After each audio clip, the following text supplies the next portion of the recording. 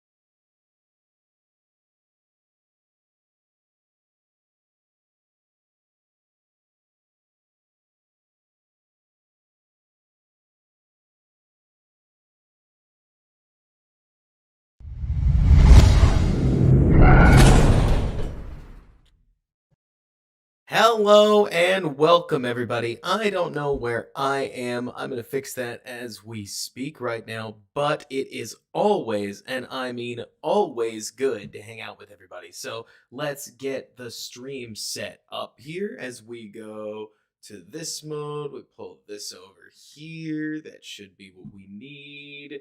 Then we get that out of the way. I've been watching the Bears defense to get set. Oh, we've got echo. Is that what somebody said? Let's see here. Oh, that should fix it. Thank you. Everybody love hearing it twice. See, that's what really counts, to be honest with you. You need to be able to hear me twice. How else are you going to hear me once? But so let's go this. Come on. Come on. Thank you, Sean. Thank you so much. Let's get man. This should work. Thank you, Quinn. I appreciate you. Boom. There we go. Okay. Now we're fixed. Awesome. Okay, everybody. So first of all, welcome to the stream. Thank you for coming. It is truly always wonderful having everybody here. And we're going to get to dive into some Bears Chiefs tape. And it is, it's an experience. Yeah, right, A-Glitch? Perfect. But so, Sean, thank you so much. This should, man, okay, so I'm still figuring out, I don't know what on earth is wrong with this little incrementer at the bottom, but know that I'm crediting $10 in my head. The link in the bottom should actually work now. That should be my little tip thing. Wags, thank you so much for jumping in. I see all my members in here. You guys are awesome. Oh, thank you. Totally. When I go into like studio mode or whatever, it takes me out of being able to quickly transition from things. So now I should have a little bit more granular control. Thank you, everybody. So look, this game is it's pretty messy, and everybody knows that, right? But I think that it's important that we remember why it was messy and then figure out how we're going to fix anything. To Money Ranks, thanks so much for subscribing. It's always fun having you guys. Jeremiah, how you doing? So I am so I'm so excited, by the way, about the little Bears themed like pop-ups that we have. Let me know if the music's actually coming through, because I think I got it fixed up this time. But so as we go through this game, what gets really gross is, so I saw everybody in the chat. Let's talk about what everybody was talking about in the chat, right? And that was, what are we going to do about this coaching staff? And are they going to? Wags, thank you again for becoming a member. Ditka says, go Bears, and Ditka loves you. But so somebody was talking about, well, if the Bears get Caleb Williams, why would they want to come to the Bears? Or why would he want to come to the Bears given this coaching staff? Let's be so clear. This coaching staff is underperforming so poorly that I honestly believe, I consider myself a pretty moderate person. I really do.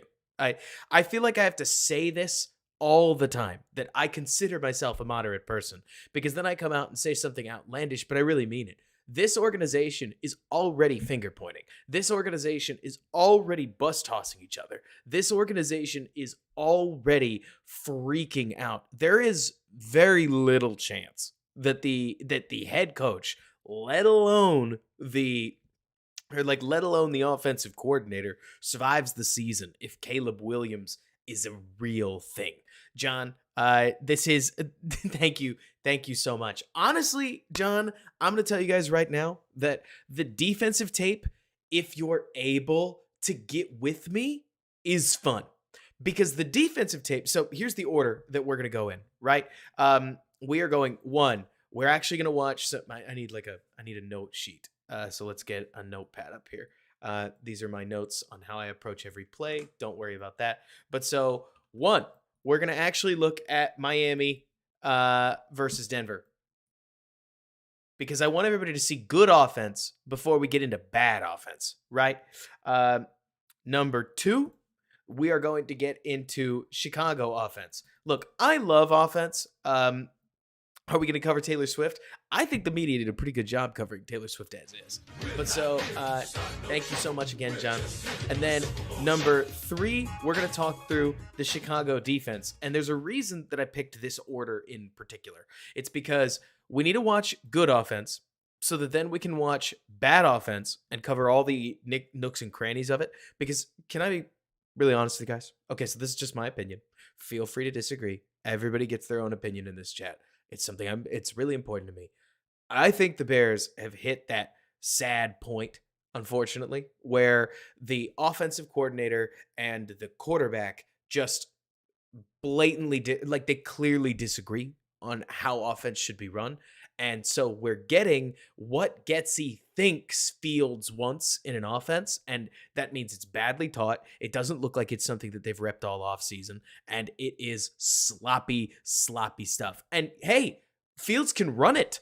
Like, Fields isn't the problem today, unless he's the problem. Does that make sense? It's that Matt Nagy, Mitch Trubisky, chicken or egg that we got into in 2019, where it's like, well, the play calls suck. Well, do the play calls suck because Mitch can't run the good ones? And we're not going to have an answer.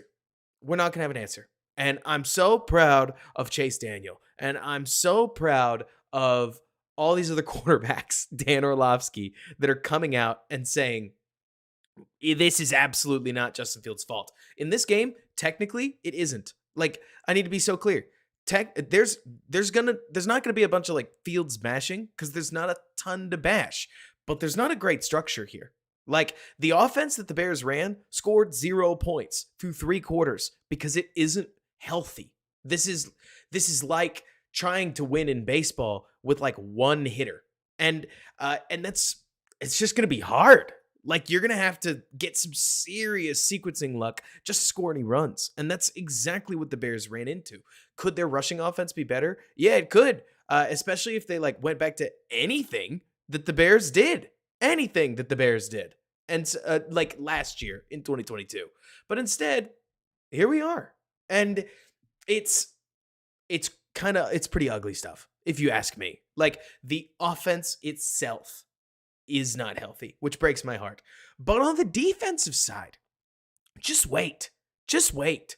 Because the KC defense is wonderfully coached. You can see their plan and you can see them execute it. You can see how detailed they are in their assignments. You can see the way they attack Chicago's offense and what they're able to do with that. And once we flip the script and start talking about defense, look, I got to be honest with you guys, because I was just having some conversations with people before we got started, right? Where it's like, I may need, just as a creator, not on streams, but just in the like quick videos that I do, I may need to become a defense first creator, because all these different quarterbacks that are coming out and talking about offense just means that while I love talking about offense and spend most of my time learning about it, nobody ends up talking about a defense, which is a real dang shame. But when you watch this Chicago defense, you will see some players make some nice plays, but the thinking behind it is so flawed, it may really gross you out. Like, this is, I would argue, the worst case scenario, where as we watch the head coach, there isn't an excuse anymore, right? Like, there isn't, oh, well, maybe Alan Williams just sucks, right? Like, instead, we are looking at the head coach's vision for what the defense is and what Andy Reid is able to do against it. And I'll tell you, right, like, before we get into it, just as a quick, I guess, lead in, it's ugly. Man, oh man, oh man. Andy Reid just plays with this defense. There's a reason that they saw what the Bears were doing first drive in, and from there made it look truly easy to just run up and down the field on the Bears. And I'm not saying I'm like happy with that, but it puts me in a place, just so we're all on the same page. Look, I am your friendly neighborhood tape reviewer. Like, I'm going to go through, and I'm not going to pretend like I know everything, but I'm going to share what I do know. I'm kind of building up to it. Don't worry. But like, and so I don't pretend to have all the answers. But what I can tell you is that when I watch this team, the scariest part is that unlike 2019, this team isn't a quarterback away. Even if Fields was on fire right now, the Bears would still be really struggling to win some of these games because their defense is so poor. And I don't think it's explicitly like Tremaine Edmonds' fault or TJ Edwards' fault. And if you really push me to the point when I say it's Justin Jones's fault or start blaming the defensive line, I would tell you with a straight face that I don't think your scheme needs to be so reliant on players that you didn't invest in. I mean, you could argue that they invested some because they rotated a bunch of the defensive linemen, but if you really thought that 2 second-round picks, both taken after the top 50, by the way. So, and for as many people as talk about the fact that the Bears spent defensive resources, we are talking about pick 53 and pick 65, and this was after a pretty clear drop off. All of us, for anybody who was here, the IRLs, like the real ones that were with me through Second City Gridiron, and if you weren't, you missed a good time. We'll get back to it anyways. But so, like, we talked about Keanu Benton. We talked about how good Jalen Carter looked. We talked about a lot of the defensive linemen that are shining right now. And there was a very clear drop off between when they're all gone, you're kind of left with everybody else. And yeah, right, Prabat. And so the Bears don't have a bunch of all pros in their defense. And that's okay, or it should be okay. But instead, their coverage calls are so predictable. Draco's whole thing, I'll tell you later. Their coverage calls became so predictable that it just about didn't matter how well. There's one rep here. I'll use this as a teaser because to me this rep is poison. Okay, this rep, if you see it the same way I do, will break your heart, right? Because let's see, let me find it. Is it this one? Like, to me, the rep I am about to show, I'm not trying to build it up, I don't know, too much, but this is one that makes me go, okay, so the scheme is just the scheme is just a huge problem. Hang on. See, it may be easier to find like this. Is it way back here? Yes. Okay. So, look, it's a 3rd and 7, okay? I can back it up a little bit and you guys can see. 3rd and 7, 7-0. Bears get this stop. It's huge, right? Like, still plenty of game on the clock. And what is it? The second quarter? 7-0 game in the second quarter. We're fine. We're fine. They're knocking on the door of the red zone, but we're fine. What are the Bears running? Well, I mean, do you really have to ask? They're running cover 6. It's not 2. Oh man, no, this one's 2. It's 6. I went back and forth, but so cover 6. Just so we're all on the same page, is cover 4 back here, and then it's cover 2 over here. So you're going to have him in the flat. You're going to have little zones right here, here, and there you go. Plenty of people call it quarter, half. But the really core thing I want you to watch, because it's the biggest difference between Matt Eberflus's defense and, I hate to put it this way, nearly any modern defense in the NFL, is that all of these guys, every single Bears individual, is going to drop to a landmark. If you want to impress your friends, that's the term you're going to use, landmark. They are all going to literally find and sit in a spot, right? Like, boom. There they are. They're all on their landmarks. And so Patrick Mahomes, because I could show you the route, but Patrick Mahomes identifies that there is a ton of people. But that's the thing, Prabat. You talk about guarding grass in the derogatory sense. Normally, we can say that. But in spot drop, it is what they're coached to do. And I really want to point out this defender right here. I think it's Josh Blackwell. Because as we rewind this just a little bit, the Chiefs are basically just trying to run a bunch of zone overloads. They are as easy as they sound, where they're going to have guys just try to overwhelm these zone defenders, because if you can stash enough people in a little close proximity, you will overload the amount of defenders that are in that zone, and somebody will be open. That's the general way that Andy Reid just diced up the Bears defense.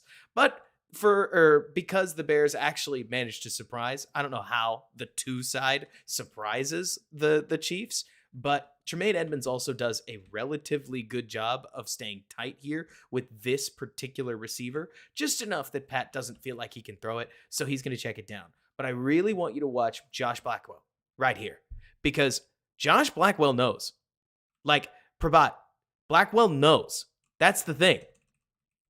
He even triggers there and then catches himself and comes back to his spot. And you can say what you will, that maybe Blackwell is feeling Mahomes' presence on this backside receiver, but it also almost looks like Blackwell is coached not to trigger downhill until he sees the ball leave Mahomes' hands. And if he's coached to trigger once he sees the ball, he's too late. He's just flat out too late. And the running back makes a move in open space. Nobody gets downhill enough, and the Chiefs just walk up the field and pick up the first down. And I'm not dunking on Blackwell.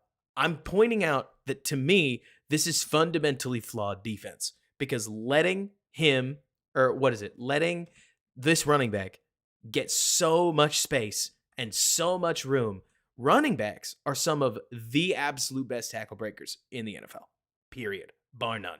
I'll say this any chance I get. A DB trying to make this tackle should lose. If they don't lose, that running back screwed it up. So he makes a cut, gets uphill, and like you're saying, Prabat, maybe you could argue that one of these linebackers could theoretically rally back to the other side of the field, but I'm personally pretty bummed out every time I watch this defense about watching their landmarks, watching the way that the coaching seems to think they can win, because I don't think it wins in modern football. And it breaks my heart watching it. I wish it was better, but it's not. And I don't know how it gets better from here. I really don't, because the plan itself is the problem. The way they coach the defense, the way they think they can win is the issue. And you'll see within Kansas City's offense a better way. But let's get there in just a little bit. But so exactly.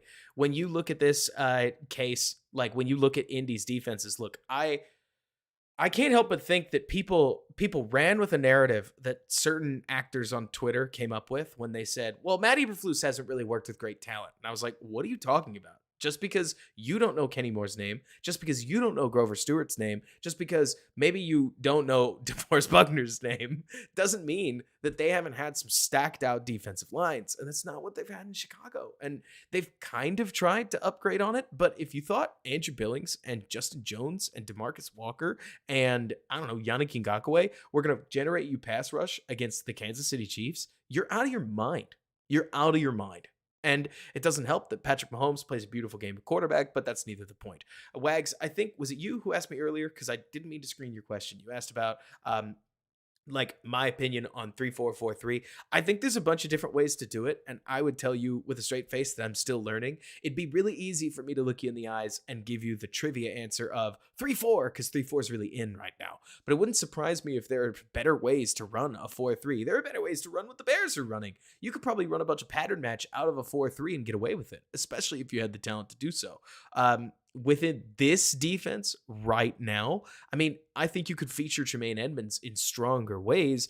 Plus, I don't know what I would do, but I would try to create like a Mike Light position for TJ Edwards because that's what he's better at. But at the end of the day, I don't think 3-4-4-3 is the key. I think it's more about whether you use match principles, about how you're trying to get into your man looks. What are you doing pre-snap? How are you attacking the offense? What ways are you trying to take what plays away? And so, like you're saying, Sean, a lot of teams do run both. Bradley, does it really matter anyways since teams go into nickel package most of the time? That's kind of my point. It doesn't really matter. To me, 3-4-4-3 became are you modern, are you not modern around 2015. But at this point, it's more about like what kinds of coverages do you run? And you don't have to run match quarters. Like I am a quarters person if you push me. Like I want to run a bunch of DBs in the back and then I want to clamp down on them. The way that I would put it is like I want DBs to drop to almost literally here and then hold you. But I know there are people in the chat and plenty of ways that you can run cover 0, cover 1. Like Todd Bowles is a blitz heavy pressure fiend that wants to beat the tar out of you with within man coverage. What is it? Bill Belichick and Brian Flores want to blitz the tar out of you and run a bunch of cover 0 looks. Then you've got, honestly, I feel like, Spagnuolo is a blend of the two where Jordan, he runs a ton of cover 4, but he almost runs it like cover 0. Like he goes back and forth between 0 and 4. At least it felt like to me. And I loved it. Like I thought it was awesome. And so it's it's cool seeing the different ways the defenses draw things up, but even further than that, for everybody inside of the chat, to me, the other core is that other coaches will get their guys to execute it better. And on one hand, you could say the Bears just don't have a lot of talent. I will let you do it, but then I will point at what the Cardinals are doing with Jonathan Gannon right now. And I haven't studied them intensely, but that team is not talented, at least not on the outset. And so, Zordon, thank you so much for subscribing. Appreciate you. Within this Bears scheme, I would expect them to play better. And like you're saying, Draco, it would be nice to get better pass rushing. The Cardinals are generating pass rush with guys I've never heard of before. And so it also helps, just pointing this out, that the Bears run a defense that everybody understands so easily that quarterbacks are able to get the ball out even faster against the Bears defense. And so the Bears don't need, opposing quarterbacks don't need as much pocket time to beat the Bears, which is great because the Bears aren't going to get to you quickly. So it's a mishmash of everything. So right now we're going to take a look at both the Broncos defense because we're facing them next week. I mean, it works out that way. But I also really want you to watch this Miami offense. Watch all the different motions. Watch the way that their plays flow together. Watch the way that they use eye candy to make you look over here and then punish you with speed somewhere else. But even more so, there's one other point of Miami's offense that I really want you to watch, and it's the amount of toss they use. I love it. I tend to think that the best way to get your run game moving right now is all kinds of toss crack iterations. Look at this. Run ends up hitting inside, but by getting everybody in this defense moving laterally, you create the ability for a quick-footed running back, just like in this case it's Raheem Mostert, to get up the field and create a productive run out of what should be, like, we've got next to 0 hats on a hat right now. Okay, well, they should get us, but they don't, because you're creating foot races. Bradley, I don't know where toss crack went. It is as if the Bears offense decided to build an offense that was going to live or die by Justin Fields, and it makes no sense. But it also helps when your quarterback does this. Just pointing this out. Like, let's look at everything, right? Like, boom, click. I love Tua's footwork. Tua's footwork is technical as it gets, but also the ability to just hit your drop and immediately release to an open player helps when you've got the open player. But then if we take a look, what is this? Let's take a look behind center. He's throwing it, or at least he's loading to throw as the guy is clearing the backer. And you're running enough of the rest of this. Look at this. You've got Mostert on what should be a wide run right here. So everything blends really well together because this backer has to honor the run up until the moment that Tua just rips the ball. I'll tell you what, this game, just the little that I was able to watch, the little I was able to watch of this Miami-Denver game, because I didn't have the time to watch the entire thing, but I am a little, lowercase w worried. The Broncos defense is not good. Don't get me wrong, but the Miami offense also kind of did the thing that Art Briles used to do with Baylor. May he rest. Anyways, I'm not going to make any Briles jokes. The point being that the Dolphins had these matchup advantages, and they had a whole bunch of plays that they knew were working against this Broncos defense that really struggled to rally tackle, and they just beat the tar out of the Broncos with them. Yes, the Broncos gave up 70. The Broncos also didn't have a lot of adjustments for this, and the Bears aren't doing it, right? Which stinks. MJ50, how you doing? And yeah, that are they case? Because my understanding is that the Bears are 32nd in EPA per drop back, which is staggering. They are, by the way, here's a sweet little busted coverage. Don't we love it? Hey, Evan, how you doing? Spectre, why do I think the Bears offense is so dysfunctional? Stick with me. We'll get to it. But so it looks like, by the way, I thought this was hilarious. Looks like the Broncos have a cover 3 look on, but they're going to have one guy follow, and then they're going to have another guy sit in his zone, which looks to me like a bust. Couldn't tell you which one couldn't tell you which one busts specifically, but he and he are doing different things, which lets Tyreek Hill Get into the open field. What are we doing? Right? Boom. And so it's fun watching this Dolphins offense. Yes, of course they have playmakers, but you can also see the different ways that their offense, in this case, you're just going to get two receivers coming on crossers, get fast guys into open space, and then Tua releases with anticipation, gets uphill, and there you go. Austin, we will talk about like draft stuff later. Look, here's my take, okay, as we get going. Sure, there's draft stuff to talk about. I'm going to talk about it on Twitter. I'm going to talk about it in general, but also it's week 3 of the season. We don't know that the Bears are going to lose to the Broncos, and I can't bring myself to cheer for it publicly. And so within that, like the Bears have to lose to the Bears have to lose to the Broncos before we start really whispering about really whispering about Caleb Williams. And then if they lose to the Commanders after that, because that's Thursday night game, so it's a quick turnaround, then they'll be 0-5. They'll be right about to play Minnesota, who could very well be like not winless at that point. Somebody's not going to be winless. But so they'll play the Raiders after that. And assuming that Minnesota still has Cousins and that Jimmy Garoppolo stays healthy to the point where he's playing the Bears, those quarterbacks should both beat the Bears too. So if we're 0-5, we're going to probably be 0-7. And if we're 0-7, it could get worse. Maybe the Bears will pull out a couple quality wins. But I'm telling you guys right now, there is a point where we start talking about Caleb. It's just not now. And Alessandro, it depends on what you want. If you want Caleb Williams, because that's the thing, you guys can all go for Caleb Williams more like quicker than I can. Feel free to trigger to it. I'm watching him because I think he rules, right?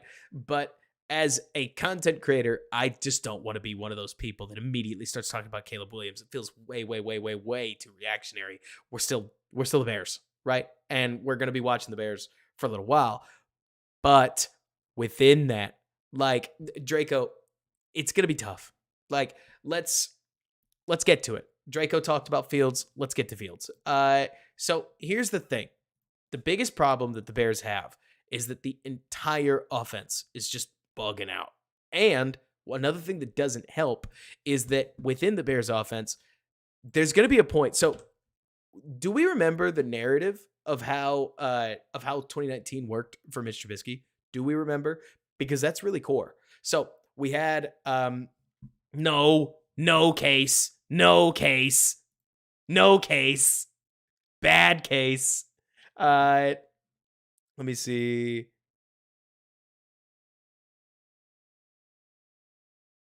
Why isn't it changing? Let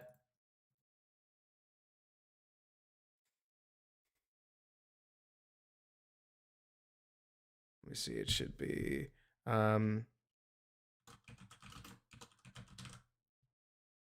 That'll do. Perfect. You know what? I'm going to change that to.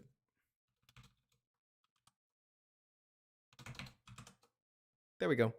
Boom. But so 2019, we got to remember this because I think it's important, right? 2019 started with a really nasty Packers game that we all remember. We probably don't want to remember that, right? And so I know a lot of people immediately were like, oh, shoot. So Mitch may not be the guy, right? And then we got week 2. And week 2 was that Denver game where the Bears won 14-13 last second. Mitch played a really terrible game until the end, but he won. So everybody went, is he? And then week 3. Do we remember what week 3 was? I'm going to give you like 15 seconds to type it in the chat because this is really important for why it took so long, one way or another, for anything related to Mitch Trubisky to resolve. Because you went 0-1. So you went 0-1, and then you went 1-1. No. Not the Mitch switch, Derek. That's 2020. You got to remember, this is 2019. So what was the third game? Because the third game really brought a lot of people back. It was not Tampa. It was Washington. Does everybody remember that one?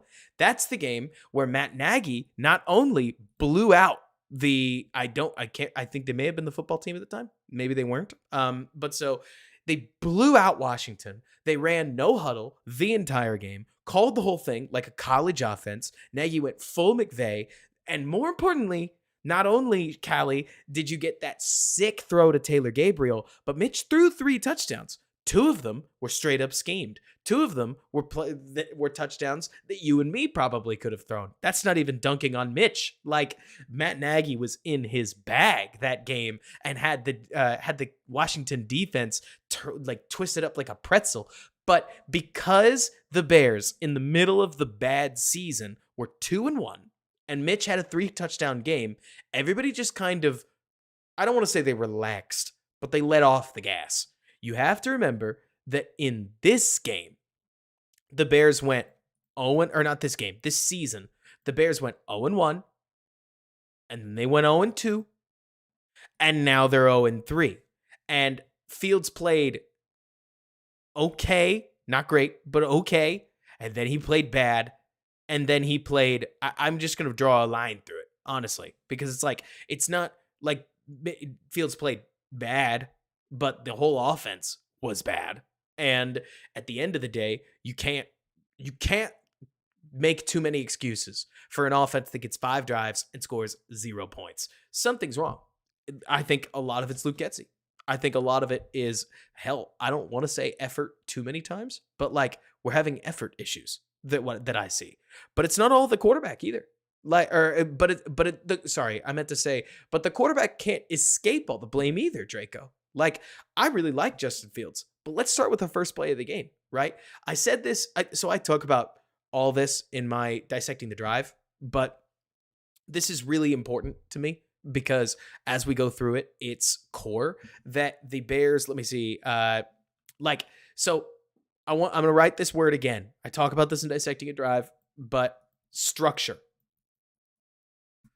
And I want you to think about it in 2 separate ways. In Dissecting a Drive, I kind of let you pick whatever you wanted to think about it. But I want you to think about this from the perspective of Getsy. So what do we have that we can build around, right? What's working for us? And I also want you to think about it in the perspective of Fields. Fields has to have a thing he does on first, on second, and on third down. Look, say what you will, right? Compartmentalize. I hate to say stop thinking about the deep balls, but like, leave the deep balls alone for a hot second, because you as a quarterback have to be able to win on first down. You have to win on second down. You have to win on third down.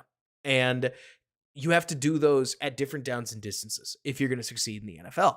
And this first down play, in my opinion, is really, really not good. And it works out. Fields is it, right? Where you're going to get a double slant. That's whatever they had on, they change it. And so you're going to get a double slant, and DJ Moore, in my opinion, is going to be about as open as you're going to get. And Fields is going to pass on him. I don't know why. I don't know why. All I can tell you is he does this all the time.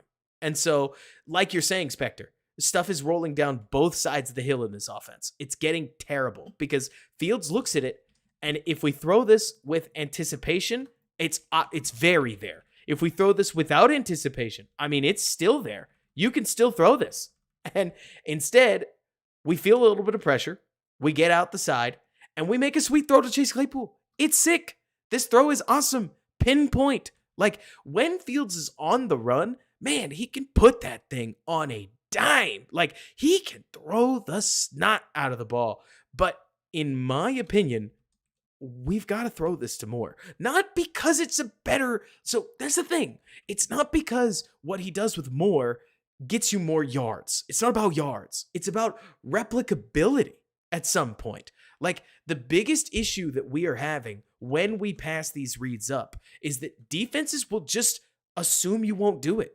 And they'll start playing around the idea that you're only going to throw at this area of the field. That everything I'm drawing here, that Fields is just going to not. Like, that none of that exists. If it's not along the sidelines or along the line of scrimmage, it just doesn't even count. It's just not, we're not scared of it, right? And as we go through the rest of this offense, I really want you to like question or like to sit in this, because the like you're going to see Steve Spagnuolo, in my opinion, just start to call the defense around. Let them have the middle of the field. They're not going to throw it. Like they're not going to throw it there. And so if he gets that completion, great. They got a first down. They have 80 yards to go. And so you get a bend don't break mentality dealing with Justin Fields and basically just waiting for the Bears offense to screw up, which they do, unfortunately. Kudos to Borum. Borum actually had a solid little game, I thought. He gets a good amount of help, but he had a solid game. I thought Darnell Wright, every time you watch him, he's fun. He has his moments, but he has his moments. And so I love the strength that we see from him. I'm really trying to find the time to put something together that talks about this. Darnell Wright is identifying areas to get better, and then he's getting better. Week 1, his arc was incredibly weak. He could not handle speed rush. Since then, he hasn't gotten whipped around the edge near the same way because his kick step immediately got better. He worked on it. It's better.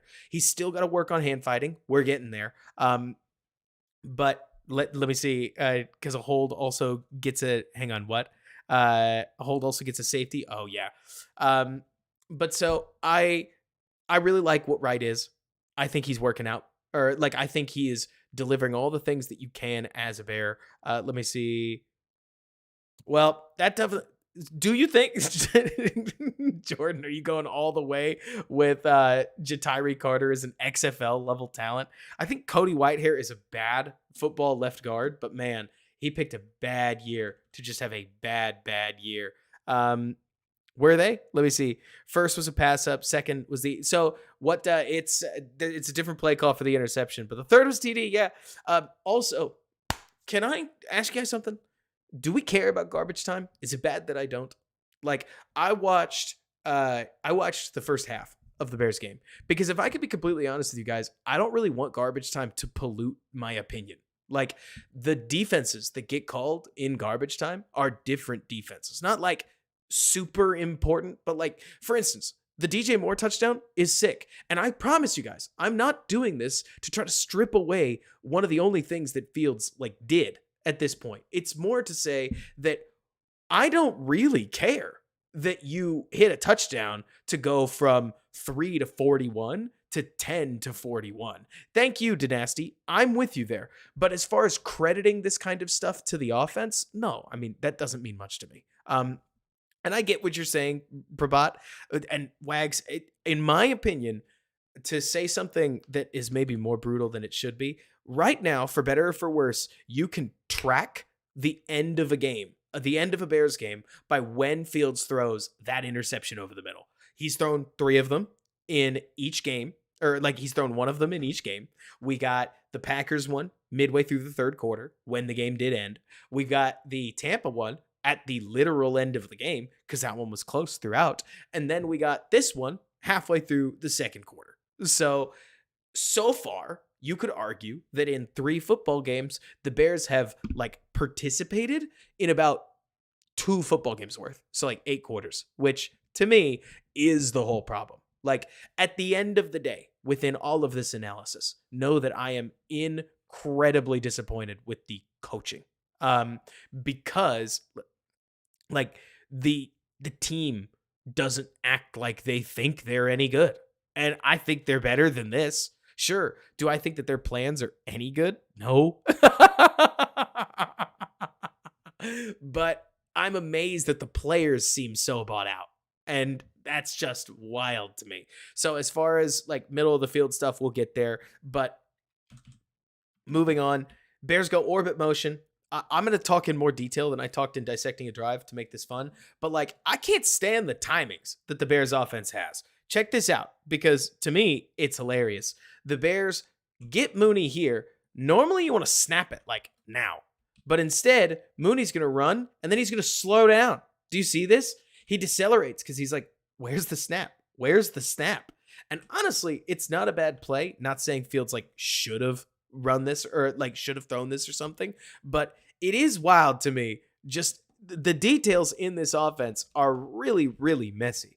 And it's a good run. I'm saying all this on a relatively decent run where had Fields pulled it, he would have been in a one-on-one race with George Karlaftis with Khalil Herbert out on the other side. Instead, they freeze him. It's Roshan able to charge up the field, and there you go. So solid run. Carter does a decent job here. So does Whitehair. Some of their only, like, I don't know. I'm not going to be too hard on them because it's not like I've gone through and been really, really, really fine-tuned. But, man, Whitehair is doing nearly nothing. So then the Bears are going to motion across the other way. This is the clip that's made its way around Twitter today, it seems, where Bears are running duo. If I'm going too fast, let me know. I know I have a bad habit of hanging on nearly every play. So on stuff where I covered it already, we're just gonna move on. This to me is a conversation we need to be having more often because I don't know if it's a Justin thing. I don't know if it's a Getsy thing.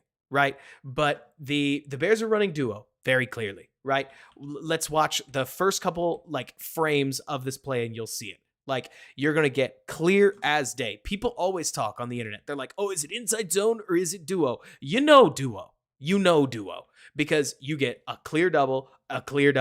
And these guys would be clearly doubling if Borum didn't sense that there was another guy on the line of scrimmage because that's what you do.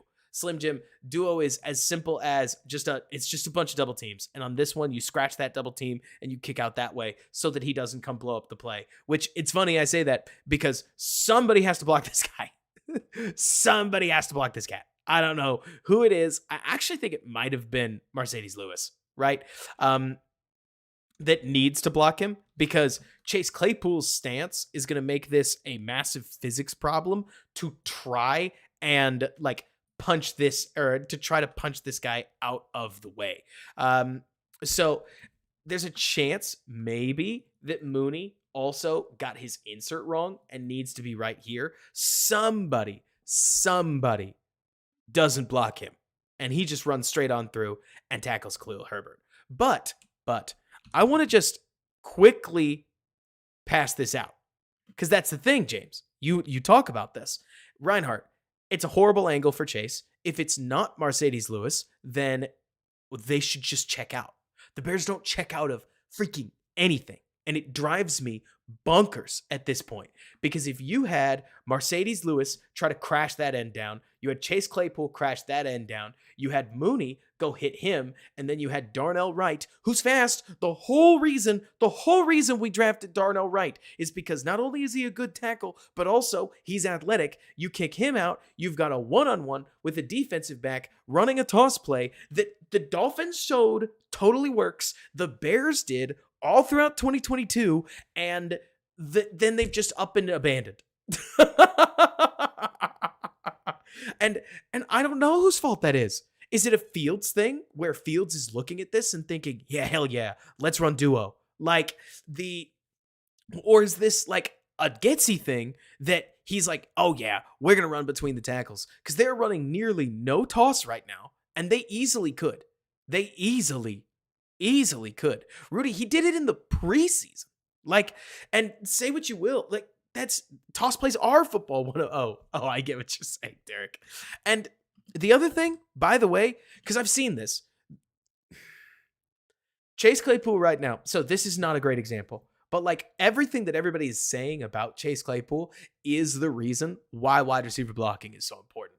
Because when you get a player that in week 3, the fan base is already memeing on for how bad they are, as a blocker, you sit here and you start asking for Equanimeous St. Brown. And the moment that I sit here and say, why are the coaches leaving Equanimeous St. Brown inactive? I mean, what do we think is working so well that we can't get our run game going and we're not going to use our literal best run blocking receiver, that a guy that is an unironic difference maker? And I can't believe I'm saying that, because normally I want to just pass all the time. I vibe with the Reed tree. That is where I'm at. But if your quarterback, if this is the best play we can run for our quarterback, then yeah, we should just run it all the time. This is insane. And the Chiefs play it perfectly. Remember how we were talking about the Bears defense? Remember where we started there? Check this out. So Chiefs are in clear man, right? Or at least it looks that way, because you're going to see the DB follow more across the field, which, by the way, some motion, huh? Like, not that every motion needs to be full tilt or something, but man, we are doing nearly nothing to just bring this guy over. And then you're going to get a quick shift and watch them separate everything into zones and leverages where he's going to have Mooney wherever he goes. This guy right here is going to take more on an out pattern, and then Chase Claypool is going to come the other way, and this guy's going to pick him up. And all you get is a massive, massive lockup. Nothing.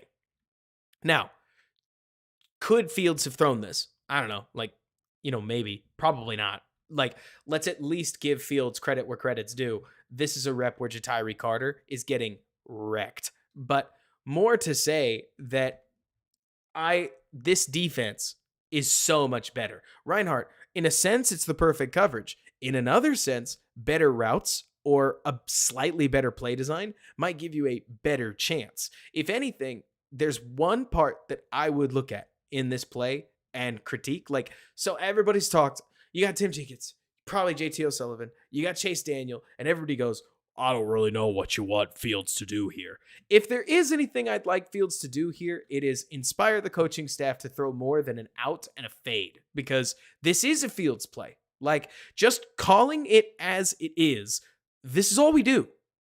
Like, we run stuff to the sidelines or short, and that's about it. You're going to see that this entire game.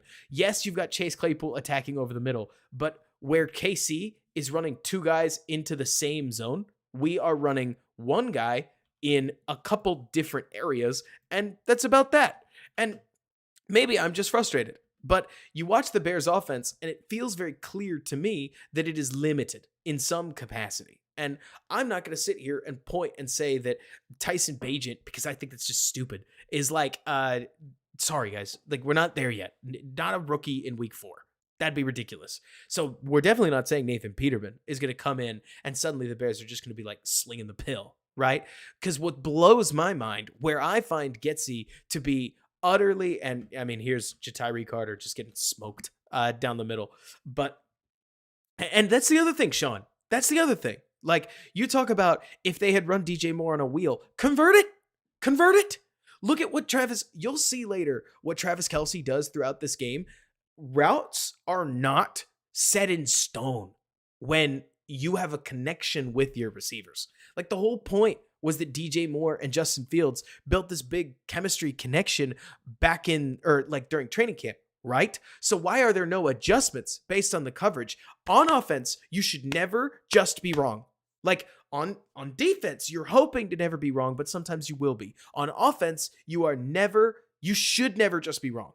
Even if you're running a one route and your DB has perfect leverage on you, there has got to be a side adjust that you can just change and do something else.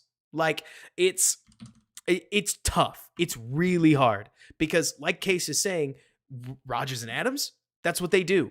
Why can't DJ Moore just see this and just, I don't know if he'd go upfield, but maybe he can throw a double move. Maybe he sees this, rolls back, and suddenly gets into space. I don't know. But there are, like, whatever it is, you got to remember that because we ran the play, so this is part of the other problem with play calling.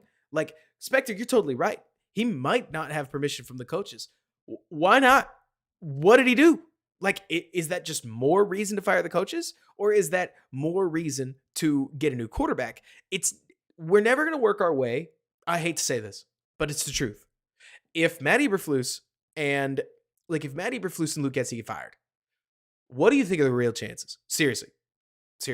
What do you think are the real chances that a new staff comes in and they say, we're sticking with Justin Fields? Like, he will have already gone through Nagy. He will have now gone through Eberflus and Getsy. What do you think are the real chances that if Justin Fields, like, if this staff gets fired, that Justin Fields is staying? So, unfortunately, you need Fields to either go off and save the staff. Like, if you hate the staff, then you're wishing Fields out as well, in my opinion, just because of everything going on. Like, that's not me, Zordon. Thank you so much. Oh, no, some things just checked. But thank you for subscribing all the same. Like, that's not me trying to be super duper doomer. And if anything, I'm trying to point out just how hard this whole situation is for everybody within this offense, because I have a bigger problem with Getsy than Fields. I don't think Fields is playing well at all. I also don't think that this like West Coast styled offense fits Fields, and somehow the coaching that they have put in place, instead of trying to turn the NFL, because I think there are ways to do this. Let me use an example.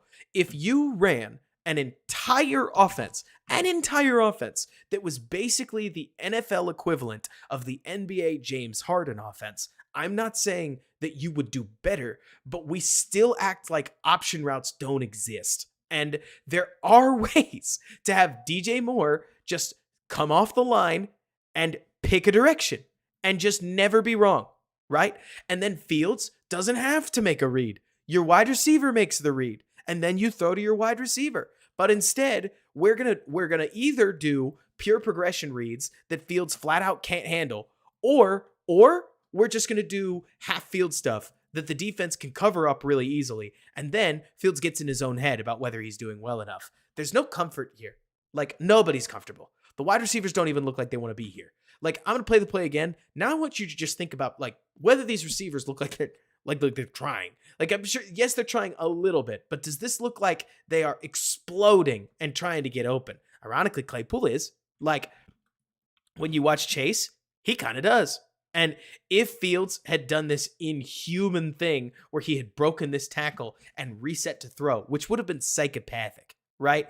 Like, this DB is closing on him. This guy's relatively free. You see some guys do it, but not many. Then maybe Fields could have floated a pass over him. But that's abusing the clicker. And we talk about that all the time. And you're absolutely right, Case. Mooney is a clear out, but they call it a for the love of the game route for a reason. Like, and I'm not trying to dunk too hard. It's more to point out that this is gross. In my opinion, it's gross across the board. And is the quarterback playing well? I don't think anybody's going to tell you that. Is the coaching good? I don't think anybody's going to tell you it is. And everybody has their name on it. There's no but. There's no, it should be this. It's like John is saying. I mean, it's just gross. So then I think this is the start of the second drive, and the Bears are going to motion, and then they're going to run.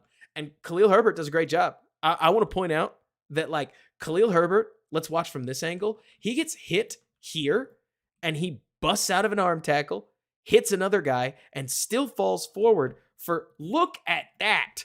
Like, stuffed at the 1, picks up 6. Don't we love a good running back in Chicago, right? But beyond that, like, why do none of the defensive players play Fields? Case, you tell me. I also don't know why we are just saying, like, look at this. So we go from Cole Kmet split out, which I don't know how many, like, I am not going to about face and suddenly become like a Cole Kmet super hater, but I think we can all agree that Cole Kmet is not Evan Ingram. Like, lining him up out doesn't do much for us because Cole Kmet is a Y weapon, right? And so I don't really know why we go from a 7-on-6 box where at least there's some space to an 8-on-7 box just so that we can run up here. But you do you, Getsy. Do whatever you want, right? And so it's like, it's a neat little counterplay that the Bears are trying to run. Looks like some variant of GC counter, but they're going to do it with they're going to do it for Khalil Herbert. But moreover, I am just frustrated at how hard we managed to make offense work. Like, in a day and age where everybody's running wide, here the Bears are running up the middle, abandoning a wide rushing attack that got the Bears 5.4 YPC.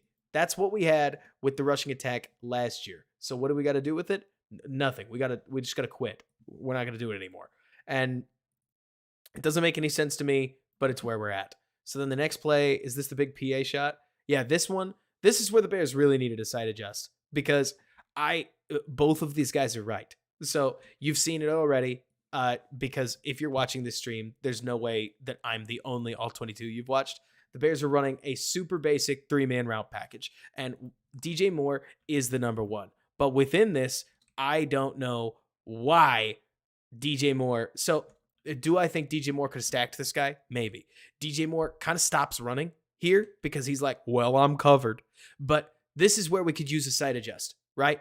Like, DJ Moore, at this point, I would love to see him have the option. Sure, that's what the play calls for, but a hard stop, get back across your guy's face. If that's where we're at, like if we think this guy's running with us, then turn the jets on, get him moving, hard stop, get back across the ball, Fields throws, and theoretically you can go pick up a sideline completion. Side adjusts are in the NFL. This is not high school. This is not high school. We have to be able to build an offense where we make reads across the board. And that's the thing, John. Like, I think that there are a ton of people. You'll see this a lot where a whole bunch of people are a whole bunch of people are going to look at this game and they're going to say something that we've already seen within the Bears chat already. And that's not me pointing a finger, right? That's me saying this game Fields looked better because he did throw the ball. Where's the receiver? And I look at this and I'm like, sure, the receiver's not playing well, but like, this is a whole thing. This is a team effort. As much as we want to segment everything out, it is unbelievable. And somebody did this. Like, is it the receiver losing faith in the quarterback? Is it the play caller like being trash, basically? And so the receiver has no faith or no options. But to me, it is nearly inexcusable, just pointing this out, that, let me go back here, that we are able to get DJ Moore into a massive pocket of space, but we can't get a completion to him. I mean, I think everybody here in this chat would agree that DJ Moore with this much space, we love this as an offense. So why can't we get a completion into it? Why are we running a stagnant route that once we get a little bit of leverage against us, it's over? Why are we able to let DJ Moore lose one-on-one? You got to ask that question. And it was an anticipation throw. It's basically prescribed. Also, yeah, Mercedes Lewis is kind of an unbelievable blocker. Like, he demolishes the edge one-on-one here. Look at this. This is hilarious, if you ask me. Gets his hands around the guy. And I mean, I've watched a lot of tight end blocking, but that was some pretty incredible stuff.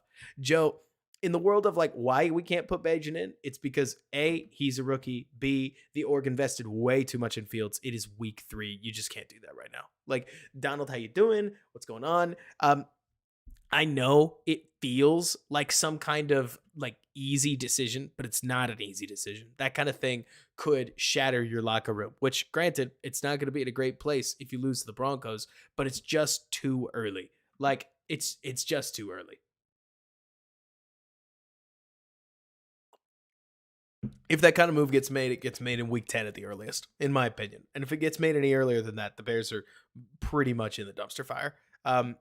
Yeah, Donald, that feels like it's about how it's going, which admittedly, that's okay. Like, I can deal with that. I really can.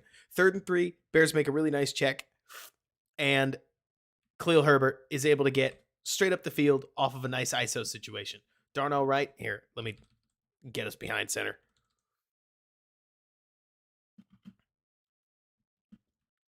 Tom's exactly right, in my opinion. And Reinhardt, I even think week 6 is just really, really early. If Getsy gets fired, maybe. But I would argue it's if Getsy doesn't get fired. Like, if Getsy gets fired, then the new guy needs to come in and the new guy needs to work with Fields. But so, this is the read option stuff we wanted to see more of, honestly. Like, if the Bears are going to run read option, and I would argue that they're running way too much up the field right now, like, just a bunch of down blocking, setting up a one-on-one right here, and let Fields be the reason he doesn't make the tackle, right? Which is exactly what happens. He freezes, Herbert gets up the field, we pick up a really nice gash. We love it, right? Let's see, John, what is the over-under on Getsy being fired or Fields being benched after the Washington game? I don't know, because the biggest issue that I think the Bears have right now is that the DC left the team. Like, now that Alan Williams has left the team, there's kind of a whole promotion problem. Like there's just not many guys left on the staff at this point. And so I couldn't tell you I don't think that's gonna like necessarily inhibit change, but the standard practice in the NFL is if you fire your head coach, then you promote your DC to take over the team, which you can't do in this case. And Donald, it's one thing to say Rod Marinelli, but you'd need to at least get him in the room for crying out loud. And seriously, Reinhardt, like Williams was the scapegoat, but instead, here we are. So let's get this play going. Oh, yeah. So 1st and 10. Bears like this. They like this look for, I don't know what they're doing, right? But they like this look against a real pressure heavy look. I love this. I love the willingness that the Chiefs have to basically play 10 off the ball. Like, check this out, right? Think about how high you see the Bears safeties traditionally sitting, and that's their like starting position. But the Chiefs safeties have no fear at all. They're not coached to have fear. And so them and their corners signal to each other. And then whatever the play is, they check back out of it, and Fields sends Mooney back out. And we're just going to get a 2-man route. So it's going to be a post and a dig. And it looks to me like the Chiefs are running cover 4, and they run cover 4 the right way. So instead of, for instance, instead of watching a bunch of DBs just bail out, right? Because you've probably seen that enough here in Chicago, haven't you? Like a bunch of DBs just at the snap, they just run back the other way, right? Instead, you're going to see a sweet press right here to reroute DJ Moore. You're going to see 22, Trent McDuffie.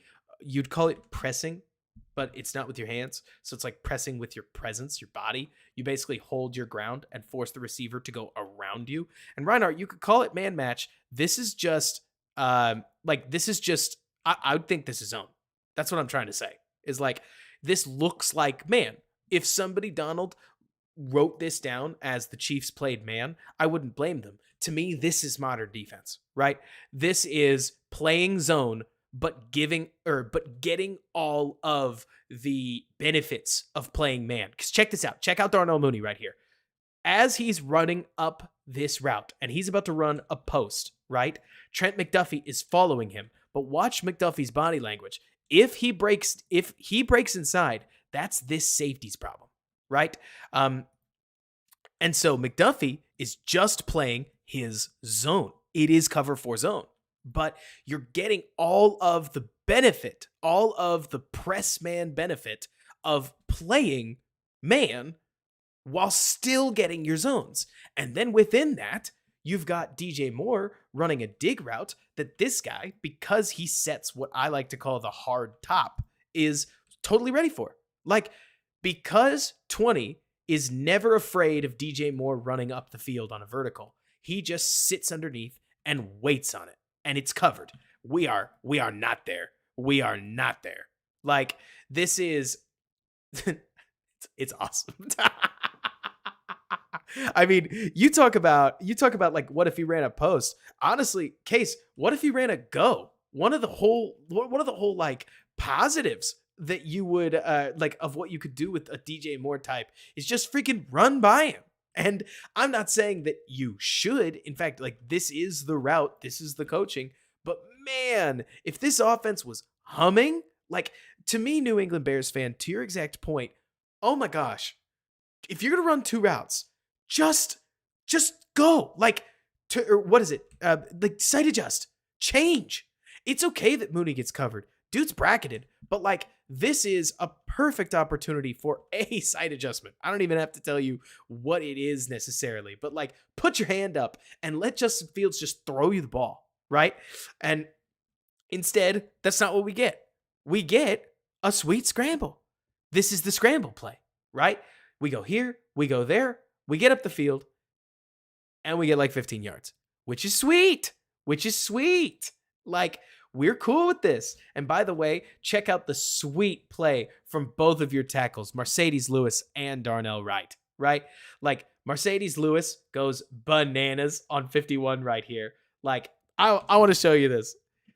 Because tackle jokes aside, man, Mercedes Lewis is making me realize that you can run whatever. Like, you can apparently be a tight end and block like a tackle. Bro is 39 years old and blocks better than Braxton Jones in some cases. And on the other side, you've got 56 against Darnell Wright. And check this out. Short set, get your hands on him and freaking swallow the man, right?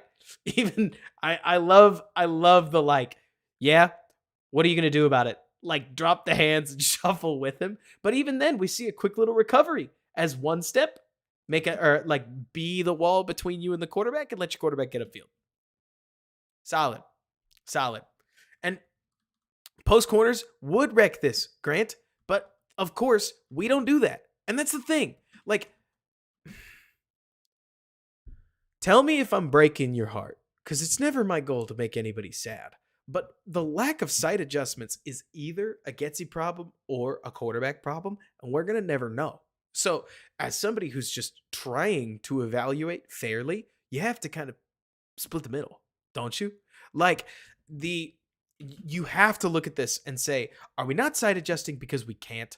Like, are we not a side adjusting because we threw a bunch of picks in practice doing this? And also, you can start to see here that while Kansas City's edges are getting smoked, also Kansas City clearly placed an emphasis on, if you're going to get beat outside so that Fields can't just walk the pocket on you, right? And it's just, when you look at the difference between what you're going to see Kansas City do here in just a little bit and what you see the Bears do, one of these is basically a high school offense. Like, let's call it as it is. It's got some modern NFL frills, but it's just not hard enough. Basically, if you can conceptualize it in Madden, it shouldn't be in the NFL. Is that fair? Like, Madden shouldn't be able to figure out how to do pattern match zone yet, because that's coding. That's so difficult.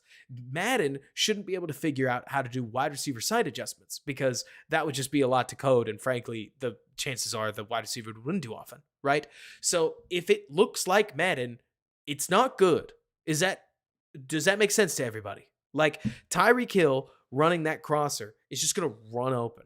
And that's the thing, Joe. Like, the proof is there, it seems like, where to some extent, I mean, Wags, a high school offense would attack the middle of the field, but Fields really struggles to see over the middle of the field. Chris Jones blows this play up. We could go into all the nitty gritty about it, but Chris Jones makes instant penetration and ruins what I think would have been Fields' first pull of the game. Instead, Khalil Herbert falls forward, gets 3 yards. I love Herbert. Roshan's awesome. I love Herbert. But we get on to play number 2, or like we get on to 2nd and 7. Adrian, he's not supposed to throw it's not like Fields is supposed to throw the ball anywhere, if that makes sense. It's more like the offense needs to be better. The offense needs to have somewhere where he can throw the ball. And so that's the other thing, Mario. I see a decent amount of checks, like at least a decent amount, but man, tell me if you guys think I'm abusing the power of the clicker. I don't know. This to me feels like such a clear toss check.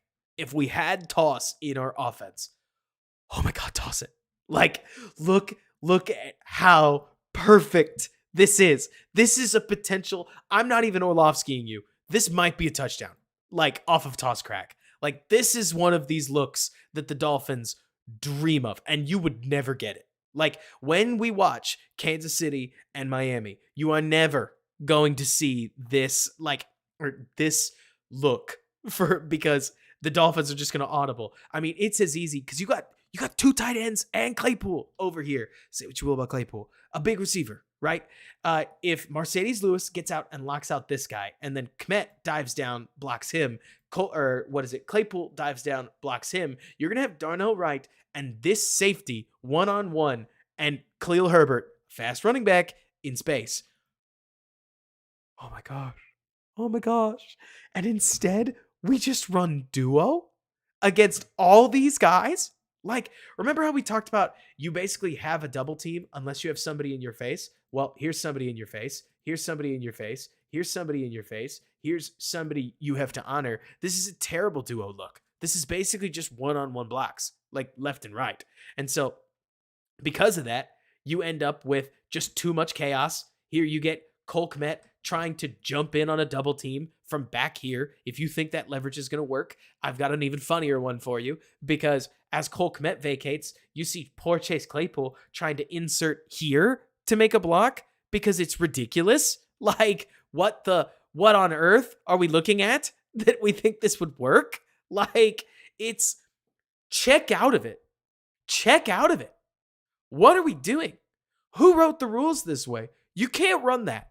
Like, it's one thing if Andrew Billings, because we've covered this in a couple of defense parts. Like, it's one thing if Andrew Billings, it just beats a double team and beats you on a good run look, right? Like, exactly, Case. It's okay. It's okay for Luke Getsy to send in the wrong play call. We got to get out of it. Like, somebody's got to make that decision. Somebody has to make that decision.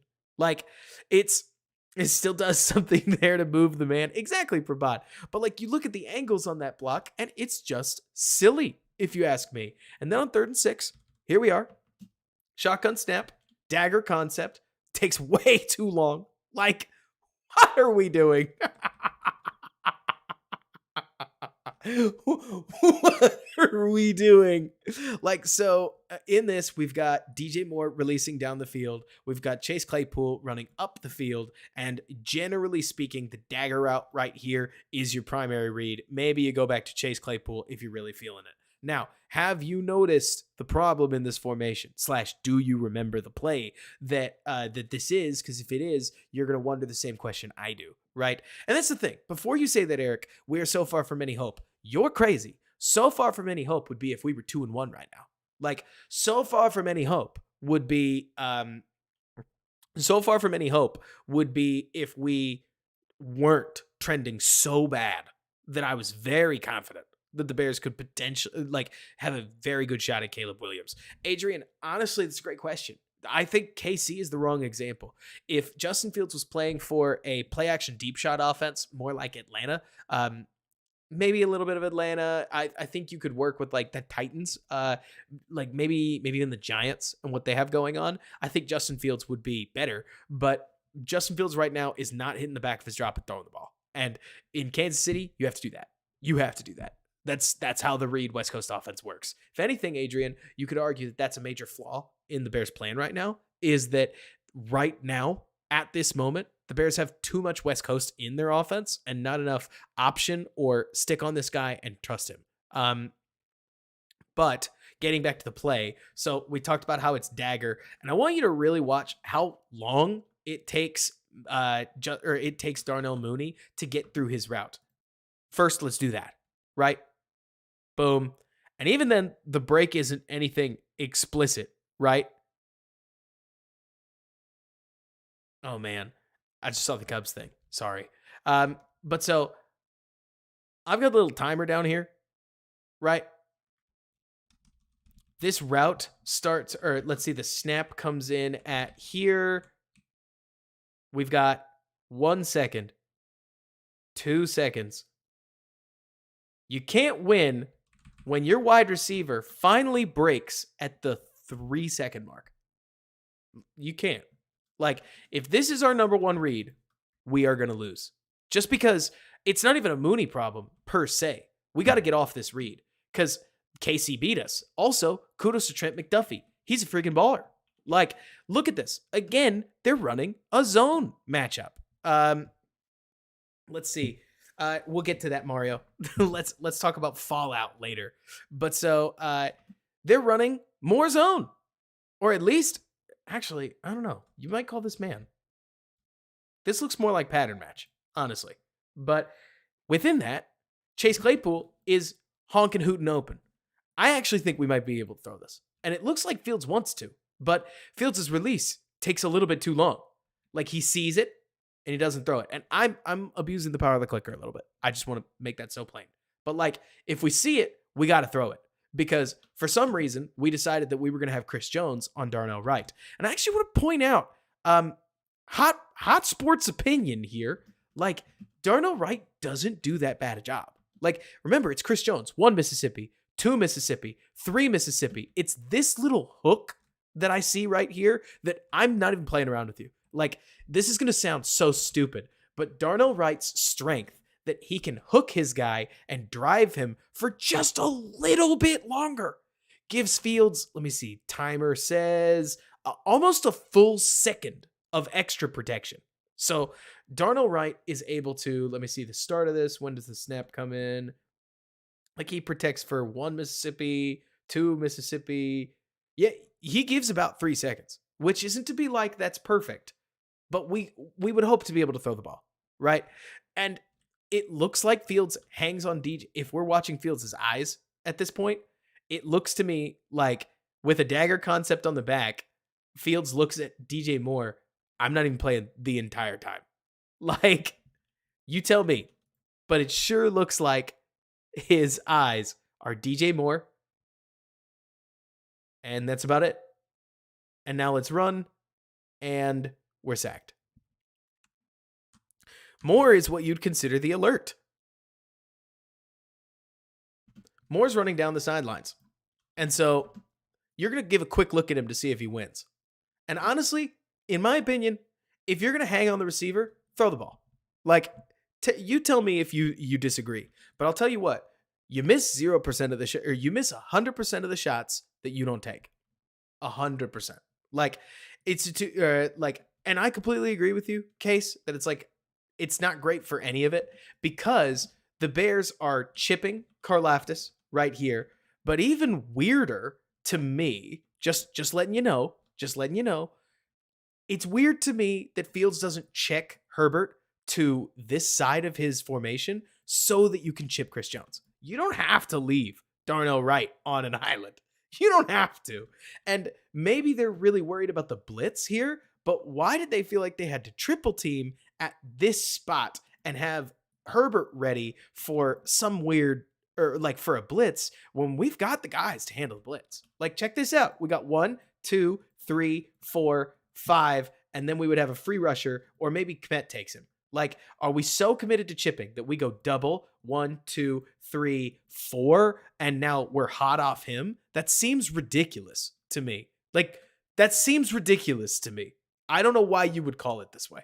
I don't know why you'd set your protection at that point. We have the guys. I'm not saying Kmet versus 56 is a matchup we like, but we have the guys to handle the blitz on the offensive line and still get a chip for Chris Jones. I get you, Bradley. Like, West Coast is great when you do it well.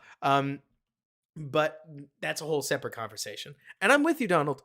Like, at the end of the day, throw the friggin' ball. Like, if he's even, he's leaving. It's DJ Moore, and it's, yeah, sure, it's third down, but we saw it's going to take 3 seconds anyways for Darnell Mooney to get open. So just throw it. Just throw the ball.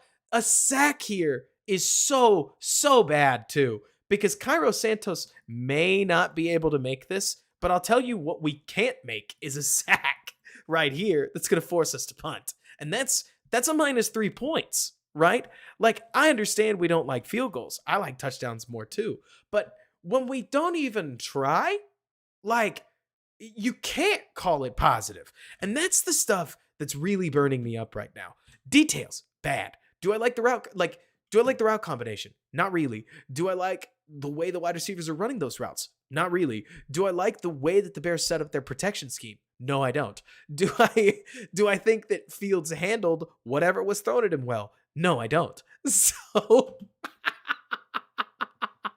I mean, it's bad for everybody. It's bad for everybody. But, like, it's still an offense that didn't score. Like, at least while the game was still on. And so and Spag's defensive scheme does rule, Case. And when you get smoked by a better defensive scheme, you just got to take your L because they're better than you are. Man, let me see. So this is another spot that I think is surprising me. You let me know if it's surprising you. Watch this and see if you see something different, because I don't feel like we saw a lot of this last year. I mean, Fields was outrunning Aiden Hutchinson last year. Like, what's 56? I know it's George Karlaftis. I think it's George Karlaftis. Somebody can fact check me. But what's 56 doing? Biting inside. Like, look at his footwork. Biting inside and still able to make the tackle for a gain of 5. we technically like it if this is what like we're technically okay with this if it's a running back, but do why is Fields getting caught there? Am I crazy? Am I lucid? Like we don't expect Fields to get caught there, right? We expect him to just beat it. I do. Like if you're going to build that Fields offense that we all want, you want him hitting these because ugh, I don't know. And I'm with you, Spectre. Like, it does feel terribly thought out, but we're going to get to a part later that's a little more. I do have one complaint when it comes to the, like, one major complaint when it comes to the passing game. Let me see. Snap. Yeah. I'll tell you what, Grant. You watch any other quarterback, and they're not snapping the ball here. It feels like a consistent thing, too. Lucas Patrick has just been a terrible, terrible center. Must have been, Donald. Must have been. And I'm not trying to dunk, per se. Like, because that's not the goal. It's never my goal to try to convince you guys that XY player was bad or something. Now, you tell me why he doesn't throw to Claypool here. I don't know. I alluded to this on Twitter, but I did want to talk about this in a stream setting. This is really important to me because I just don't get it. There needs to be a thought process. Why is our thought process, let's hang on Claypool, and then let's work back to Kmet? Like, I'm happy he got the completion, but this goes back to structure. Because the Kmet play feels vaguely out of structure, whereas the Claypool play is well within structure. We're just pulling him across. He clears 23 right there. We're set. We're ready to throw. Throw with, like, you don't even have to throw with anticipation. He's still open. Like, there we go. We're done. Throw the ball. And instead, like, we do get the completion to commit. But why? I mean, and Mario, you're totally right. But then you watch it back here. This is what I posted on Twitter. And, I mean, that's as open as we're going to get within this. To the point where you see Chase, I really want you to watch this, just because I do think it's kind of funny. Like, Chase throws his arms in the air, and then he even looks around to be like, am I covered? Why didn't... Chase is blown away. Chase seems at least relatively shocked that he doesn't get the ball. And that's my issue. Not that we didn't throw it to Chase Claypool, right? But that the receivers even seem stunned. Like, nobody's acting like this is fine. Does that make sense? Like, there seems to be a lot of turmoil within this locker room that you can pick up on the team's body language. Maybe I'm a loon. Always possible. But within that, it's like everybody seems shocked. And so if you're looking at, like, are you looking at this hash or are you looking at this DB? Because going all the way back, the DB is too shallow. Like the underneath is too shallow. The behind is too far behind. Like, this is a massive pocket of space. This is nearly 4 yards of separation. And I don't actually care that Claypool, like, okay, so let me be so clear. I'm not jonesing over Claypool catching this, turning it up the field, and getting hit by 34. I don't care. It's the fact that nearly every passing play that Fields connected on early in the game was some kind of alternate play. Like, the plays that we hit were Fields making something up. And I'm fine with that.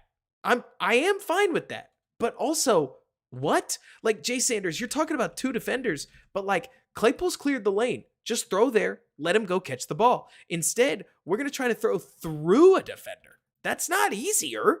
Like, this isn't easier. He looked at Chase Claypool here and said, he's not open. He is. That's open. That's NFL open. Like, especially for Justin Fields, he's so good throwing on the run. He's even made that throw before, Spectre. He did. And so I sit here and it's like, what happened? What happened? and that's the, like, I just don't get it. It's not as simple as, did Fields make a good play? It's not. I wish it was. I wish this was as simple as, did he do a good thing? It's more like, why are we making some of the decisions we are? And what are the choices that we're making? Because it is hard to design an offense where you get this and you don't throw it, because now you have to convince the receivers to keep running, right? No, Callie, not even close. I mean that seriously. I may complain. It's week 3. Like, if you bench a quarterback week 3 within this kind of setting, like, it's ridiculous. And Jay Sanders, it's not that I'm picking that play to be like, Field sucks. It's more like I'm just lost on where. I love it, Akusai. The what is it? F it, right? But so, Joe, that's the thing. You got to remember that nearly everything within this offense was all predicated on Fields is going to grow. Here we are running into another, in this case, it's a 9-man box, which rules. Eventually, you're not going to be able to get enough bodies there, right? I understand that after a play like that, you got to get the run game back involved. But man, we're asking an awful lot of guys to make an awful lot of blocks. And it looks like Darnell Wright starts to chuck his man out of the play. Honestly, though, Mario, like, that throw would have been easier than the throw he made to Jesse James. Like, I don't know what's happened. I don't know what's happened. I don't know if he's living inside his own head. I don't know if he's been reading the Reddit about the MVP posts and getting, like, I don't know, like, worked up about it. I don't know if Matt Eberflus said hits enough times that he just stopped thinking about turnovers. Like, I don't know what it is, but he was playing way freer as a rookie. He was playing so much freer as a rookie, even in the bad games. And it's because the PFF isn't going to rule that play as poor. And I'm not really even ruling that play as poor. The play is fine. It's just out of structure. Like, that's the thing. If you guys can find me a play where we have made a play in the passing game in structure, that's core. And that's the other thing, right? Like, that's, to me, Jay Sanders, that's where I get to. We are on the same page. The idea that Getsy sees what's happening here and he doesn't just break out the run game from last year. You know who was on the team last year? Him. You'd hope he learned it at this point. Oh, and also him. 4 out of 5 of the Bears linemen ran the run book last year. And Haplo, I hear you with what you're talking about like the defense is adjusted to that. It's hard to take away the entire running game, right? And so, like, you can run toss, you can run zone, you can run power plays. Like, the Bears are only running zone read. That's not the right words for it. I'm going to get the right words. We're only running read option zone, inside zone, read option duo. Like, that's it. We have like 2 running plays at this point. And it's just so bizarre to me. Like, that's the thing, Reinhardt. Where are the RPOs? Where is, like, anything? And Derek, you say no Monty, so the run game is sad. Toss it. We used to do tosses where we would do counter off of toss. Like, we would pull linemen across the formation and we would have the running back step out, take a pitch, and then run back up run either here or back up the middle. We were creative. We were good. And now we don't do any of that. And it's just bananas to me. Nearly the whole offensive line was there. Like, I don't get it. I don't get it. I mean, goodness. You'd swear. Wait, Grant, let me see. Toss crack must not be one of those if they just executed on 25. I guess, like, it obviously wouldn't be easy to run toss against some of these because now you've got this safety walked up here. But boy, it is just hard, in my opinion, watching this Bears offense and thinking they think this is going to work. Like, look at this. Like, why? What are we doing? Is this just inside zone? I guess. But we're going to fit this linebacker in, immediately.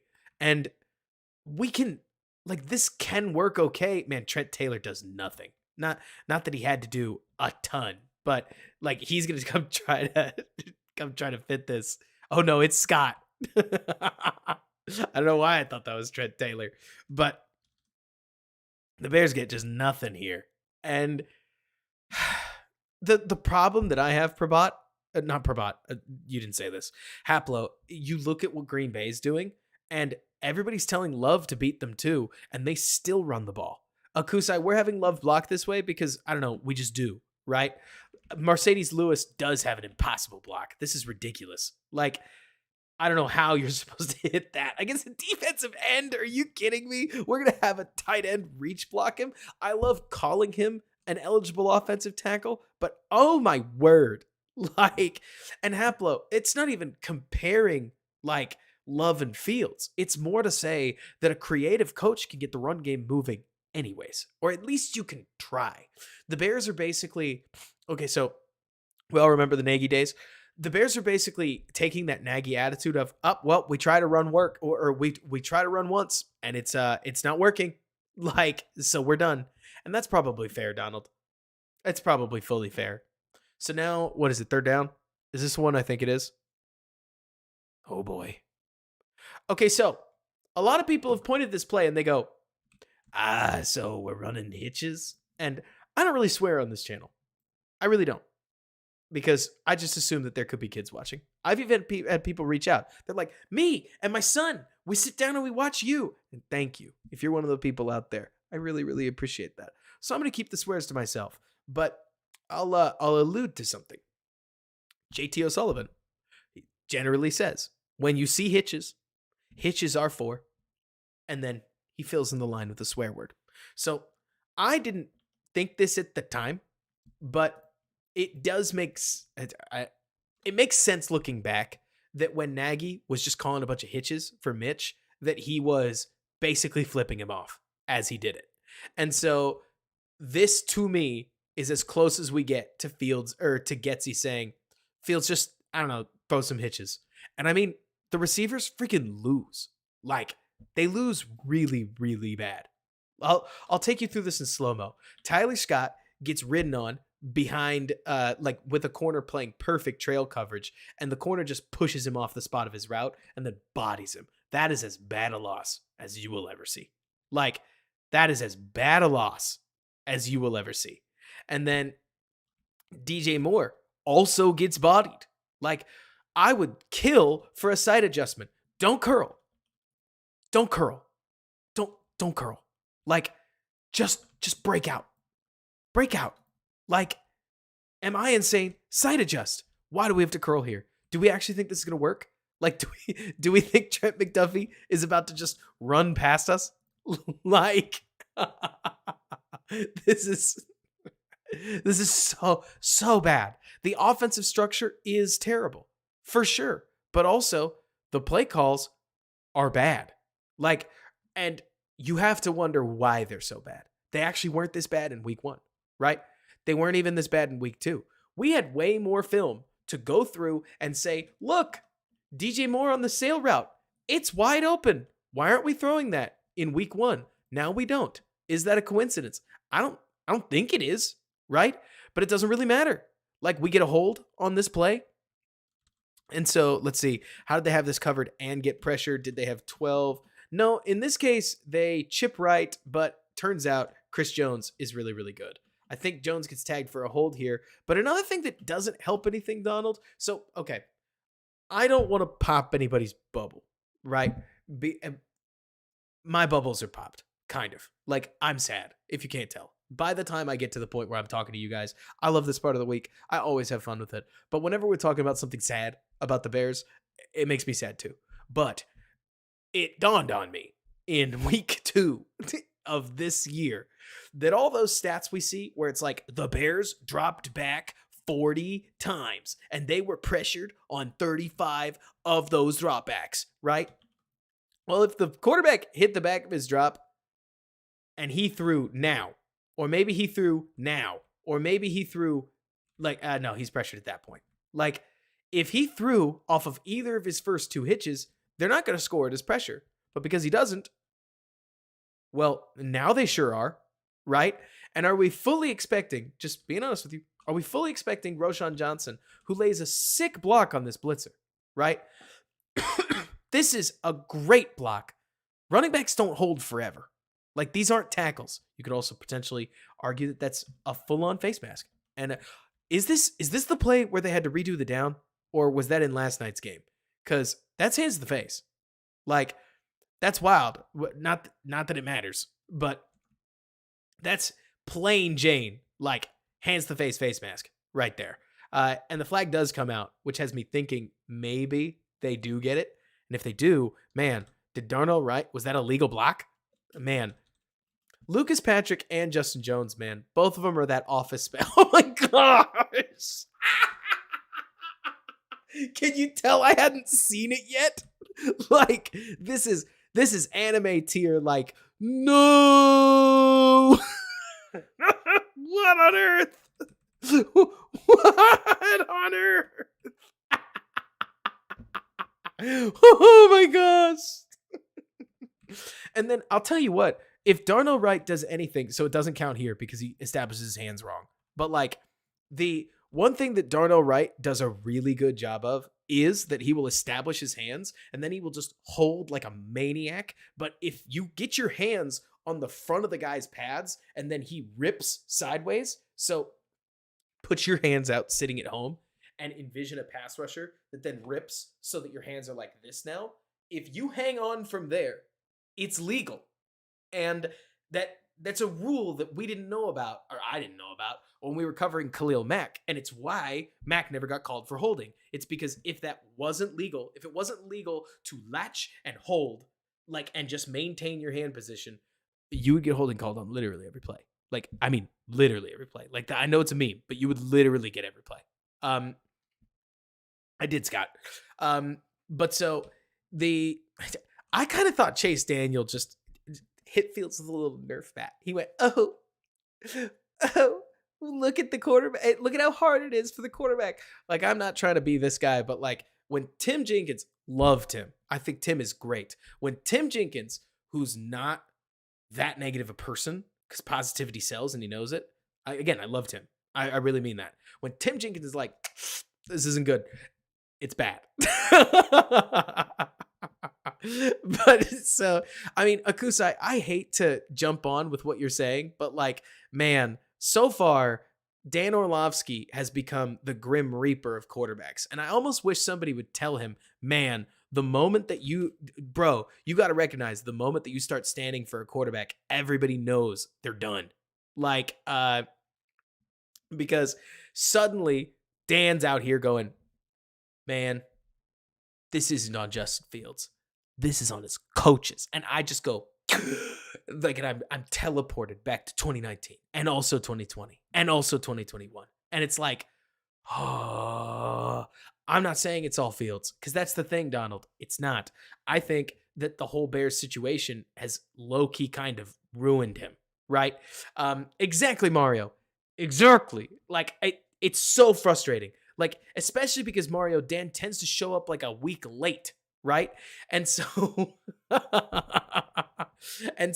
like, I can't help but look at Dan in this case and go, Dan, you want to comment on week 1? You want to comment on week 2? Like, this is bad. This is bad. Have we all pointed out that this is bad? It's bad. But also, why is it so bad? Like, are we running the plays that our quarterback can run? Or are we just bad? Like, that actually is. I want to stand by that. Are we running the plays that our quarterback can run, therefore we are bad? Or are we just bad? It's both. It sure looks like both. Like, I cannot believe we took a delay of game in this setting. This is hilarious to me. This is so funny to me that we took a delay of game here. And then, let me see, what play is this? Oh, is this the spear screen? So this is another one, because Chase Daniel talked about this. And am I the only one? Like, I look at this formation, and I'm sitting here like, where is anything to the inside? Like, the Chiefs are in as plain Jane man cover 0 as you're going to get. And our interior receivers are Khalil Herbert and Cole Kmet. Like, I don't hate Cole Kmet. like I think some people do. I don't like him split out wide. And I hope that that's allowed. But also, when is the last time you have seen Khalil Herbert run an angle route? Like, there's an aspect of this where it's like, yeah, this would be cool if we ever did it, right? Like, we put Kari Blazing Game, we put Roshan Johnson, we put Khalil Herbert lined up out wide, but we don't ever have them do anything. And so because of that, it becomes so easy, to figure out what the Bears are going to do. And all they're going to do is run a spear screen. And the Chiefs rally. And I mean, it's a solid little play. Sure. Like, we're hot. We get the ball out. We would have picked up 5 yards. I mean, neato. First down at 15, we pick up 5 yards. Sure. But like, it really bums me out. Honestly, it does. That on this look, when we have the perfect opportunity to break Roberts, like, okay, all of our throws are 5 yards, like within 5 yards of the line of scrimmage, or they're down the sidelines. And where do we throw? 5 yards within the line of scrimmage. What could we have done? Anything else. Like, I mean, you've got tons of room in a free release. Seriously. And I'm happy we threw the football. I'm happy we threw the football. I mean, standards might be getting a little low. But like, can you understand my frustration? Like, I can't help but feel like Rodgers, for as much as Chase Daniel said that Rodgers throws spear screens like this all the time, I remember Rodgers throwing, like, hitting something to Randall Cobb. Like, just pop snap and just throw over the defense, and then the guy goes and picks up like 40 yards. Like, it's how it goes. It's how it goes. Let's take a look at the snap. Wags, thank you so much. We're shuffling together, and I really appreciate that. But so, throw comes out fine. Let's see, the snap is on target. That's okay. And I mean, that's the thing, Donald. I don't know. So, we got to get to one more play before I show the chart. There's a chart coming. Because then, 1st and 10, we get the play everybody talks about. Boom. Bang. It is exactly what we want. It is exactly what we want. Boom. We drop it. Yeah, this super sucks. Like, that's awesome. And it's what he's good at. Like, right now, we don't really have a putter. We don't really have a sand wedge. We don't really, Kevin, it's legal. We don't really have like a pitching wedge. We've got maybe one iron, maybe, but we've got our driver, right? We know we have our driver. And so I don't know why DJ Moore picked this play to screw up, especially because, and I don't have it tracked, but like, man, DJ Moore pulls another one out of thin air. The irony is DJ Moore steals a catch on what probably should have been an incompletion later in the game, but in this one, he manufactures an incompletion out of what totally should have been a catch, right? And it still doesn't break the profile. This is where you may feel like I'm a hater, right? But seriously, I need Fields to show me that we can pass into this area of the field. This doesn't change it, right? And if you wanted to get really specific, it's actually a box, right? It's about 5 yards to 15 yards-ish. But this is a play that from an offensive perspective, you're dying for. You know you can get this. Like, you want this. And we lose? Because that's the thing, Rex. You just, even if we can't, okay, now you just got to do this. Like, man, brutal drop. And of course, we follow it up with one of the first passes that we are going to attempt. We've all seen this. Like, we're going to attempt one of the first passes that does attack that middle of the field box, right? We've gone through every play, and I did it to lead up to this. Not because I hate Fields, but because this is the story that needs to be told. And yes, I do think it takes 2 hours. Like, we're going to run wrap. We're going to run hammer. We're going to run what all kinds of people have all kinds of different names for, right? Cole Kmet is going to run an out-facing dig. Chase Claypool is going to come over the top, and he's going to run an out-facing spot. Chase Claypool's going to run an in-breaking dig, and literally all you have to do is just read, does this guy drop? or does he drive? Drop or drive, right? As the play progresses, oh, it's a great concept, Donald. Packers have killed everybody with it. He drops. We see this, right? Chase Claypool comes off. He drops. Hit the back of your drop, bang, and throw it. No hesitation. You can't hesitate here. You can't hesitate. Because the moment you hesitate, you let this cat bait you just like he does. He drives in, he recovers back out, and look at this, for crying out loud. Fields' release takes just like a little too long, right? Like, and that's not something he can fix. And I'm not asking him to fix it. But because of that, it means that we get here, we start our release, and by the time we start our release, the guy's breaking back out. He makes a nice play. I mean, he does have to jump up and tip the darn thing, and we give up an immediate interception, and the game is over. Like, dude, who's on the ground? Oh my gosh. What is TJ Ward doing? He just gets bodied. Oh my gosh. Man, that is not the press that anybody wants to see. I mean, he just gets thrown. Yikes. Reinhardt, what does Bengal say? Like, or are you talking about, like, does he do that on Madden? Fill me in on the inside joke. And let me see. Yeah, I mean, I don't think you really can, Wags. But within this, you got to take the spot route. I know we want the big one, but we've got to take the spot route. We've got to take this. Have to. Just because, let me see. He just turns down the easy one and tries to make them. Yes, exactly, Donald. Well, he tries to take the bigger chunk. But this has been an issue, if you ask me. Like, on the Mooney one, he did something similar, right? Where he just decided he was throwing to Claypool. Like, there's an element of Fields is pressing too much, and there's an element of I don't think he's reading it.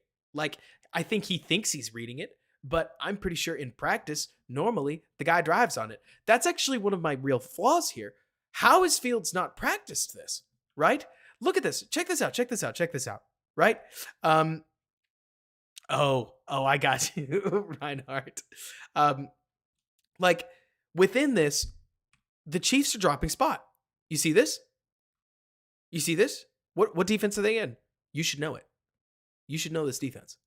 Because they dropped into cover freaking 2. We are getting bodied by our own freaking defense. Like, this is cover 2. This is cover 2 spot. This is Matt Eberflus's defense.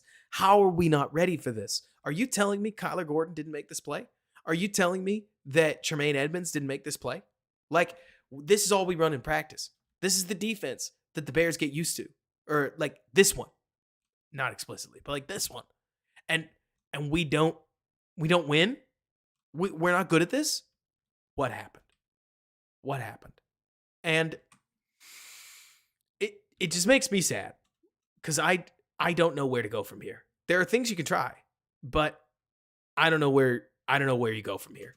Like, yes, this defender makes a sick play, but he's allowed to make a sick play because we didn't run the play right. I mean, look at our feet. We are set up to throw the dig. I bet you he sees that. This guy is a professional defender, right? He plays on the Chiefs. They just won the Super Bowl. Somebody fill me in on whether he's brand new, because I may be about to embarrass myself. I'm just assuming that he's played a little bit of defense in his life, right? And so he sees Fields set up, and do you think Fields is set up to throw to Kmet here? I don't. And it's like, I'm not trying to make this more than it is, but Fields never at any point like changes his body line to point somewhere else. It is number 20, it looks like. Honestly, that is what it looks like, Donald. It looks like I'm going to skip it, and then I'm going to hit it. Or, like, I'm going to skip the commit thing because I don't want the commit thing, and I want to hit it. And you're exactly right, James. If he waits, he might actually get it anyways. And Justin Reed is really good. So that makes a lot of sense. This is the wrong guy to play with. You just have to drive it. You just have to. And then there's one more play that I want to talk about. Well, 2 plays, right? Because the next play we get is this one. I don't really care. Like, we're just gonna straight skip it. Sorry, guys, because we need the Claypool drop, and then we need the play after that. Is this a Claypool one? Yes. Claypool gets downhill, big throw. We got to come up with the catch. We might want to throw it a little earlier, but I don't care. Like, we're talking about Justin Fields. We've talked enough trash. Like, could we throw it now instead of 1, 2, 3? Or that's not like 1, 2, 3, but like, could we throw it sooner so that we don't kind of short arm the ball? Or it's not even that we short armed the ball. It's more like Chase slows down, because to be clear, normal quarterbacks aren't going to throw a full speed ball when your body is like there, right? And so Chase slows down, and it forces it's not really a contested catch, but like Chase Claypool also decides that he's going to like jump for this and not high point the ball. And I mean, yeah, we got to make the catch. No question. Good enough read. Like when we talked earlier about like this to me is Fields' teammates letting him down. Say what you will, but like we do want to make this play. We invested a former second round pick in the guy. Defender does a really great job. Look at that. Like, man. But exactly case where it's like, I don't love the ball, but at least we're getting a ball to a receiver. It's an improvement over some of these things, but it is kind of pass interference, Donald. But also in the man age of receivers, I don't blame. Let me put it this way, Donald. I would trade this not being pass interference for not getting pass interference called if our DBs could do this, because that works for me. But then is this the play I think it is? They take some kind of bad thing. Lorenzo, we'll get there. This play. I want to talk about this one. This one to me. So we got an incompletion. Fields gets hit. What should we do? Right? Pop. Drop. Load to throw. And we get hit. Right? Easy. I mean, especially given that it's, what is this, Borum? So we get one of these really weird plays. I swear, every time they put Robert Tonyan in the game, he just like, something goes wrong. Like in this case, we get what I always think of back to 2019. I always think of Tariq Cohen chipping the snot out of his edge rusher and Charles Leno getting lost in space. These chips are hard. Like I've heard tackles talk about it, that this stuff actually makes things worse because you're going through the process of your normal drop, and then suddenly the guy just gets bounced inside, and all he's got to do is accelerate, and you as a tackle are like messy. But let me ask you guys this. Is it weird to you guys at all how long it takes Justin to throw the ball? Like, is this nitpicking? Yes. But also, ride with me, because he hits the back of his drop there, and we don't get the throw off? Like, Moore beats his man clean. Look at how quickly Moore beats his man. Look at how quickly Moore beats his man. Like, we go through our drop, hit it, and then the ball comes out. I wish I was even playing, because we're about to watch a quarterback with a release where he can just flick the dang thing and get it way downfield. But man, it takes forever to get that ball out. And we really like that. Like, we're okay with this play. I would be okay with this play. If I was the offensive coordinator, I would be furious. Just saying. Because this is what I planned for. I'd be furious at Tonyan for getting this screwed up. But also, like, I can't believe it took this long to get the ball out.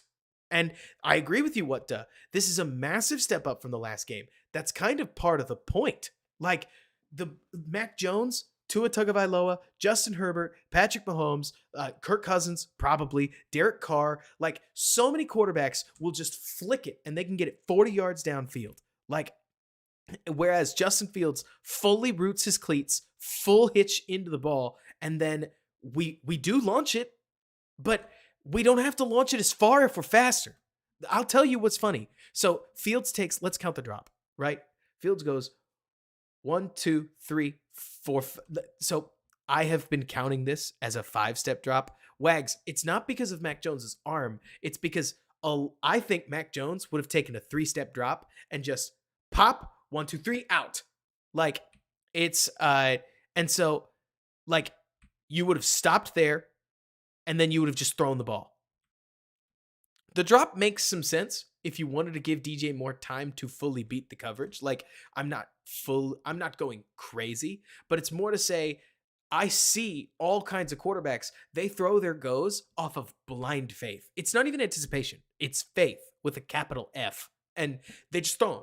Like you used to see Mitch do the same thing where it's like, this is one of our go balls and we're just throwing it.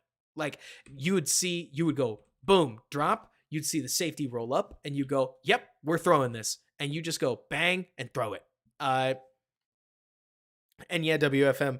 I mean, I think that there is an element of his drop takes too long, but it's, let me see. So we hit the back of his drop and we get 3/4 of a second to release this ball and we don't get it out. Like, yeah. Okay, I know I'm stopwatching, but like we should be able to release a deep ball in 3/4 of a second. If you ask me, it's a lot, but it's just, this stuff adds up. And I'll, forgive me. Forgive me, indulge me. Forgive me, and then indulge me. Okay? When you watch a release like, so we've now watched his release for long enough, right? When you then watch a release like, let me see, is this the play I'm looking for? This, step up in the pocket. So let's take you behind center so that you can see what I'm talking about. Like, this is one of them, Brandon. And I understand this is Golden Boy, but like, look at how quick that release is. Like, we go from full sprint, no footwork. We are going frames and we just rear the ball out and rip it. Peter, like I said, forgive me and then indulge me. Because a lot of people point to Mahomes and they just go, well, I mean, it's only a Mahomes thing. If you want me to, I could show you Derek Carr. Like, I can show you all kinds of different quarterbacks that hit these throws. Let's do Carr. Let's do Carr. Carr works for me. And it sounds like everybody would prefer not talking about Caleb Williams, which that's okay. Let's see. It's is it this one? No. Why did I not get this in? Anyways.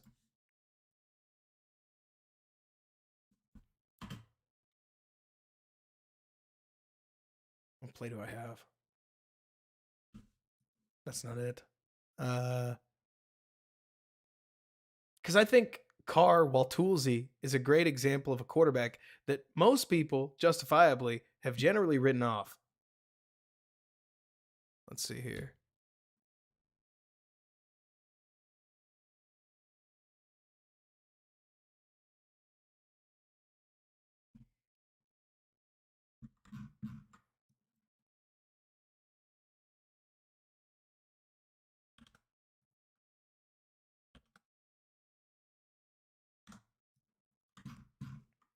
You guys are seeing me screw up live on stream. Basically dead air as I just get this stupid video file extended back out. Let me see here. This may get me what I'm looking for because I want to get to the friggin' final play of the game. This one was bananas to me, by the way. It's not this. It's a little further back. Is it this? Like, boom.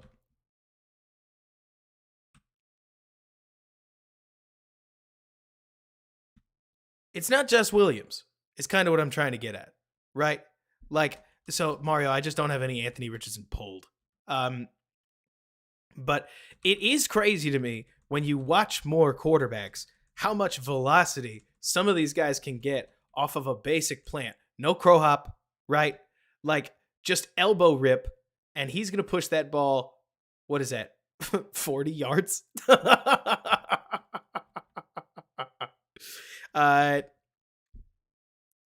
Like, let me see. Yeah, this is like 40, 50 yards, something like that. Just whip it. Boom. Let's see. He goes 30 to 30. So 40 or 40 yards. Oh, and this is like 3rd and 5, by the way. Because it's the thing. Well, Wags, we're gonna go through some Mahomes film on incidentally because we're gonna talk about the Bears. But It's Reinhardt. Yeah, we don't need to talk about Stroud tape. That's not really the point. Baker Mayfield has been slinging it. I can't remember which play was the first play, but let me go back here. Because that's the thing. It's important to note that whenever we talk about this, it's not like Justin Fields is broken and everything sucks, right? Like in this case, he holds onto the ball and then he gets sacked. It's in fact, the funny part is how quickly do you think the Titans get pressure here? Like I've got the stopwatch. 1 second, 2 seconds. So he gets hit straight at 3 seconds at this point. Other quarterbacks have to deal with getting the ball out fast too, and they get punished. Like there's all kinds of this stuff that I see all over everybody's tape, by the way, where you look at quarterbacks across the league, and if they don't get the ball out either, like they get punished. The Bears have done a remarkable job of setting up these 4.5 second pockets for Fields in many cases. Nobody else is getting these. Like the ball has to come out, and you see it across the league, which does kind of bum me out within that. Let me see. Somebody asked something earlier. It was something talking about Bajent. I feel like Fields used to do that in college. WFM, it's hard to remember his college tape sometimes because at this point, I feel like he's a shell of himself. Like, let's be so plain. Like, there's a lot of Fields' tape right now where watching him feels like watching a player that feels like a shell of himself. I just wish that was an excuse. Like, it feels to me as if Fields needs some time to work this out. He got borderline existential after the game, like talking about, man, I'm just happy to be here and happy to get every chance that I get. Like that's the kind of stuff that you say when you're about to break up with somebody. And I'm with you, Peter. Like the fact that they're calling a bunch of shotgun 7-step will do that. Nobody else is calling shotgun 7-step, so I don't know why they keep calling shotgun 7-step for Fields. Is it a Getsy thing? Is it a Fields thing? Let's just leave it at yes for both. And it's frustrating, and I don't really know right, Pravat? I remember that. But it does feel like Bradley, there is a lot of contain-based rushing going on where Fields or defenses are fully comfortable leaving Fields in the pocket. But I'm more pointing this out because, like, I could show you, let's put it this way. I could show you Caleb and be like, oh, ho, ho, here's the dangly carrot. But it's all over the league. Like, you can't, in my opinion, you can't take Justin Fields, who we would agree is an accomplished deep passer, and then show Derek Carr hitting a throw that Justin Fields can't even release. To me, like, I understand I'm nitpicking. I know I'm nitpicking, but it gets harder and harder and harder to build an offense where you can succeed against multiple different looks and multiple different defenses as you keep laying over. Well, he needs about a full second to release the ball. Well, he needs to be able to step into those. Well, we can't really attack that area of the field. Well, you can't really do that kind of audibling. Well, that's not really how we're going to run the ball. Well, our receivers aren't really going to do that. Like, you start going through way too many butts, and the offense starts to look like it does, which is, I actually feel like the offense looked healthier against week one. Week one, we could look and say, this is the bones of a real offense. Week two, we could say, this is the bones of a real offense. Week three, this offense, I don't think this works against Denver. Do you? Like, I don't think Denver's playing well, but this is not as difficult as the other offenses were. The other offense, like what we've been doing for weeks, was generating open receivers. This was just nothing open. Like it just feels like, I don't want to say chaos, but it feels like two players or two people, let's go with Luke Getsy and the quarterback Justin Fields, pulling the worst out of each other right now. And it's toxic. I don't see why it gets better. Like, I don't know. But it hurts me to see, because you watch plenty of it. Does kind of feel like we're in the Matrix, right, Peter? And then you watch, let me see, Mario, the sheer joy you'll have watching Okay, so by the way, what Mario said looks ridiculous, but have we all looked at the schedule? Because let me see. I talked about this a little on Twitter. Do I still have it pulled up? I do. Wow, what luck. Okay, so there are only 4 winless teams in football right now. And out of sheer stroke of genius, somehow, the like the Bears play the Broncos and the Cardinals the Bears play the Broncos and the Vikings play the Panthers. Like this is this is ridiculous. And so if Minnesota and Denver win, Chicago is going to be in sole possession and front runner of the race for Caleb Williams. So while I agree with everybody who says, just like Peter, are you kidding me, Robert? Are we really talking about this right now? Oh, the Bears are down that bad. And if they lose, if they pretty much just lose, so I'm going to strike out some teams. If they lose to Denver and then they lose to Washington, they're way down there. Then they lose to Minnesota, and then they lose to Las Vegas. Oh man, you just gave a win to an awful lot of teams that may not get a billion of them, right? And I'm with you, new poster. Like I'm with you. Truth be told, to be so clear, because let's see, if you throw it at 2.5 seconds, you can. Wait, do what? Just to be so, if we lose to Denver, but Fields throws 3 and runs for 1. Yeah, Joe, let me know what you're talking about. But it does feel like that, doesn't it, Derek? And then Mario, that game may be legendary, but if I get it my way, the Cardinals will have 4 wins, the Bears will have 1. Not because I hate the Bears, love the Bears. If I could have the Bears go on a winning streak right now, like a long one, I would. But I got to tell you right now, for me, notepad up, the season either needs to end at 10. Let's get real. It needs to end at 8+, or it needs to end at 3-. Anything in the middle is the bad zone. Like, I don't want, hey, Goofy Gooner, thank you. I don't want to see 4. I don't want to see 5. I don't want to see like 7. I don't want to see, because Peter, I'm with you. What about Carolina? And my thought is, why would you leave it up to fate when you've got destiny in your hands? And that's the thing, Donald. You talked about this, man. Donald, I'll tell you a story because I remember this. One of my first seasons, I had to have my dad explain to me that it actually was not a great thing that Lovie Smith had rallied the, what were they, like 3 and freaking nothing Bears, like 3-10 Bears, to a nice little 3-game winning streak at the very end of the year, back in like 2007, something like that. Like, this is our life. The Bears have constantly just put a bullet in their own draft position. Like, and we could make all the Lovey jokes we want, but man, it's let's see. Don't I think so that's the thing, Joe, because it's complicated. But so let me see. All right, let me address everything, and then we'll go through. We're gonna go topics top to bottom because everybody's asking good questions. So Peter, you talk about I'll take 5 wins if we see serious progression from Fields. Here's my issue, Peter, is I hate the defense more than I hate the offense. I talk about the offense because I love offense, right? But I'm realizing as I talk through all this, I'm really not a bad defensive analyst. And it is fun. Like, nobody gives enough shine to the defense, and the defense is worse. Like, the defense is so bad, Peter, you have to change the staff. And once you change the staff, in my opinion, your take on Fields, not yours, but like everybody's take in general on Fields is irrelevant, honestly.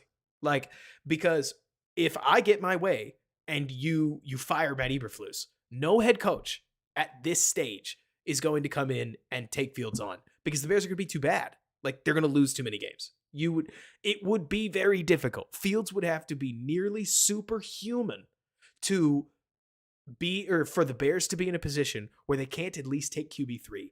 This is a draft where QB1, sure, obviously. QB2, yes. QB3, yeah, probably. Like, it's, and that's the other thing. Rex, if it makes you feel any better, there's no way Caleb Williams is coming to Chicago and also Luke Getsy is still a Chicago Bear. Haplo QB2 is North Carolina's Drake May, which part of me wants number one, if only because Bears fans will have a much easier time swallowing their quarterback coming from USC than coming from North Carolina.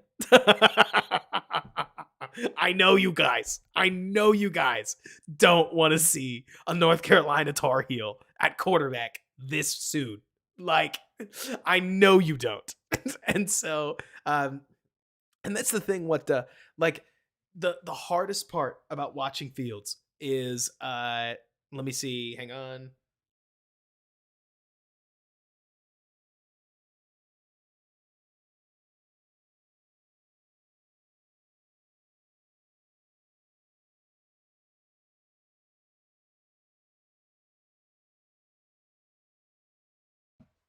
But so Fields is superhuman, but Fields is also a horrifying reminder that playing quarterback is really hard and athleticism really, I mean, like it matters. It matters, don't get me wrong, but in my opinion you need, like, you do need anticipation, at least some level of anticipation. You do need to be able to attack all levels of the field. Like, you do need to be able to do this. And so I don't know, I can't help but look at Justin Fields and see, I don't want to say a cautionary tale, but a reminder that A, development's really important. B, maybe most importantly, don't hire a freaking defensive head coach when you're trying to galvanize a young quarterback. Who thought this was a good idea? Who thought this was a good idea?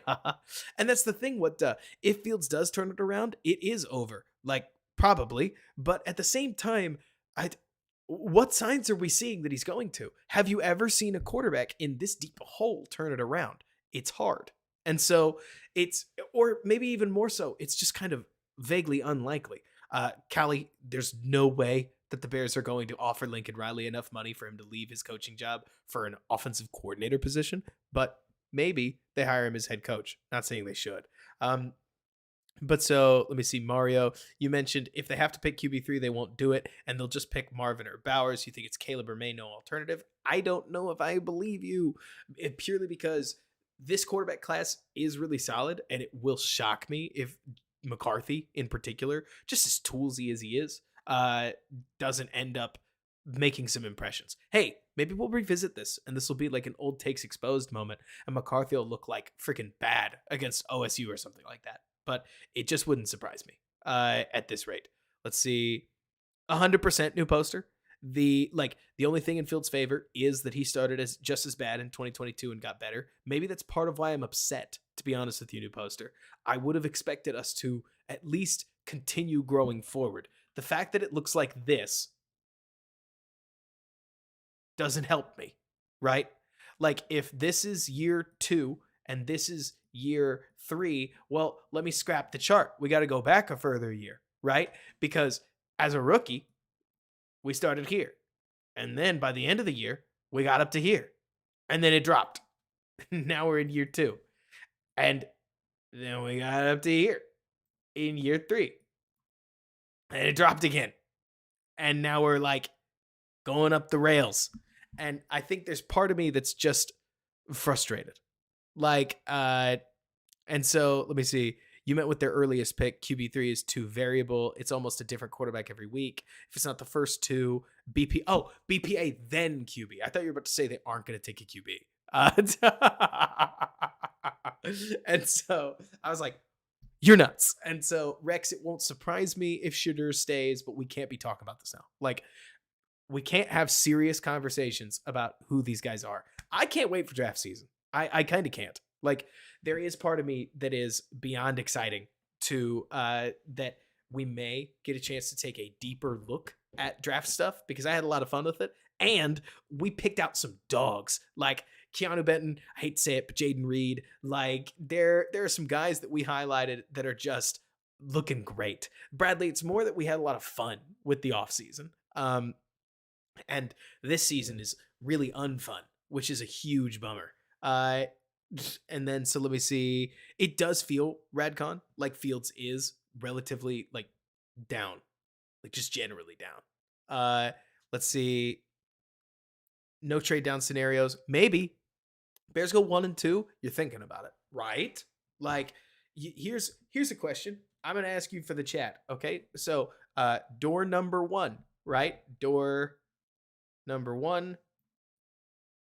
and then door number two is thinner. Uh, this one is MHJ. This one is RG3 deal. And this is assuming that the Bears are trading the number two pick, right? So this is number two, and then this is number two. What do you do? Like, that's the question, because I think it's interesting. Tell you what, if you could get Caleb Williams and Marvin Harrison, or you could get Caleb Williams and maybe like what's his name, Olu, like it's sweet. The RG3 deal wags like Robert Griffin III when the Rams traded up to when the Rams traded out of number two and Washington came up and got him, like because it's the thing, WFM, it's sweet. And so it would be an interesting question. And yes, we are BG. Thank you for reminding me, because we got off topic. But so let's talk through some defense. Let's see. I know, right, Mario? Isn't that crazy? So let me see here.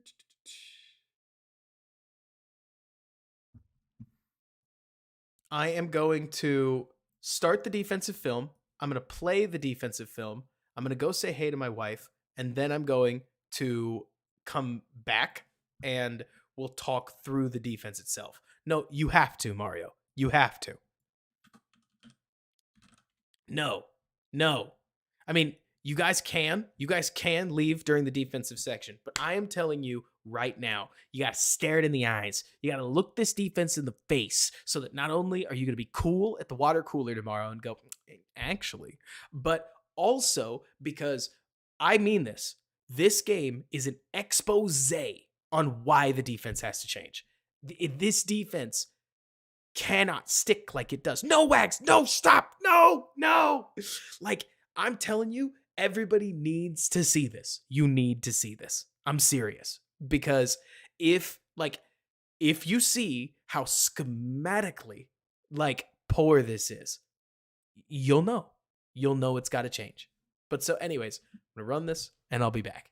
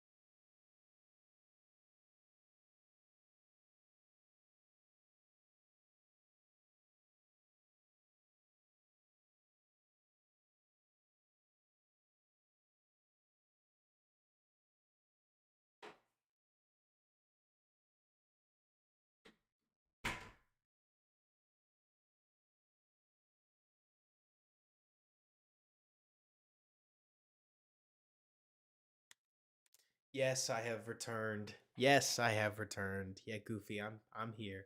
Uh I love how many people are just like locked in uh at this point where it's like we've still got good discussion, we've still got all kinds of things going on. Let's take a look. Oh, big RIP on Tyreek, though a lot of people did get that penalty. Tyler, you missed a lot of talk about the offense and the quarterback. Bryson, we ain't going there yet. We aren't allowed. I'm putting a moratorium outside of a tiny little throw that I showed earlier um, on Caleb stuff. And just because not you can vaguely mention it, but it doesn't become real until we lose this game. Um, so that's the thing. That's the thing, Peter. So we've all taken a look at some of this stuff, right? Yeah, WFM. That's part of why we upgraded, right? So PFF gave Tremaine Edmonds the worst grade, right? And I thought Tremaine Edmonds was one of the only people in this Bears game that was able to generate any negative plays. Like, for instance, this one where the Bears look like they're in cover or in man. They are in man. And the only person that's not in man explicitly is Tremaine Edmonds, who just sits in the middle, right? And bye week is a long time, Derek. And so then at that point, well, yeah, 100% Reinhardt. We're going to get there. But like Tremaine presents a big target that Mahomes has to throw around. And in this case, it forces a mistake. Did Mahomes need to throw that far away? Not necessarily, because this looks like it's a no look pass. It's just errant, reminiscent of the Stafford one just the other day. Like, here he's locked in, locked in, locked in, flick, and it's too far. Taylor would have been really excited, right? How much do we need to discount our evaluation of this game with the fact that our O line and defensive backfield are a mash unit? Donald, I don't know, because there are a lot of these other defensive backfields. I'm looking at you, Los Angeles, that are making plays with guys whose names we just haven't heard of, right? And so, oh yeah, I mean, so Billings is one of the only guys within this. But so like Billings will make a play now and again, but Billings did not have his day, which I mean, we didn't expect him to stay elite forever, right? Not many new poster because I don't think it's hilarious.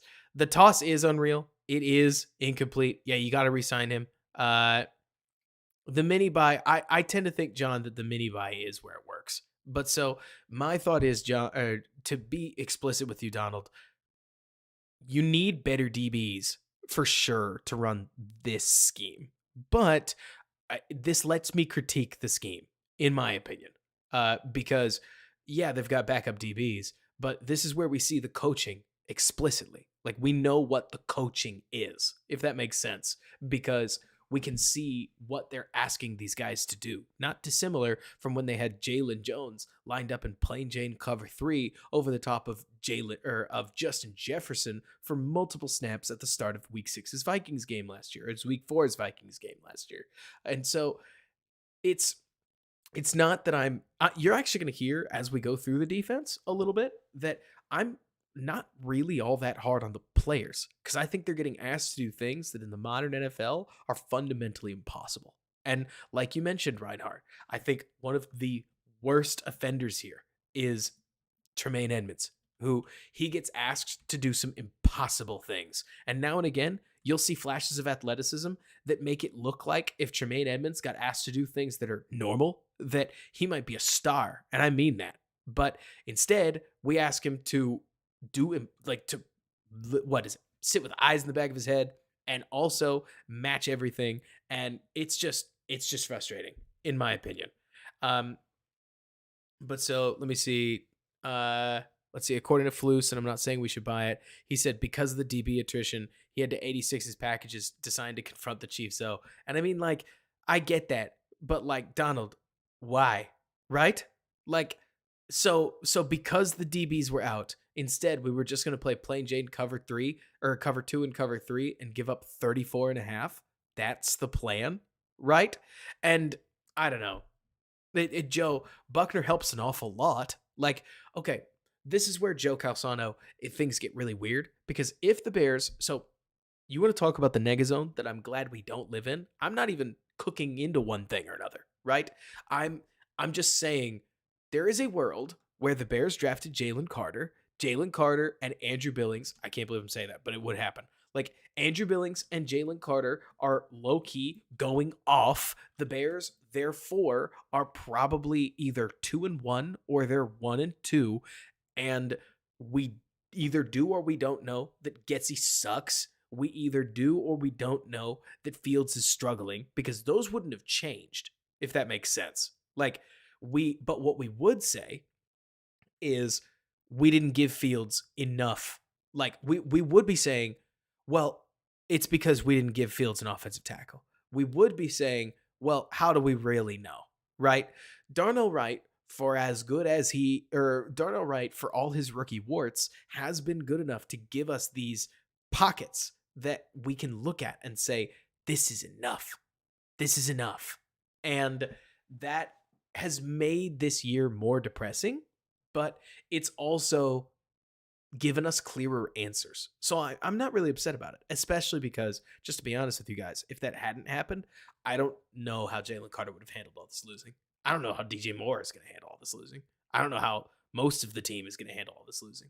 But within this setting, as the Bears potentially have the bottom fall out and then they draft another quarterback, having Darnell Wright on the roster, Darnell Wright and DJ Moore, I could talk about others, but Darnell Wright and DJ Moore are reasons number 1 and 2 why this team doesn't suck for a number 1 overall pick. Because most teams, you have to find a left tackle and a wide receiver 1. The Bears may be able to get a wide receiver 1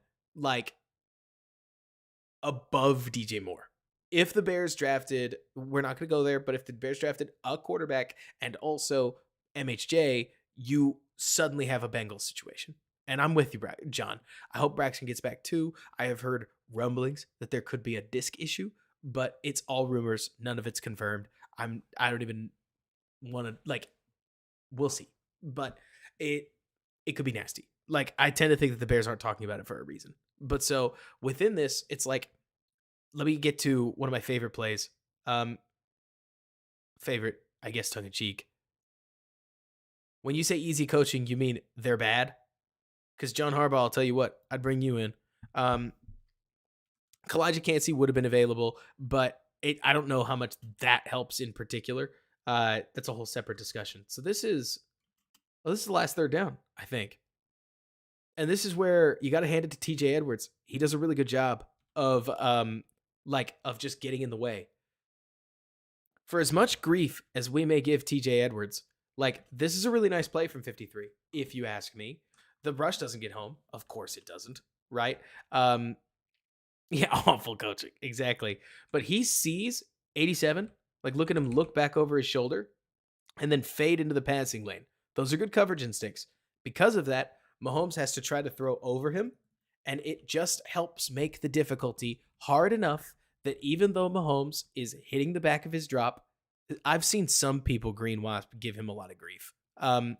But so it forces a tough enough throw that the receiver can't get to the ball. And I'll take that. What is Yannick's streak? I'll tell you what, though. It also doesn't help anything that you watch Mahomes and he goes, play fake, 1, 2, 3, 4, 5, pop, throw. 90 is Dom Rob, right? I think so. I think it's Dom Rob. Let me see. They sure didn't seem like they went at him, Tim Z. It seemed that way. But so it's not like I sit here and think that anybody is going to compare well to Patrick Mahomes. But one thing to get into is just even the guy who takes forever on his drops does a really good job of hitting the back of his drop and just throwing the ball, especially against this defense where you need to play for timing. One thing that does not help, I think we've talked about this a little bit, but just because we've got 123 viewers, let's get these viewers up. Let's go. Let's like the stream. Let's do all the things. You guys rule. You're great. Let's blow this up. Yay, Bears, marketing, promotions. But so one thing that doesn't help is that in an NFL that is trying to make things harder on quarterbacks, the Bears Here's what you need to be able to beat the Bears. You need to play with timing. You need to throw with anticipation. You need to be well versed and practiced against cover 2 and cover 3 and cover 4 and other common spot drop defenses. And you need to be willing to hit your short throws. So that you can work your way down the field. You need to be willing to dink and dunk. And if you can do those 4 to 5 things, you're golden. Here's the problem. Everything I just described is like an NFL backup quarterback, right? Like, there's a reason Baker went on a tear. I actually wonder if Russ is going to be the one guy that they need to go up against, but Russ has been kind of balling, which does not help anything. Like, what I just described, the guy that can rip up cover 2 is Kirk Cousins. It's Jimmy Garoppolo. It's definitely Jared Goff. Like, the defense isn't nearly disguised enough. And Green Wasp, you need timing against the defense so that your route runners don't just like run into the wrong, like run across zones. And it's worth remembering that the Bears run a hot load of spot drop. And this is exactly the kind of stuff that they're going to do. Because look at this. Look at this. So the Chiefs get up to the line, and I bet you they had a cover 2 beater, right? I bet you they had a cover 2 beater. But they take a look right here, because with one high safety and one low safety, this is the Bears' standard cover 3 look, right? So if it's cover 3 at this point, the Chiefs just need to change play calls. And I mean, I hate to be, this is about to get brutal, okay? This is about to get brutal. Because a quick change just sees the Bears set up where the Chiefs are going to run this play. They're going to send one guy in a wheel. They're going to send another guy in a quick wheel, but he's going to have the option to stop. And then they're going to have a back coming out of the backfield.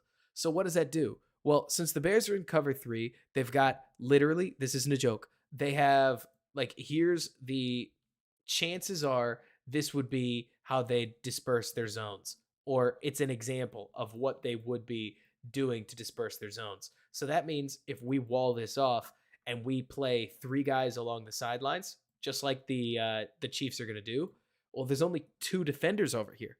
Like, this is what is it? This is just like beating zone uneasy, because TJ Edwards sees that the back exists. The back even goes in for pass pro, but simply the fact that the back takes this hard step out just like that shows that he might run a route. And that's enough to hold TJ Edwards and keep him low in his route so that Travis Kelce can just fade into space and Edwards never gets back out. This, to me, is a problem with the fact that they know the play call. Like, it's very clear what the Bears are running. It's very clear how you can line up so that you can get, I mean, a lollipop throw. That's the thing, Brandon. What's TJ supposed to do here? Nothing. Like, this is a cover 3 beater. And how did they know we were playing cover 3? Because it was obvious. Like, BG, the logic behind using spot drop, I'm not playing.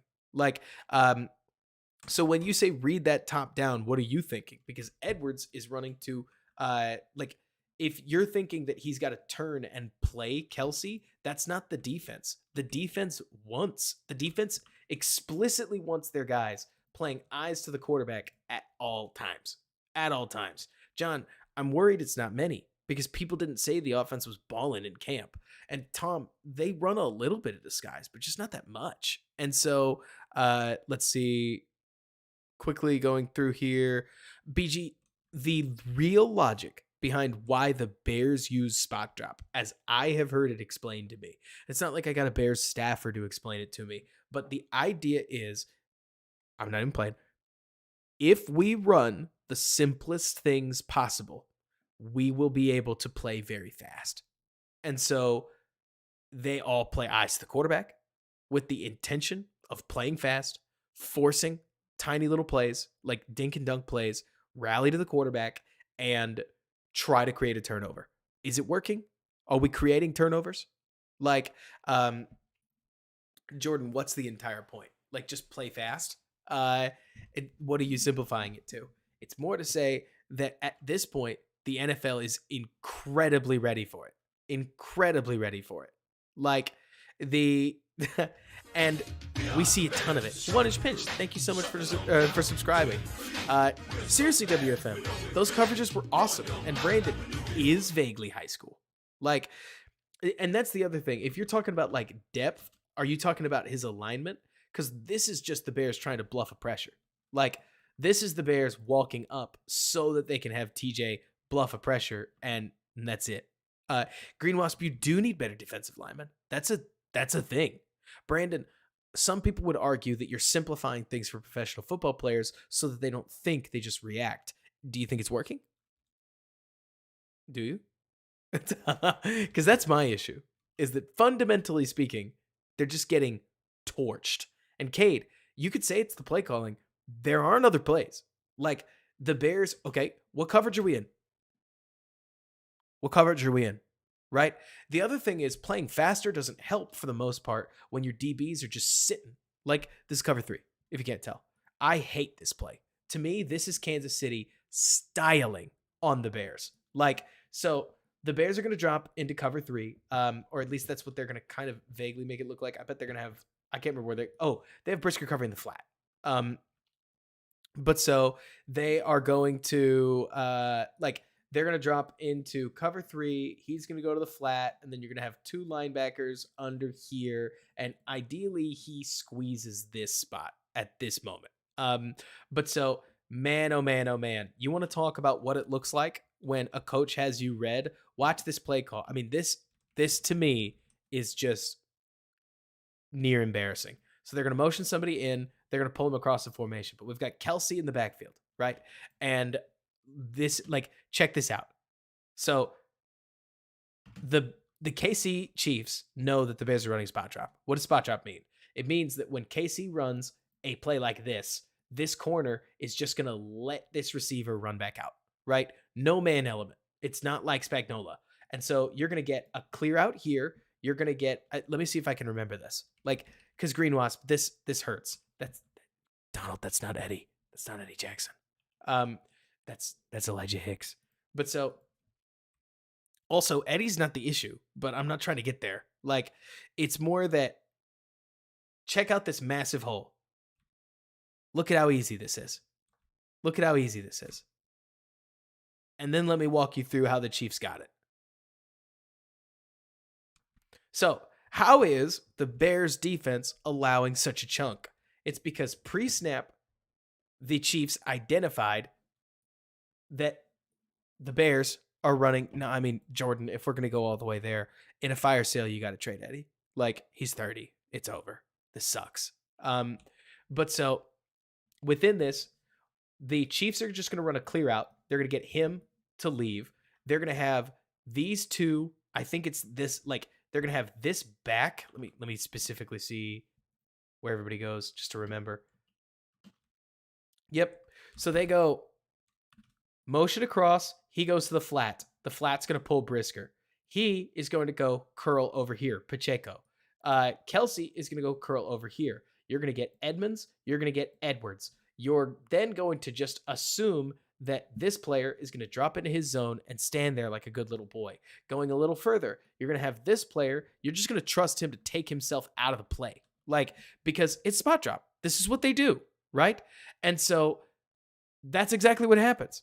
Why does 27, Stroman here, drop to nowhere? Because that's the scheme. That's the play call. That is the play call. We are just going to waste a defender. And then we've got Edmonds. So the ball is thrown, but let's Edmonds is fading to cover Pacheco because he's close to his zone if he gets the ball. Kelsey and Edwards are locked up. This receiver breaks inside, and you can tell who's supposed to cover the man because who's the first person to break on this? The deep safety. Like, I mean, it doesn't get easier for Sky Moore. Like, I would imagine that Matt Eberflus would look at this and he would say, they got us. They did. But, like, everybody's open. And nobody's like, fooled. Look at how easy this is for Pat. Like, watch his footwork. Snap. Snap, ball fake, 1-2-3, one hitch, easy. And I mean easy.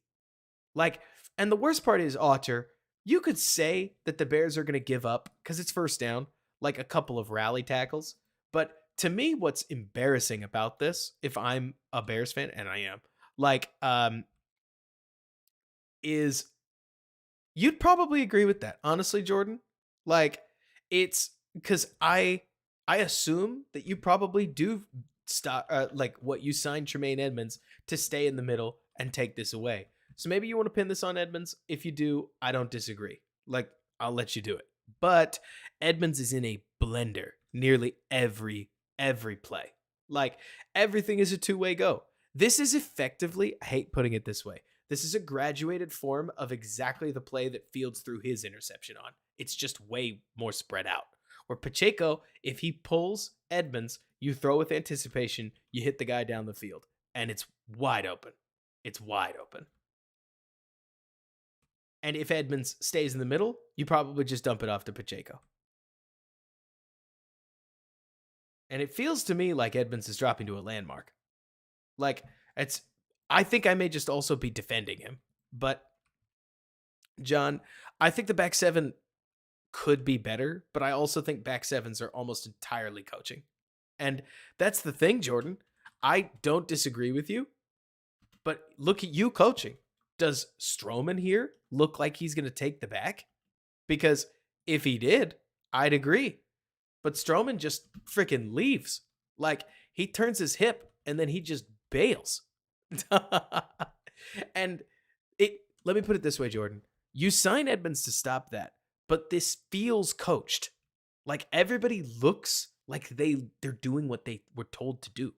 They don't look like they're turning and going, "Oh shoot, that's my man." Like, he's just running to space. They're all just running to space. And Green Wasp, I'm not even killing Stroman for it. He just looks like he's doing what he's told. And maybe there's an element of that's on coaching. I mean, I'm sure there's a heavy element of that's on coaching, but you see so much of this. You see so much of this. Like, Mahomes does some crazy things. In this game, Mahomes just played normal quarterback, and Matt Nagy just pulled quarters. Like, this play got everybody open. Exactly, Cade. I mean, you should be asking that question. You should ask that question because it's relatively unacceptable. And then look at Mahomes just putting people in a blender. Like, blind squirrel in a good defense? Yes. In the Bears defense, they just sit. Mahomes comes out of the pocket.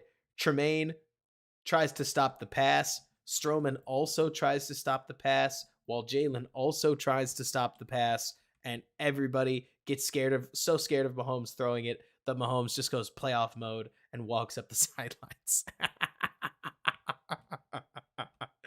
I don't blame you, Donald, for hating this because it is a thing. But man, well, that's the thing, Rex.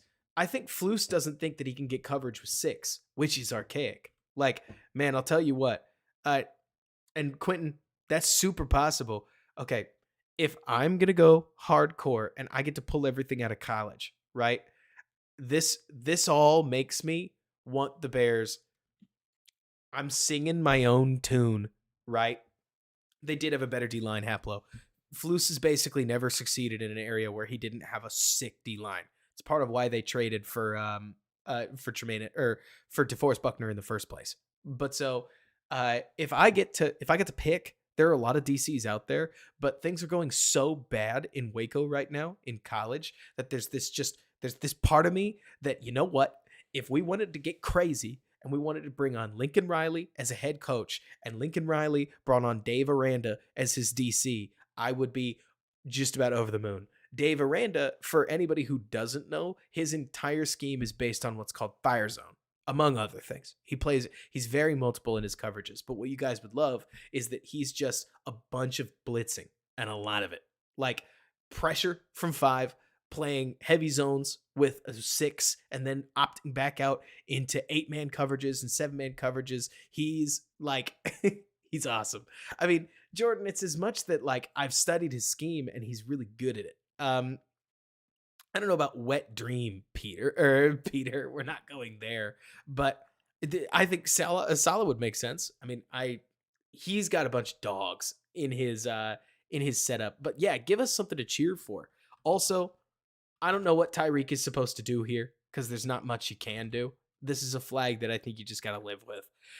Thank goodness there's no targeting call in the NFL. I want to. Does Flores have any clinics, Jordan? Because honestly, I would be so interested to hear stuff like that. But so let's see. Then it's 1st and 6. We see the incompletion we talked about. You're gonna get some soft flags. The only thing you can say at that point is, I don't blame you. I felt like I'm just saying. I'm just saying. I felt like Nagy knew what he did. Is that bad?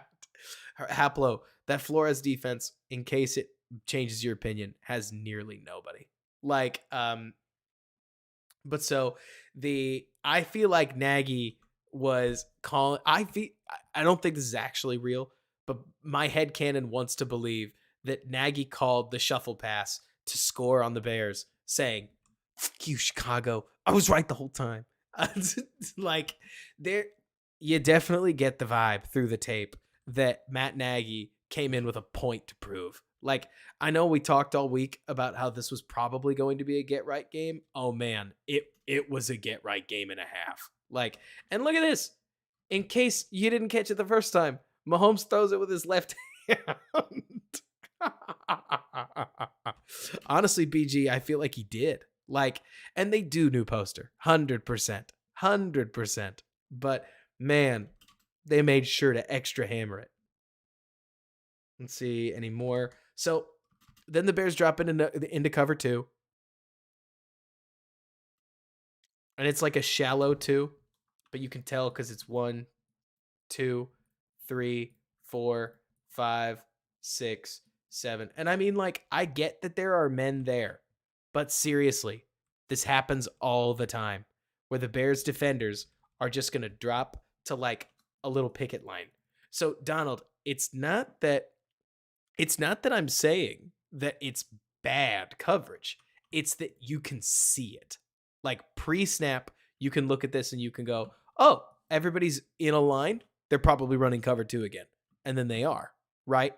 And then as the game progresses, you can see this and you can go, "Oh, it's 2. So, let's run this." You can get into something else, right? And because that's exactly right, Reinhardt. It's not that 2 is a unilaterally bad call. Cover 2 is a really popular defense in the NFL right now. Really popular defense. The problem is, I mean, I could complain about the coaching points. I don't feel like we saw earlier, right? The way that the Chiefs are using zone coverages and blending them with man principles, right? There's none of that here. This is old school Madden zone, right? And for sure, Prabat, Hicks is constantly just like, what if I gave up a touchdown here? And you end up with like, this is a bad play example, so I'm not going to highlight it. Brisker gets downhill. Thank God he does. In this, what is pattern match 2, Sean? The Bears or the Chiefs that you're talking about? Because I agree with you, I think. Also, it doesn't help that like nobody ever makes a play. In this case, for instance, Yannick doesn't set his edge. And so because he dives inside and he gets washed down, the running back just cuts up field on poor man, like TJ Edwards, who's now has to set the edge himself. And suddenly Clyde Edwards-Helaire is just sawing up the field. That's the darn truth, James. If you can honestly, James, that's the other thing though, because as much as you'd say that man coverage, you can give it away if your guys can beat it. And so let me see, Donald, which part looks designed? Talk me through it. But so, just so we're on the same page. It does look designed. They may have, well, it may be a scrape. Let's see. I don't actually think that that TJ is scraping, because if he was, he would have moved faster. right? I mean, it's worth remembering, Brandon. I don't say this as a dunk. TJ Edwards is an incredibly heady former UDFA. He's not this athletic god. Like, and that's fine. It just means him playing will linebacker, like the chase pursue position, has never made any sense. Like, it's never made any sense. And that's not to say Edmonds should be playing it. It's to say, why is somebody who had to slim down just to go from slow to normal speed supposed to play the position that does this, right? And Sandman's also a UDFA. Like, it, I'm not trying to say UDFAs, by the way, are like flat out bad or something like that. It's just like ridiculous. Like, look at this. In this play right here, Edwards makes a perfectly fine play, but you want your will linebacker to be able to explode through the hole. And he does. And he does. But there's a reason Shaq Leonard was so good at this. Ivan Pace Jr. is a good example of somebody that like could just fly around.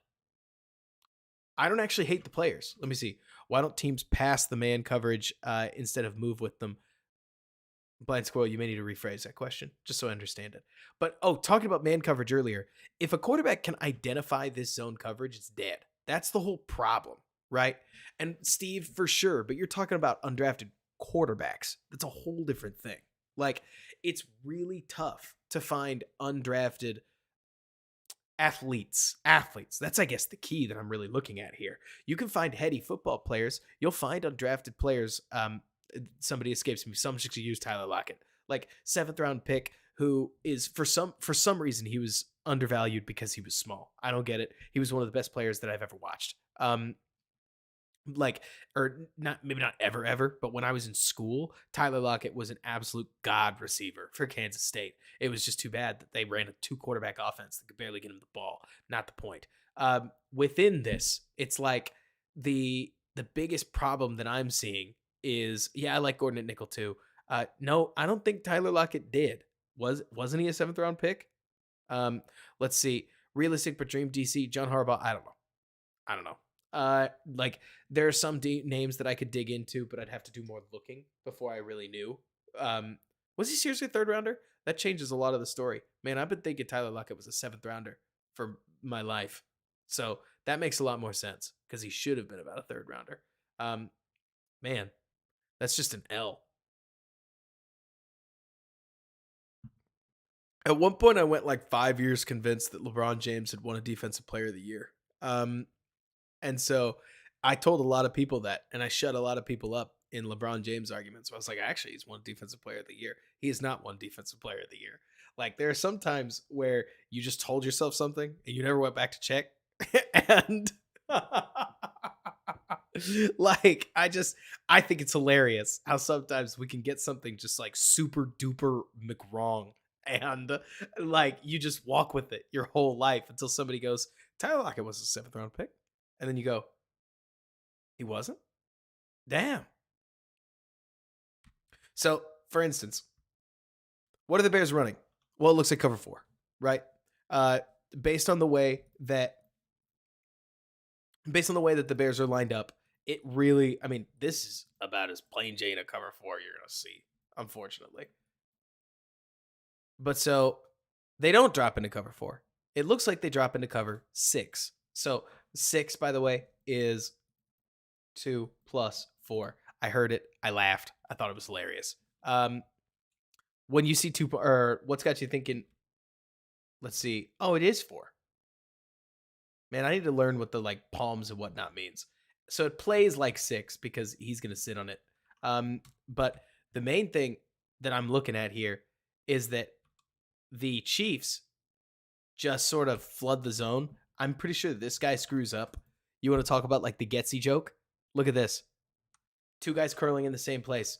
There's absolutely no way that 11 is supposed to be doing that. I'm nearly certain he's supposed to rap, but he doesn't. And so we are like a quick pass to Travis Kelce though, and the chains keep clicking. Helps that he breaks a tackle. Tremaine, what are we doing? If I'm going to kill Tremaine for something, his tackling has been awful. We can't miss this, right? But there is something to be said for how the quarterback that gets the ball out of his hands is completing some of these little passes that keeps that just keep the chains rolling. Let's move on a little bit. There are a couple more examples that I'm just thinking of because it's getting late enough. This one is nasty. So Patrick Mahomes talked about after the game that he and Kelsey have connection enough that when they see open space, they're just gonna break off whatever route he runs. And he specifically used the words, like he specifically used the words that sometimes Travis quote just goes out there and makes up his own routes. The Chiefs are gonna motion him over here, and then it looks like they're gonna run smash. So then he's going to do a little curl. He's going to do a little curl. And all it's really there for is that, all it's really there for is that if the Bears roll into cover 3, you are like, then you should theoretically be able to, I think they expect cover 2, basically, just because smash would be a perfect anti-cover 2 call. What they get is cover 3. And what the Chiefs know, if I had to guess, this is just me guessing, right, is that they know that they're either going to get 2 or 3. That's pretty much all the Bears run. All they really run is 2 or 3, especially if you're keeping your corners up on the line of scrimmage. All they're going to run is 2 or 3. And so within that, Travis Kelsey stems what should be smash and just turns around for the ball. Like, he just clears the lines, and I mean literally. Like, he runs past the line or the safety that's dropping to the flat. And then he turns around and Mahomes just sticks the ball on him. That's not a route. Like, this isn't a curl route. This is Travis Kelsey making a play.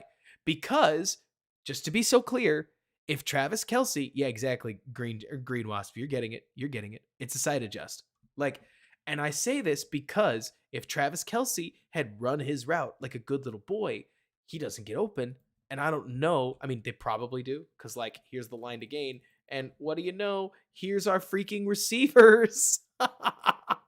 Why are they open? Why are they open? Like, even what we're trying to cover, we're not covering. What are we doing? But anyways, moving back to it, like, you could totally fit this, but that's not the point. Within this, the Chiefs don't allow the Bears to be correct, and that's what I'm getting at. In the Bears offense, you can feel that if the defense does the right thing, the play is over, right? I mean, that's the core here. If the defense does the right thing against the Bears, the play is over, and the Bears lose. In the Chiefs' case, the Bears have a decent call, right? But Pat and Travis, because this is how this offense works and this is how they've built it, just go out there and make some plays sometimes.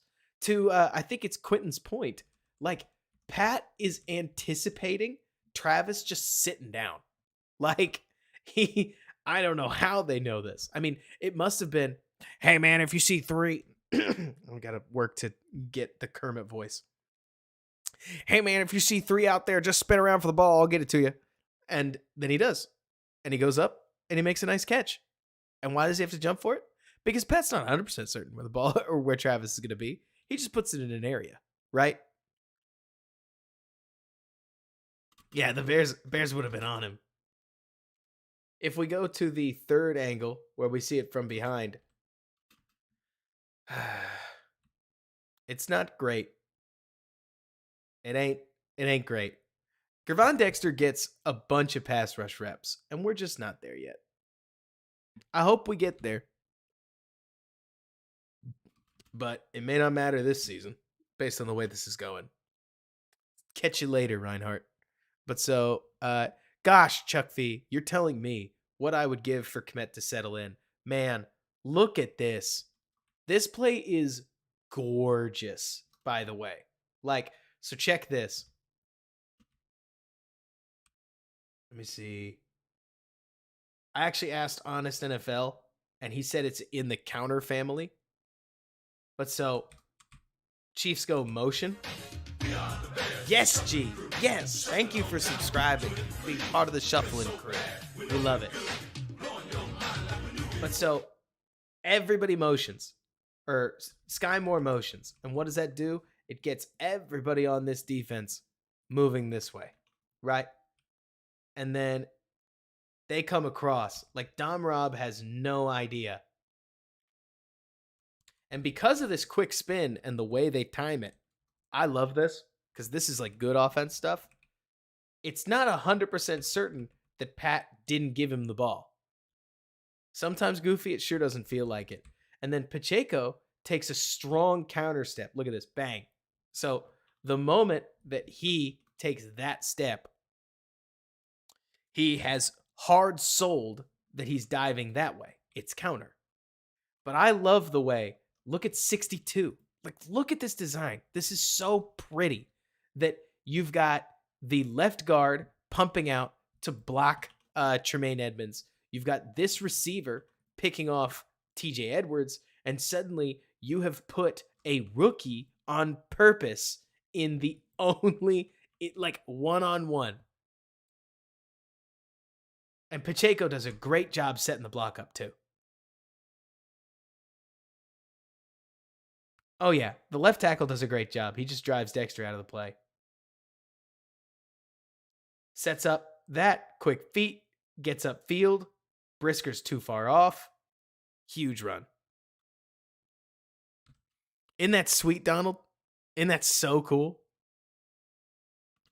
The Patrick throwing to Travis just works. Should be just... That's what I'm saying, Connor. Like, I expected Travis and Patrick thing to look... I expected Justin and DJ to have some Travis and Patrick stuff. Instead, we're dealing with similar problems that what we got, where the scheme just kind of sucks. Like, or both offense and defense, honestly, where it's like, why aren't we doing side adjustments? Why aren't we comfortable? Why aren't we comfortable at all? And I'm with you, Poster. Robinson absolutely has to not get fooled, but they got him. I think it is. Or at least it looks like it. Because like you said, it's a big, tall guy. Brandon, I don't know where our entire run game went. It's a sad thing. Man. I think this one just Pat runs for his life. They run a very similar play to what they ran earlier. But would you believe it? The Bears get pressure from Dominique Robinson. So kudos to you, Dom Rob. Run game had already gone to the Lions, Haplo. I won't let people on this channel say that Monty took the run game away. Khalil Herbert should be thriving right now. And I mean, hey, the Bears kind of got theirs. The Chiefs were just fully comfortable taking what they could get and living to fight another down because the Bears defense is effectively flipped on its head. So it's so funny, right? Like, I think this is hilarious anyways, where the defense is designed to force you to take underneath plays and slowly strangle you and choke you out, right? The way teams are playing against the Bears, I get you, Apple, no worries. The way that you play against the Bears right now is you are comfortable dinking because eventually you'll just get a gash play on the Bears. Like, you're basically waiting until you get exactly the look you want because eventually you will. And in this play, I think it's Edmonds who, God, I'd love to see him tackle. But at least we turn the runner is about all I'll say. Gavon comes over and makes the hit. We love that. I think the Bears may be about to get... No, they give up a touchdown on this drive. They definitely do. Let me see. Oh, John, I don't know about that. Let me see. Jordan, what are you talking about? Let's see. Oh, yeah. Duo's not a bad thing. That's the thing, Jordan. It's like the Bears are taking a lot of concepts and then they're mucking up when to use them and why to use them. We talked about this earlier, Jordan, but I'm really frustrated that the Bears don't check out of nearly anything, for crying out loud. And they check sometimes. But they aren't checking out of clearly bad looks, like plainly bad looks. And then they're going, well, I don't know why Duo's not working for us. And it's like, well, what if we did anything else? And then we don't try. At least we don't try anything else. This is the play that broke my heart. Just because, again, maybe you can give him like, I don't know, because I'm watching Blackwell in this case, and I won't spend too much time on it because we already kind of talked about it. But like, he takes a quick look back and understands that he's got to cut off this underneath zone. But also, oh my gosh, oh my gosh, why can't we have a scheme where we just go, okay, you're on him, and now you're on him, and now you're on him, and now you're on him, and that's it. Like, we're thinking Blackwell John or Donald is sitting under here. So then it's 1, 2, 3, 4 because there's a Chiefs defender that's about to break out the other way. Instead of Blackwell, like, you could sit in an underneath zone, but like, we got to be ready to break on this. And he doesn't. But Jordan, tell me that it doesn't look like Blackwell is doing exactly what he's coached to do. Like, I don't know Josh Blackwell to be a timid player. I have seen him drive downhill, but instead he waits. And because he waits, you end up in a position where you just can't react to Jerick McKinnon. Like, this is oh my word. Speaking of Jerick McKinnon, oh, holy goodness gracious. Everybody clutch your pearls. Like, oh my goodness. Jerick McKinnon looks like he nearly cracks a rib. Like, chip and go is one thing, Donald. He took the whole bag of the chip. Like, I mean, he just smoked to Marcus. Gosh, Walker. And then by the time he gets the ball, yeah, it's over. This idea of defense works if the outcome intended actually happens. Sometimes. Like, sometimes you almost get what you want, and then you don't. Haplo, I also miss Sean Desai. He's doing well. 39's read. Give it to me. And then it does look like Blackwell's upset about it and blah. But the defense was fun. Let's see.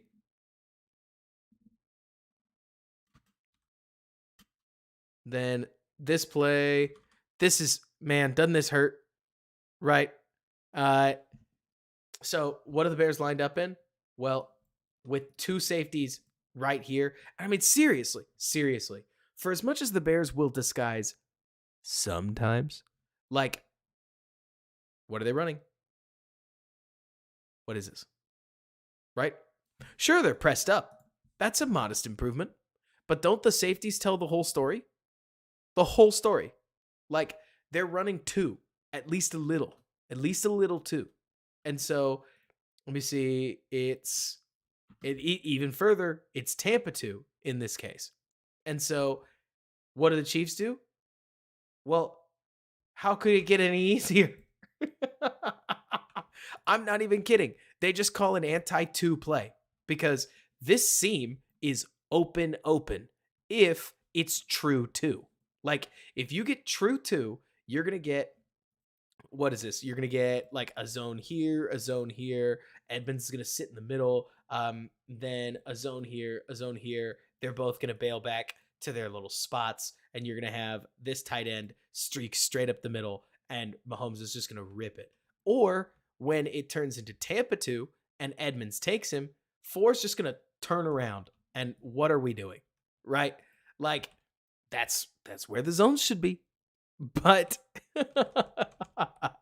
we're not going to drive on it because we have to carry our landmark. Like, you tell me if you think Blackwell just sucks. I've seen a lot of DBs. He looks like he's doing what he was told to do. Like, he's playing eyes to the quarterback and he's dropping to his spot. This is why I hate this so much. Like, this is why I hate this so much. They are doing what they're told. And the Chiefs are just having Marquez Valdez-Scantling just turn around and catch the ball. And look at how far he gets. You throw with a little bit of anticipation and zip, you get to the freaking end zone. Like, I mean, I'm going to go crazy. Like, this is Jimmy Garoppolo. That's Rashi. Gotcha. But like Jimmy Garoppolo and Devontae Adams are gonna rip this thing up. Kirk Cousins and Justin Jefferson, no problem, bro. Like, I mean, this is insane. This is insane. BG, it did, but we excused it because of lack of talent. And I mean, I literally said, I can't believe I said this. But I literally said, this is so bad it can't be on purpose. I still remember. I still remember that gosh, after that week 13 Packers game on Bear With Me, I said something to the effect of this, like that second half was either fireable or it was a tank job. And I talked myself into the tank job, saying surely it couldn't have been just fireable. And the offense did not get better. Like, my word. And that's the thing, Q. I mean, Lovey, look at Lovey's defense. Lovey had Jalen Petrie balling. Like, you got to give Lovey credit where you give or like we have to give Lovey credit where we do. I can't think, maybe you guys can, but like Flus has had some good DBs, like Rock Yassin, etc. But like, it's not like Flus has really developed like back end talent. Like we saw Sean Desai, I don't want to say invent Jalen Johnson, but like he got some great play out of a lot of dudes. And Lovey also, like Lovey has a Tampa 2 style that is just psycho. And they're really, really detailed. And that's the thing, John. I'm with you. Like at some point, now I gotta go watch this Cardinals tape. We're not gonna do it tonight, but I gotta watch this Cardinals tape because they are a bunch of randomly generated players and they are going bananas out there. Like at least they're flying around. This Bears defense looks like they were told not to fly around. Like, I mean, it's what is schlock? Oh, this? Oh, you just want me to stop? No, Jordan. No, because I have to drive home the point. I need everybody to see that, like, here's my whole thesis, okay? And it does take me a stream this big to say it. The defense is so bad that, like, and it's bad in its ideas. It's not bad in its execution. We're not looking and saying, ah, man, that play call didn't work, right? We're saying this is bad. And within that, if you want to talk about Caleb Williams, I think you can. Because the problem is, yes, they're playing a mash unit as far as the DBs go. But like the coaching points of what we're getting from the DBs that are there are horrible. And the only way that like the requisite talent that you need to beat them, you can talk about Drake May then or JJ. I don't care, but you can talk about quarterback is my point. Like within this, what I'm trying to say is that if Fields takes a step up, he's still going to be in a bunch of shootouts because there's a reason Jordan Love and Baker Mayfield started to look as comfortable as they do in practice, like during these games. It's because this Bears defense is comfort food. This Bears defense is a trip to Cane's chicken fingers. It's a trip to Whataburger. It's so comfortable. It's so easy. You got to remember, you know who runs this defense? Like, you know who runs? Let me get back to it. 3rd and 7. Not that play. You know who runs Tampa 2? Because this is really the core. We talked about this a while ago. Like, you know who runs Tampa 2? High schools. Like, this is a high school defense in a lot of ways. And why does that matter? It's because when you run some of the stuff that Kansas City is running, Fields, I mean this literally, hasn't seen it before. Like, yeah, of course it's tough. Like, that's Trent McDuffie out there. They're a bunch of dogs that are playing these defenses. But when you get those inside-outside lock coverage sorts of looks, there are going to be some quarterbacks, especially the younger ones, that they haven't seen it before. Patrick Mahomes has seen Tampa 2. Patrick Mahomes grew up playing against Tampa 2. Like, because the defense is as old as it is, you have quarterbacks that have played against this. Jimmy Garoppolo has played against this defense in high school and also in CFB and also in the preseason and also in the NFL his whole life. Like the Fangio defenses, stuff on the bleeding edge, cover zero looks, a lot of it is less about knowing what you're doing and it's more about like, well, is what you're doing even open and making really quick decisions. You can even know that blitz is coming and it doesn't always help you, right? But you mentioned this, Donald. This is the brutal part about it is that like most of the defenses that will even vaguely telegraph what they're doing, they will hide something. Like Todd Bowles, for instance, is just going to stash 5 on the line and sit a linebacker over the A gap because he's going to definitely threaten that somebody's blitzing every single play. And he doesn't really care that you know he's running cover 1 man or cover 3 with press because he trusts his dogs to go be able to make a play. They won't always make a play, but that's the way he runs his defense. The Bears defense, not even playing around, because you're kind of pointing this out, is, well, we're going to drop into zones that aren't even really designed to hold forever. But no worries because our pass rush will get there. To me, that is coaching malpractice. I'm a guy on the internet. I defended Nagy pretty much until he was fired. Like, I really try to be kind to coaches because I think it's so easy to second guess coaches. It's not easy to coach. It's not easy to coach. This plan doesn't make any sense. This plan is begging to lose. The idea that you would come into a season where all anybody asked is that you be one of the 25 teams over the last 2 years that have won 7 games. And instead, we're making winning 4 games look like a legitimate challenge a year after spending $100 million, a year after having another top 10 pick. I know it's on offense, but another top 10 pick a year after handpicking our linebackers. Like, to me, this is staggering. And I would use a less hyperbolic word. AC Adam, are you okay? I've seen the WTF twice. Like, that there really isn't, Jordan. And if you're gonna do this, you have to coach it better. Your players have to play it better.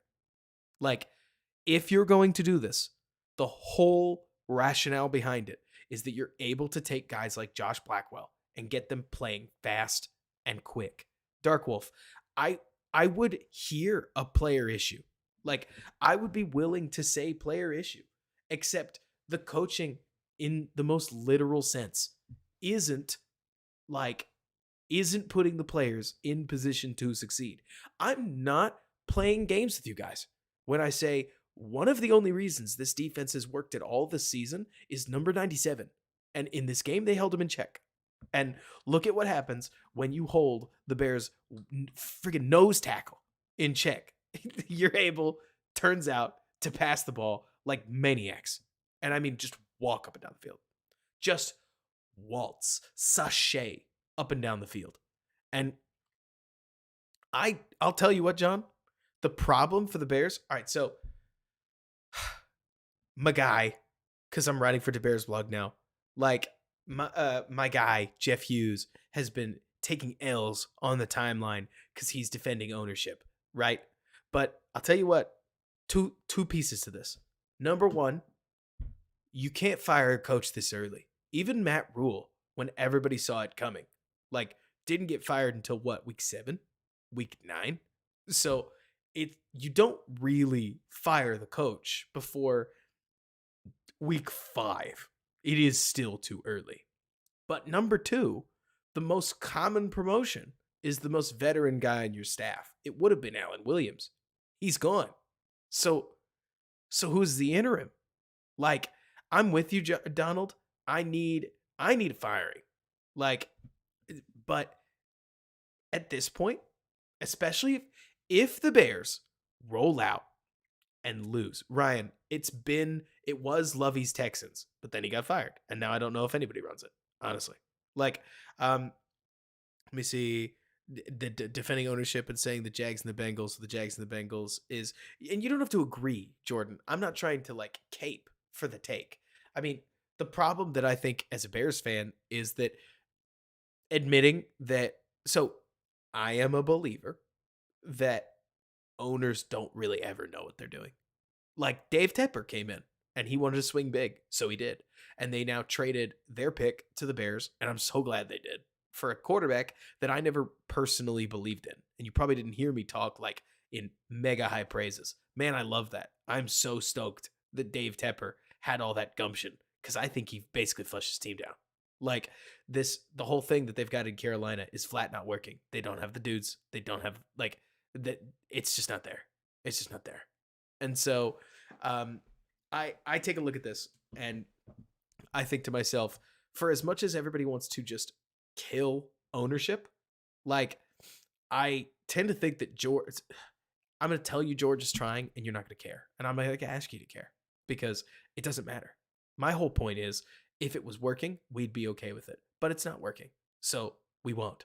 Like that's kind of what I'm sitting at, Dark Wolf. Hiring the right people isn't all luck. Like it may not be literally all luck, but it's damn close.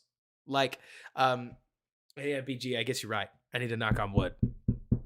And that's the thing, Donald. Like the Bears need to change their plans. Thankfully, they did. Like if I'm gonna defend anything, so here's my 2 cents. Okay, we got to divide things.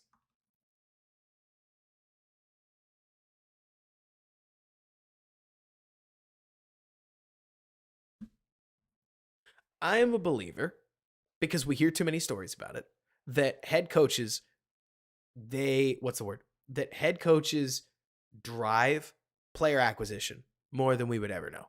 Like for as much as I think GMs have to wear the roster construction, it's not an accident that the Bears don't draft players that don't fit in the Flu scheme, which is archaic. So of course you're going to get the Tremaine Edmondses, who I still like enough, but you heard me immediately call it a boomer bust signing on Twitter, and then I ate a bunch of then a bunch of people dove on me, and here it is, $18 million, and everybody's picking on him because the scheme sucks. And I was like, are we sure? But anyways, moving past this. Flus, nah, get out of here. You're fired. You're gone. I don't want you anymore. Poles, if the Bears get number one pick and number one pick, you're also fired. Like, I hate saying it. Like, the way I would phrase it to Poles is, man, I love you. This isn't your fault. Like, you haven't done anything incredibly wrong. Like, or not, you haven't done anything incredibly. It's like a lot of this is out of your hands. I'll write whatever rec letter you need me to write, but you're gonna take a 2 years vacation because we gotta bring somebody else in, like wholesale change. The good news for the Bears is that Ryan Poles. So that's the thing, though, Donald. Is it? Because on one hand, you could argue it's continuing the cycle, but on the other hand, Poles did the part that matters. Like Poles is going to leave a treasure trove of picks in this setting. And because I don't think you're wrong, Donald, but it's really easy for somebody else to come in and take over for Poles. Like very, very easy. Very easy. Like a new GM. So the situation that I have here, Donald, is take a look at the Browns. The Browns are the best example of this because Sashi Brown stacked a bunch of draft capital for the Browns. The Browns went really bad and really bad, like in back-to-back years. Hugh Jackson showed up and Hugh Jackson basically got both of them fired. And then Kevin Stefanski and the GM's name escapes me, jumps in and spends all of Sashi's money, and the Browns are good. And they've still been pretty good. And so, like, Kevin, I don't even think he missed on that many picks. I tend to think that most of Poles' moves have had real thought. It's just like, let's see. Because that's the thing, Jordan. I don't think that GMs have to just roll over and ostracize. Like, I don't think that a new GM is going to come in and jettison Darnell Wright. That would be ridiculous. That would be ridiculous. It's more, Donald, that honest to goodness, I think it's going to be hard to convince. Like, I almost think that this season is going to end up so stinky that you just have to wash that stink off. Like, it's not fair. I in a vacuum, I really like Poles' process. In an even more direct way of phrasing this, John Harbaugh, Poles is the only reason I can be even modestly upbeat right now. Like I I tend to think that if Ryan Poles had traded the Bears first for Chris Jones or Ryan Pace, we are screwed. Like the defensive scheme is still awful. It might work a little better, but it's still bad. Like Luke Getsy isn't any better, and now the Bears don't have their pick, and they probably win 6 games, 6, maybe 5. But like, what does that do for you? The only reason that we can be medium excited is because of the decisions Ryan Poles made and the fact that he allowed an exit ramp to exist. But he's going to have to convince that to Kevin Warren. Kevin Warren may want his own staff. Like, there's another guy in there. And I know you're not. I'm just going off username, John. Like, but so we'll see. Like, I actually think that the Bears are pretty well set up, even if things go all the way south. Like the AC, I'm if I'm building a solution, I do think tanking again makes the most sense. But part of that is also AC, just so that I can be so plain with you that I think the Bears are going to lose a bunch of games anyways, and it will like if the Bears can't win 7, I would rather they win 1. That's my opinion. Like, man, Haplo, I think that's really aggressive because I think Poles may be a sacrificial lamb. And I can't emphasize enough that I don't think Poles like massively, massively screwed up or something. It's more like he just got attached to the wrong name.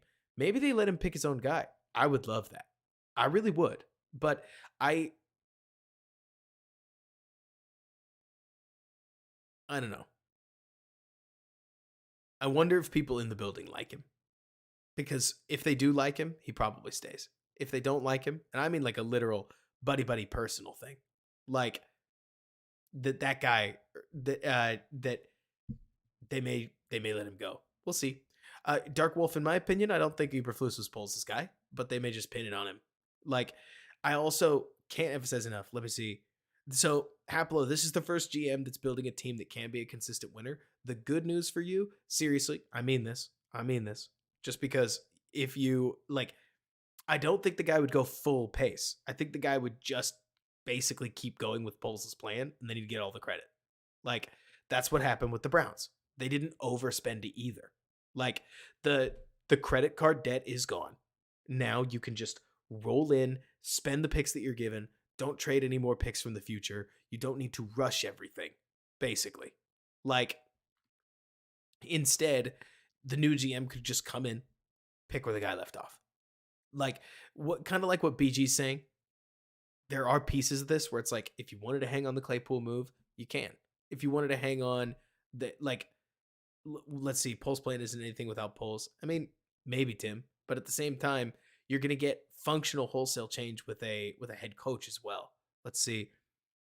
Donald, I would be down. It's just a matter of if the Jets are going to be down. Like we're at that point. Pretty much, Cody. As much as you joke, you're totally right. Where like you pick, all you got to do is pick Caleb Williams and Marvin Harrison Jr. and bada boom, you're probably good. Like for and so it's we'll see. I tend to think that there's a chance because the other thing that doesn't help is that it is technically Poles' roster and the Bears are getting blown out. Like the Bears are getting blown out, which doesn't help anything. Like this game, really bad. The Packers game, really bad. The Raiders and the Vikings games could be really bad. Like at least it's in the picture. And so I tend to think, just when I'm talking out loud, that while we do like what Poles is doing, I mean, I like what Poles is doing. I'm very pro Poles. I really am. That I just wonder how ownership's going to think. And I know you're worried, like Donald and others, but I don't think changing GM immediately means that they're going to go a different direction. They may literally go get a similar minded guy. Like your hope at this point is that the Bears guys like Ryan Poles do grow on trees, though. Like Tim, God, I could name you 5 GMs that aren't Ryan Pace that all act like Ryan Poles. Like Chris Ballard did it. Beyond that, Joe Douglas did it. Beyond that, Sashi Brown did it. This is pretty standard GM stuff, actually. Tear the roster down, accumulate a bunch of draft picks. The Arizona guy is doing it. Like, it's Brian Bean is a great reminder. Like, he did it too. Look, don't hear me trying to hate on Poles. It's more to say it's weird Pace didn't. Like, that's the core here.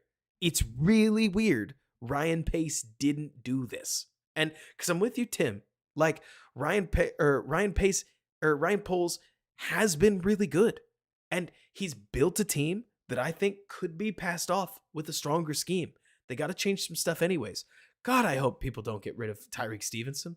Put him in like a press man defense and let the kid grow. Like, let's see, but I like that. I like that, Donald. But yeah, Pace was absolutely all or nothing. Like, it's more to say that being better than Ryan Pace, in Robert Smith's opinion, is not that. It's not that great. Like, it's not bad. It's what the Bears absolutely needed. But like, it's not that great. Hang on, let me see this.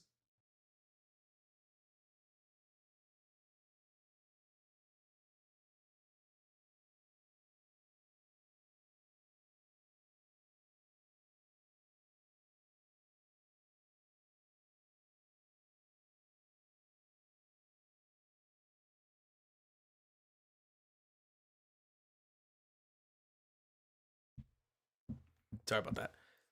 Pace, man, it does feel that way, doesn't it, Haplo? Let's see. What is one of one organization fundamentally built of? Yeah, that is one of one. Pace was delusional. Like, look, all I'm saying, okay.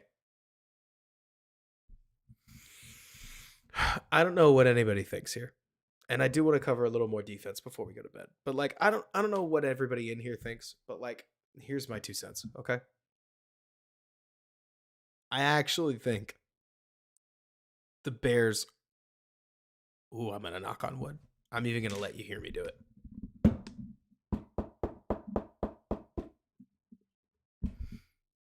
I think it would be really hard for the Bears to screw this up because it's just so obvious. Like, I'm not even playing around. Like, let's pick some coaching hires you guys may not even like. I'm just telling you, right? Like, okay, so you fire Matt Eberflus, right? You fire Matt Eberflus. And what was Matt Eberflus? Matt Eberflus is the old D guy. So what do we got to do? Well, obviously we have to do the literal opposite. So we're going to go young and we're going to go O. So now we're going to go get a young O guy, right? And where does that lead us to? Well, obviously, since it's like the Bears, right? Yeah, I was about to say that I thought young offensive woman makes so much sense. But like, so you get this, gosh, Dark Wolf, I would laugh so hard. But so this leads you to Goofy. It could be freaking Dave Canellis. It could be Ben Johnson. It could be Kellen Moore. Let's stick on Moore. And I'm not expecting everybody in this chat to love that. I'm thinking everybody in this chat goes, huh, meh, whatever, right?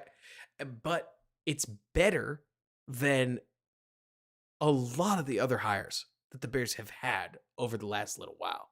And Cody, I don't even know if they're gonna go. Yeah, exactly right, Donald. I think that's almost literally what I said. Which maybe you heard it, but you bring Kellen Moore in, you bring in a high power pick, you bring in or a high power quarterback. Potentially, you bring in either a sweet receiver or a sweet defender, and suddenly you've got an offense where if so now I need to be so clear because your standards and my standards might be a little different. But if you told me that Kellen Moore was going to come in and he was going to effectively lead the Bears to become like the Jason Garrett Cowboys, that is an improvement in my terms. No, it's not the ceiling that I think anybody wants. But you got to remember, I want this team to just not be agonizing, right? Like, is this a problem? Like, I sit here and I'm like, can we just not be awful? Can we be like normal fine? Can we just move up and down the field and score and lose sometimes, sure, but like at least it'll look like the Chargers games? Like can oh my gosh. Oh my gosh. Like it's such low standards. Like, can we win 10 games once in a blue moon, but most of the time win 8 and 9? Like, oh goodness. And I sit here and I'm like, if you got an offensive mind and it's I don't know if and it's Ben Johnson or it's Kellen Moore, probably, right? Like those are the hot names. Those and if you overcorrected for Matt Eberflus, it leads you straight to the hot names, right? And then you get the so let's say you hire that staff, right? And you get a defensive coordinator that isn't just disgusting. Like you say that Donald it's still going to be better than this. It's still going to be so much better than this. And so then you get maybe Shane Waldron, maybe like sure, John. I sit here and I'm like, literally all of these names are better than Matt Eberflus. Like seriously, Cody, that is Shane Waldron. Like, but I do think Kellen Moore makes a lot of sense just in terms of what Kellen Moore has that a lot of these other guys don't is that he's got 2 OC spots and the offense is working relatively well within both of those offenses. And so I sit here and I look at it like you get let's see, Sirius Chessman or Eberflus, like if I had to pick one, oh god. But anyways, let's see. Jordan he might. But and if they do that, then he's off the market and you probably pivot to Ben Johnson. Like just or Jeff's not saying it on accident. Leo, I was about to say. Leo. Like the other option is if they don't go young offense guy, they go the name that I think is the most polarizing name in the Bears world. Not Dave Tube. Not him. It would be a certain coach from Michigan that I think everybody knows his name. And I think the reactions to Jim Harbaugh would be crazy. Like, because I think you'd have some people that would freaking love it, and you'd have some people that would freaking hate it. Dark Wolf, I knew you'd be there. Like, and I gotta be honest, like, I would pretty much have to wait to see who his coordinators were gonna be because Jim Harbaugh doesn't. Being completely honest with you guys, Jim Harbaugh doesn't mean anything to me specifically. Like he's a culture guy, but it's going to be about the coordinators he brings in. But at the same time, remember what I just said about how it would be hard to be worse? Like if you brought in Caleb Williams, let's just go all the way there. If you brought in Jim Harbaugh and drafted Caleb Williams and he brought in a decent like OC and a decent DC, it would be hard to flat out suck. And again, I'm just gonna knock on wood again. But you at least are talking about a guy with a lot of experience and still passion for the job. Like you're not getting the checked out version of John Fox, and you're not getting, oh ho, I'm a first time head coach and I don't know what I'm doing and blah blah blah blah blah. Like it's I'm looking for better. Like, honestly, John, I don't know if it would. Like, I think Caleb's too good for that because Caleb can play, and it would be awfully weird if he went and got Roman. But he's also worked with a way more offensive coordinators than that. Like, it wouldn't just be you got to like it wouldn't just be Roman or bust. But James, while failure is always an option, and I mean I get that, but let's see the field you could see he's so weird he'd better be winning right out of the gate. I mean, Otter, that'd be the weird part is people would ask him to win right out of the gate. But also, you got to remember, Otter, people in this setting, people would be conditioned to people would be conditioned to 2 seasons of first overall pick. So if Jim walked out and won 6 games, some people would go crazy. Like, all I'm saying is that your boy here looks at Ryan Poles and is like, Ryan Poles is a detail. Like, I completely get what all of y'all are thinking, and feel free to disagree with me. But I look at Ryan Poles and I'm like, I don't want to say I could care less because it's not about that. It's more like if the Bears end with the number one overall pick, picking the basics and getting a decent head coach gets us most of the way home to where I want to be. Getting the right GM is going to be the difference between, like, are we going to win a Super Bowl or not? Vaguely. I mean, raise your hand, and ask yourself whether you think that your dog Brett Veach can draft receivers. Does it matter? Like, it doesn't, because he already had Travis Kelce on the roster, and he paired him with maybe the greatest quarterback ever. And they're drafting some dog defenders. Like, some dog defenders. Donald, right now, Poles is building a team that just got the first overall pick and now another one that might. Like, I I love the vibe. I do. I'm with you. But Poles has the right big picture and a lot of the wrong little pictures, in my opinion. Like, I love the big picture. The big picture vibe is great. It may take too long. Like, we have to look ourselves in the eyes and say, this is taking an awfully long time. And it's got to hit the accelerator at some point. And unless you told me that Poles literally planned for Matt Eberflus to embarrass himself, get fired, and then Poles' real plan would start, okay, that's an awful lot of planning. But maybe, maybe. But within that, like, I don't know. I'm not saying that I don't like Poles. I think I've said that enough.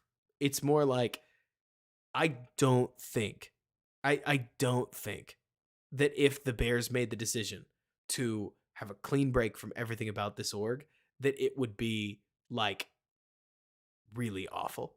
I think it would be a justifiable decision. That's all. That's all. I'd like a justifiable decision that I think some people flat don't like. And that's okay, Donald. Right, James? Exactly. But so I'm not sure either.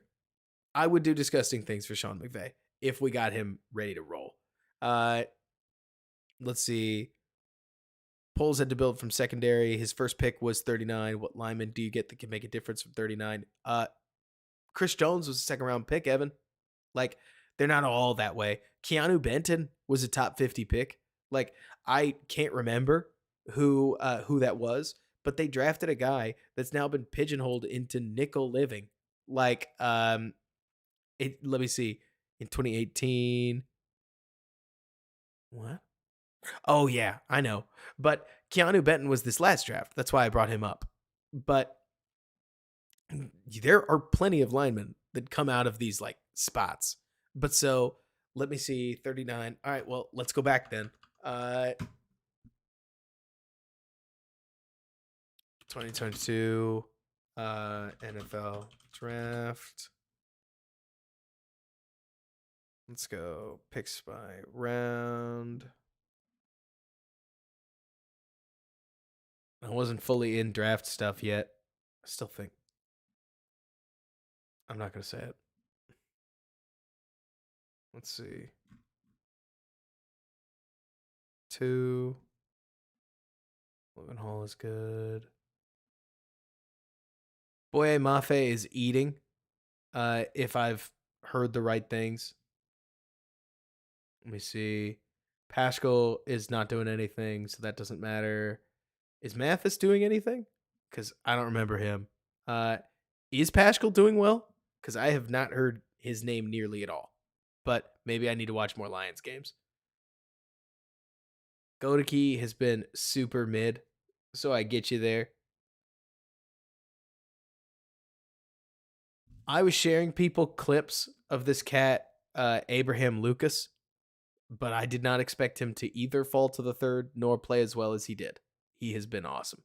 He's been really awesome. Let me see.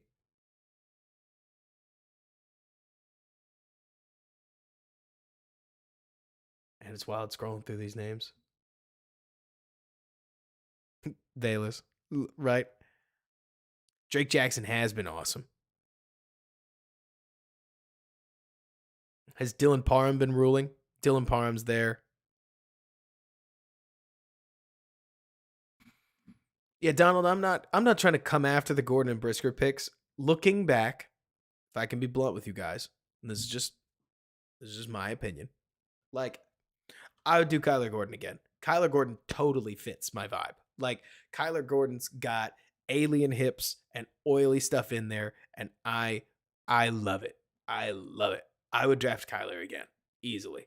I definitely am lower on Brisker than I think nearly everybody else. Like, I mean, and that's okay. I'll just roll with it. And Brisker's health has been like an issue, but also, Donald, what does Brisker do?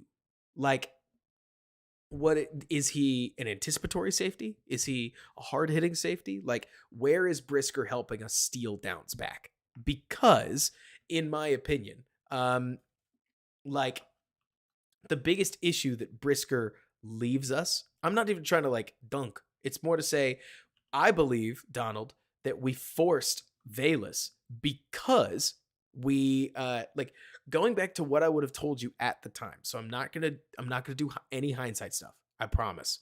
Like, going back, I believe we forced the Valus pick because we didn't take a receiver earlier. I think this had to be Alec Pierce, who went not just a little bit later. And the Bears receiver room would have been better for it. It would have had they would have had an X receiver. Everybody would have said the Bears are doofuses. They should have taken George Pickens. But I can't help but think that Alec Pierce would have, like, even at the time, then all of a sudden, after you take Alec Pierce, you can take like not Valus Jones at 71. But that's a little bit of hindsight. Plus, there you go. John, at the time I did. Especially given that Pickens got into a car crash like the day of the draft. I was like, what is going on here? James, that's basically how I feel. Like, you're putting in a bucket what is more or less what I'm thinking, which is that, to me, Kirby Joseph, I'm not even playing around with you. Kirby Joseph, JT Woods, like Jalen Petrie, that's your modern safety. Whereas Jaquan Brisker was closer to like a Landon Collins style box safety. And that's cool. That's a good player. It's just not as common a fit inside of modern defenses. And so a guy like Gordon, you can make that work. You can make that fit. Like, let me see. You would have swapped Gordon out before Brisker even today. Um, that's fine. You can. I like Gordon. I think Gordon was one of the best players on the field in that week 1 game against the Packers. And I'm really excited to see what he does. I think he's got instincts. I think he's got agility. And I think he's the kind of guy that you can play. I mean, God, I hope he doesn't become some kind of a night or like a dime backer. But Gordon is one that I'm excited about in the future as far as finding a spot somewhere. He's got a lot of the things that at least make me go, hell yeah. But the Valus pick was a force, and anything that we could do to avoid that, I probably would have done. Let's see. We should have been able to get Pierce in the 3rd, just like we should have been able to get Stromberg in the 4th. I hope, Donald, that in that same way, you're coming around to the idea of, if you like him, you got to take him. Because the problem that I had was, like, within that, was more saying that I get value, but if you knew you needed a receiver, like, you still gotta take the guy. And I don't know. I don't know. I'm backing off of that. No, this is how I ultimately feel. Like, yeah, of course, wasting draft value is something that nobody likes, especially people like on Twitter. They want every pick to be absolutely optimal. And I look at the draft and I sit there saying, well, it's one thing for something to be optimal. It's another thing for it to at least be sensible. Like, drafting Clinton Farrell top 5 is not even sensible.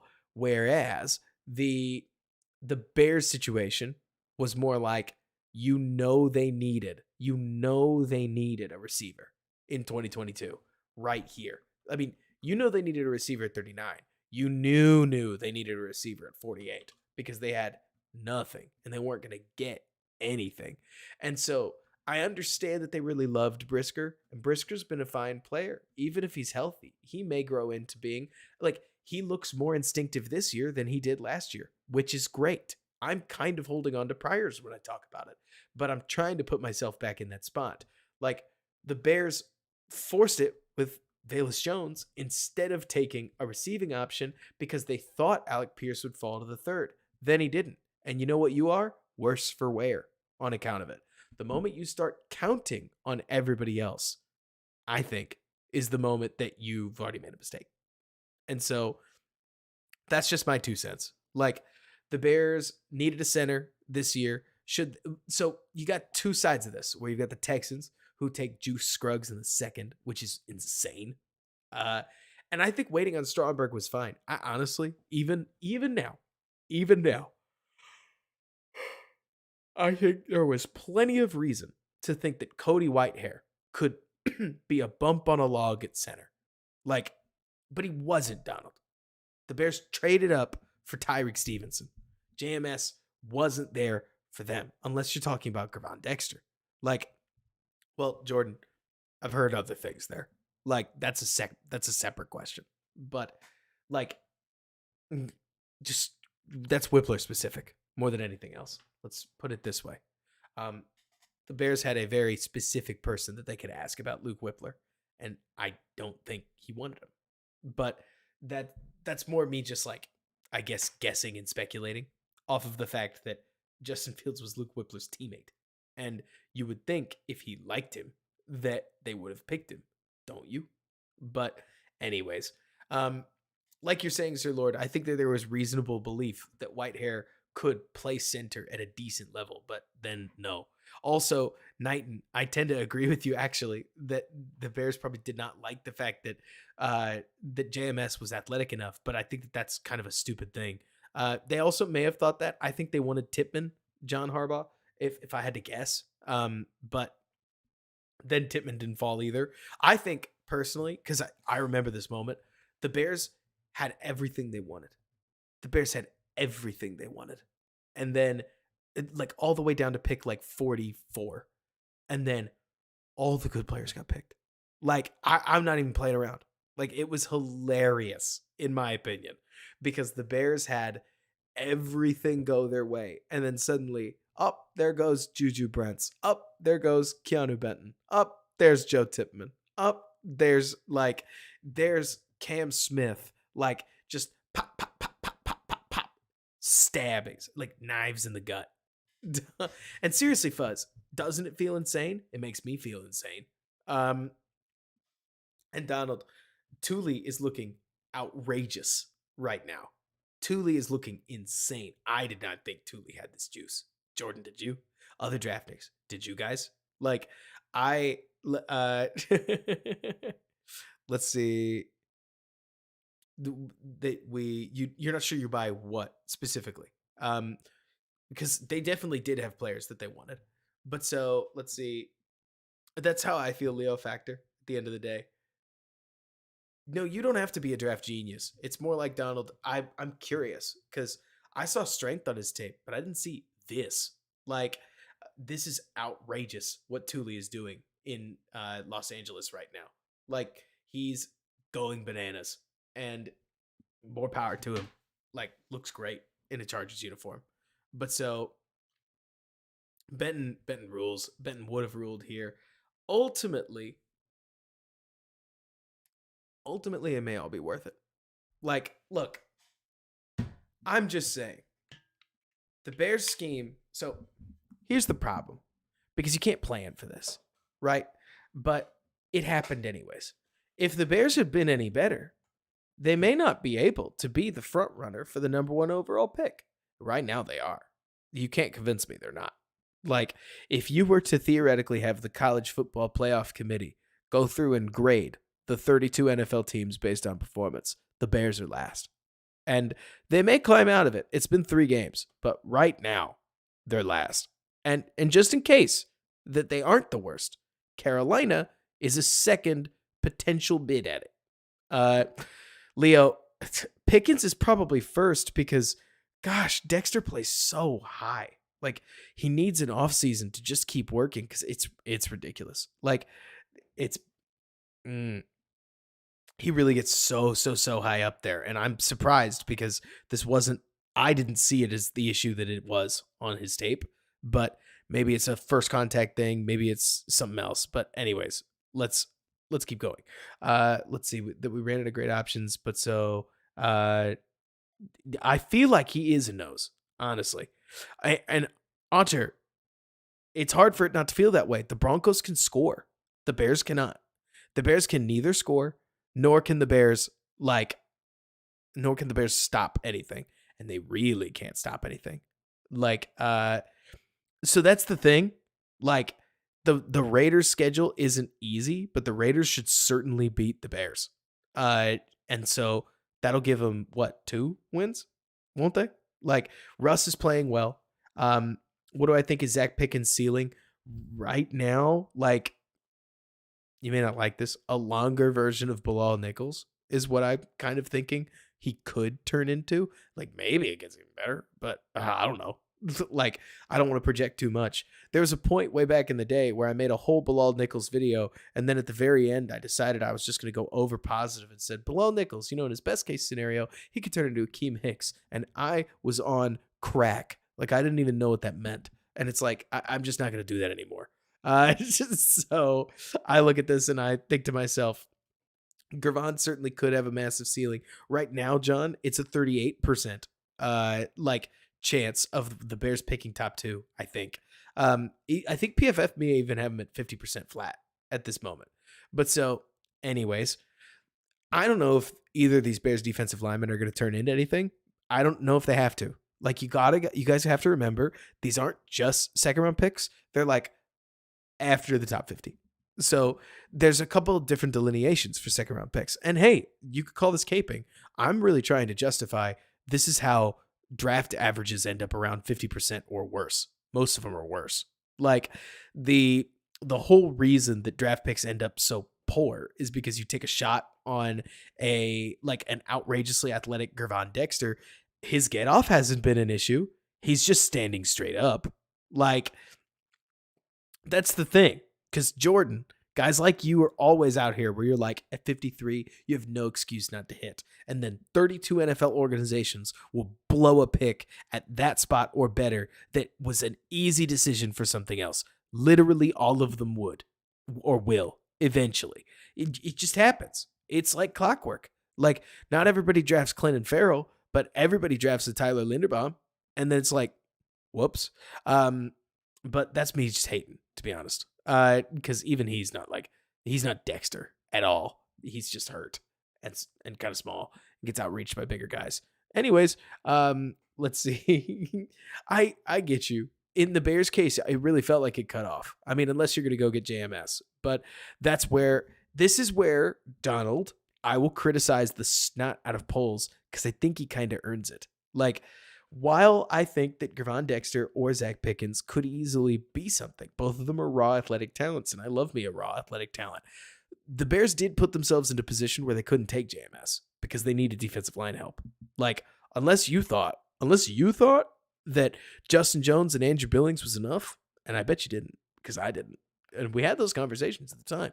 Like, yes, you got to draft BPA, but Poles doesn't do enough to force things in free agency to make sure that he can draft BPA. So now in back-to-back drafts, we have had to fix positional needs instead of drafting BPA. And you still get some sick picks. Like, I really liked Darnell Wright and the way that they handled it. Picked up an extra 4th for the privilege of not drafting Jalen Carter, which doesn't seem like they wanted to do anyways. Sure. And then later down the draft, I loved the Tyreek Stevenson pick, and I stand by it. Can never have too many good DBs. But the D-line picks, well, they had to because they already picked their O-lineman. And so, like, it's not easy. And let's see, like, that's the thing, though. I'm not saying they needed McGlinch because McGlinch has been bad. Most of the free agent defensive linemen have been bad, except for Javon Hargrave, who's been awesome. He's actually been phenomenal. And he plays 3-tech. And I mean, who cares? He made it come to the Bears for less than 25 mil a year, like or worse. But it's more like if you were going to point the finger at Ryan Poles and say, "I love the big picture. What are we doing?" It's the fact that the Bears have pigeonholed themselves in the draft 2 years in a row. First at wide receiver, then at both offensive line and defensive line, and the unit that they comes out with ends up lacking, right? Like, I know, but it does, right? The 2022 receivers were unacceptable, and we all thought so. And then the 2023 defensive line is unacceptable, and I think we all think so. That's how it goes. But so that Dom Rob's a fifth round pick, right? Like, you're not really expecting anything else. And so that's certainly my hope, Leo. And then let's see. I'm with you, James. Like, I don't have an issue with Carter. I will defend the right pick basically until I'm dead. Like, Jalen Carter right now looks awesome. He is in the absolute perfect situation. It's the Mahomes Eagles thing. And moreover, I think that the fact that Darnell Wright exists is a huge boon for any Bears offensive line. You can buy guards.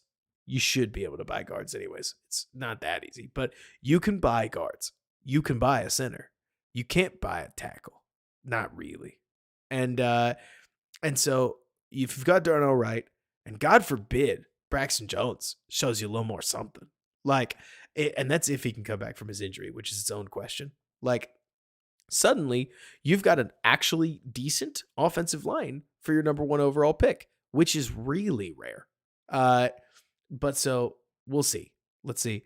Why are we building our whole roster around it? Because we got a bad coach. Fuzz, I'm not even gonna pretend. Let's see. Jordan, the Tyler Scott pick is him getting ahead of himself in a good way. 100%. Like, Poles did a good job of starting to just build depth. Like, I really like Poles' big picture. It's just the real picture is so poor right now. It's just, let's put it this way, guys. If you were Ryan Poles and you told your boss, like, okay, I know last year was bad, but we were bad on purpose. Like, next year, we're going to be fun. And then they are not fun. Then they are decidedly not fun, right? Then they go out and they get blown out by a kid in his first start that currently throws more inaccurate passes than anybody else in the league. I'm talking about you, Jordan Love. The week after that, they lose to Tampa, and your quarterback throws a second pick six, for crying out loud. And then third game, you get blown out. You get blown out faster than the Broncos did. The Broncos were easily, far and away, Broncos were far more competitive in a game where they got beat by 50. Sue me. Like, the Bears didn't put up any points. The Broncos put up some until they got spaced. Like, I understand that the margin of it, this is where, to me, I wish we scaled blowouts by how quickly the game ended, if that makes sense. The Dolphins finished the Broncos off after halftime. The Bears game was over, like, before halftime even started. And that's, like, honestly, Jordan, you could even say that the Chiefs ended, you could be more forgiving. You could say that the Bears lasted until Justin Fields' pick, like, within the second quarter. But even so, ending before halftime is brutal. Like, oh, Donald, I like it. I can't wait. And so I sit here and I look at this and I'm like, I understand that, what is it? I understand that, like, the Broncos got beat by more, but a lot of that is because the Broncos backups just kept scoring, and more power to them. Go for it. But what I'm trying to really say is the Bears, I think, starters got beat drastically worse. And that's what it is. Let's see. Aside from pad level, well, pad level is just kind of a big one, John. Like, it doesn't mean that he's dead in the water. It means it's got to get fixed. And then we'll see. He's really, really, really, really raw. He's really, really raw. And that's fine. We didn't expect him to be like all the way there. Well, some people do. Depends on what you think should happen with 53. The main problem I have, John, is that at the moment, I am relatively beholden to the Bears. So when they pick Gervon Dexter, I'm going to roll up and I'm going to say, like, this is what this guy does. Let me use the best example I could give you, right? Tremaine Edmonds. There are a lot of people out there. We may have some in the chat. And if we have some, I love you. But we got to talk about this. That they saw Tremaine Edmonds and they were like, man, he's going to be a demon against the run. No, he isn't. That's not what he does. When you watch when you watch Tremaine Edmonds, he has never been strong against the run. And I mean, never, ever. Signing him for $18 million was to go make plays in coverage, but he was never brought in to be good in the downhill run game. Lateral run game, also a different story, but never in the downhill run game. And you have to know what these players do so that you can then assign, or like you can see what they're bringing you. Another example, Kyler Gordon isn't like fast, but his agility is outrageous, if you ask me. I mean, the quickness with which he can plant his foot and go the other direction is really something. But like, let's see. It does feel that way, right? Like he's just not a downhill crasher. It's not what he does. But so like, you have to look at these players. Now, could you have gotten a better player at 53? Maybe. I mean, goodness, Thule is certainly just going off like a bomb. Like, if there is an aspect within this defense of, if you can't make room for that guy, what are we doing? But maybe they wanted Thule. Maybe they somehow thought Thule would laugh. Well, AC, it's more like that's just not what Edmonds is or what he does. And he doesn't have to be. You can, like, Edmonds can be a phenomenal player. But Donald, if it helps, like, is Lewis on a practice squad yet? Because I don't know. Oh, man. Leo, I think he'd get erased as an edge, but maybe not. I mean, they tried it in the preseason and it kind of vaguely worked. So I don't know. Let's do a little more defense. They get scored on, whatever. Dom Rob actually makes the occasional play. Leo. So here's Edmonds looking awfully athletic. Like, he's dropping to his stupid landmarks, and that's just a coaching thing. But the moment that Mahomes moves his arm, he breaks, chases down, brings down brings down, who's that? Is that Sky Moore? 24? Think so. Like, when Edmonds has the opportunity to just go be an athlete, he is fluid as all get out. Like, he's exactly the kind of linebacker that I would never be able, to be honest, to keep myself from wanting, because he is just so fast and so quick with his feet. And when it's good, it is great. And when it is bad, I will blame somebody else. Like, we all have these players where they're just our type, you know? And oh yeah, this is that play, by the way. Like, this is where Pat Mahomes says, yeah, what if I just did this? Boom. Remember earlier when we were talking about how long it took Justin to release that ball? Like, here's Pat. Here's what he does.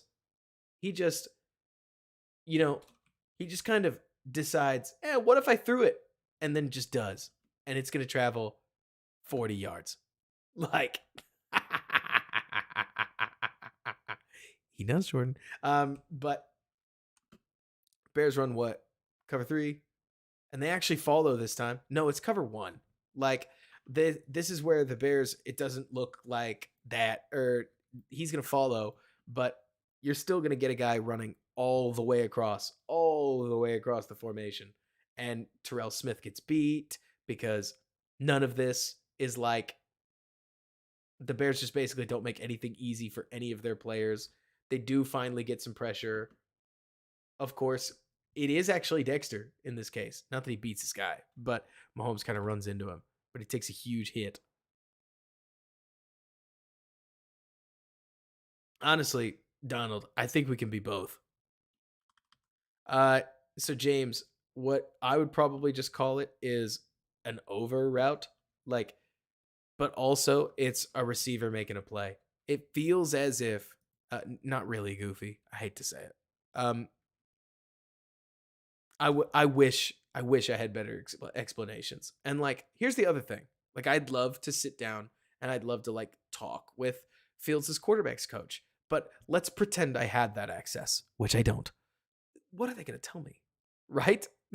There's no way, Evan. There's no way that changing like there's no way that a JJ, like that JJ, there's no way that changing his footwork would just automatically bring him back to Nagy levels. Like, I don't know what's going on. Do we have any long term starter on the D line? Hell yeah, we do. His name is Andrew Billings, and he's a nose tackle, and I love him. This play, by the way, felt like Nagy just letting the Bears have it. Like, pitch into a quarterback throwback into a Mahomes ball for a first down. Let's see. Seeing as it unlikely he's fired. Oh, I don't think it's unlikely, Tyler. Like, unless you're talking unlikely that he's fired this week. At which point I agree with you. But the like I think it is becoming really, really difficult to justify keeping Flus because it's ugly out there. Oh, gotcha, Tyler. Okay, no, we're on the same page. Let's see. Do I expect Flus to make any changes to the defensive calls? No, actually, I don't. I have not seen Flus be an "it's all on me" guy. I have seen Flus. Maybe you guys have seen the same thing, because I don't think I'm crazy. Flus has been more of a no. We called the right plays. The players just have to execute it, and he says that nearly every week. And so with the Broncos, I mean, it's literally just going to be a matter of can Russ quick trigger on cover two. I can't imagine he can't. He's been in the league for long enough. But of all the quarterbacks the Bears are going to play, Russ is the most effort I'm going deep and the guy who hits the middle of the field the least. So maybe. But the Broncos offense has also been humming and they hum pretty hard. They just kind of keep getting in their own way. If the Broncos can score, my read on the game is if the Broncos can score, the Bears lose. If the Broncos can't score, the Bears don't lose. Maybe. But the Broncos may score. What happens is Flus is fired? We won't get that far. I actually don't think that the signs are there that the Bears will fire a coach midseason, in my opinion. It's bad out there. But the DC leaving, like, hurts. Evan, part of me, a huge emotional part of me tends to agree with you, where I'm like, just put the bullet in it. Like, at least if you end it, then it's over. Oh, look at nobody winning a one on one. And like, I get it, but there's a point where I'm just amazed at how little Justin Jones does. Like, I hate to be the guy who's just hating on a man, but I just can't believe Justin Jones gets so many snaps and does so little with it. Like, here he is generating penetration, and the Chiefs are just totally fine with it. They're like, we don't really care. And they just go a different direction.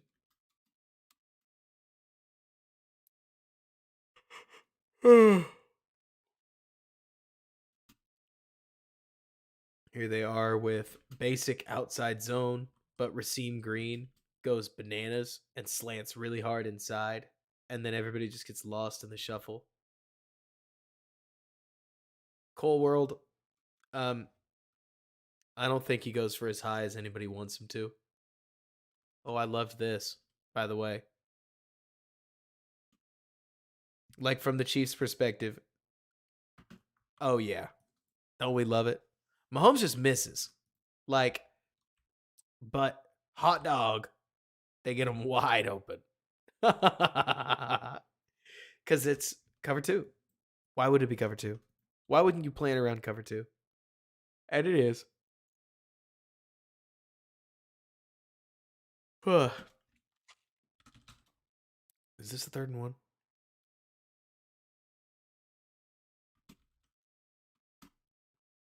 Second down. Oh, yeah. So the Bears call cover two on the first play. What do? Then they go cover two on the next play. So with everybody dropping and everybody's feet pointed backwards, what's the easiest thing to do? Just call a screen. And it works.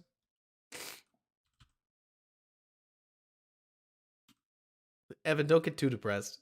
But man, it could get nasty out there. Maybe. It's a huge game for the tank.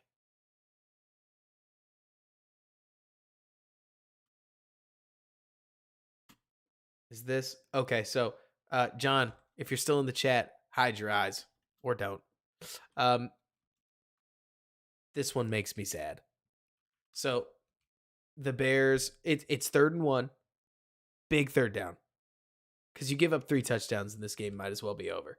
And Andrew Billings is going to penetrate like a maniac, but somehow Pacheco is able to like skinny through the defensive line. So what happened?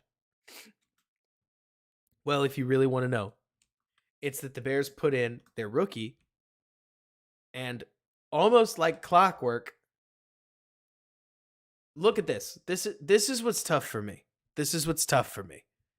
Andrew Billings is like so low, he ends up on the ground. But he penetrates like a maniac, right? Gavon Dexter stands straight up on this play. Like, he just stands right up, almost like he doesn't know. I honestly don't know what he's doing, to be honest with you. I'm sure some D-line coach might. But he effectively gets cut blocked because the lineman literally dives in front of him and just keeps his body in front of him and just kind of keeps crawling forward. I love that, Jason. I think that's awesome. And here's the thing. Edmonds is constantly late. Edmonds is constantly watching for a boot action. Like, I don't have an issue with it because to me, you need a Mike linebacker that's able to stand up to play action and not get fooled by it. And Edmonds has already had a couple plays where he doesn't get fooled by it. And this is sweet. Like, this stuff's awesome. One-on-one with Pacheco, there aren't a bazillion linebackers that are going to chase the guy down. Yes, of course, the throw doesn't get there, but like Edmonds would have made the tackle too. Like, Edmonds in an actual defense might be fire, but in this one, we're not going to get there. Like, the whole thing is just so messy. Who's this winning? Oh, it's Unique. Look at that. The cross chop totally worked.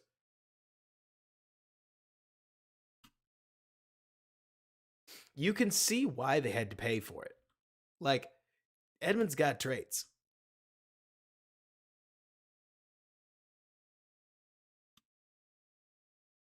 But then you do this. And is it Brisker's fault? Not really. Because it looks like the Bears. I mean, okay, so I can't say for sure that the Bears are in a man coverage. Because honestly, it gets hard to tell with some of these end zone sets. But if it's man, set a pick. If it's zone, set a pick. And that's exactly what they do. They set a pick. Brisker never gets out. He walks in. Comfy.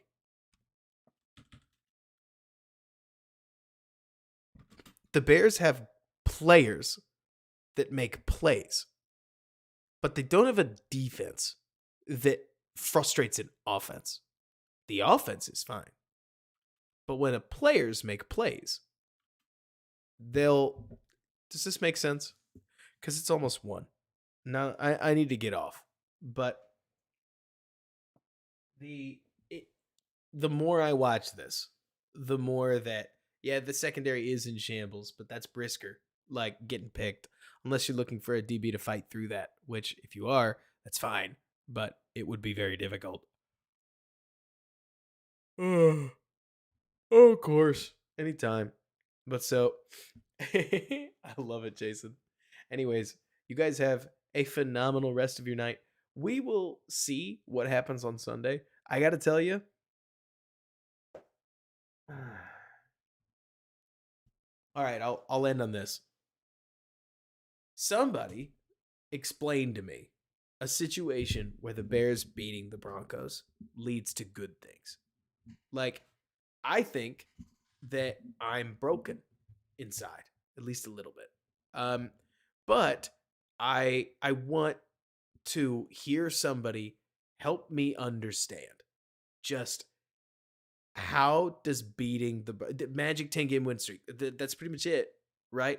But like if they beat the Broncos and then they get smoked by by the Commanders and then they beat the Vikings and then they lose to the Raiders and then they go on to lose to the Lions, they lose to the Chargers, and they lose to a couple, like a bunch of other teams. Like, what are we really left with? Because maybe a little bit of dignity, but like, I'm okay selling them dignity. Like, I'm totally okay.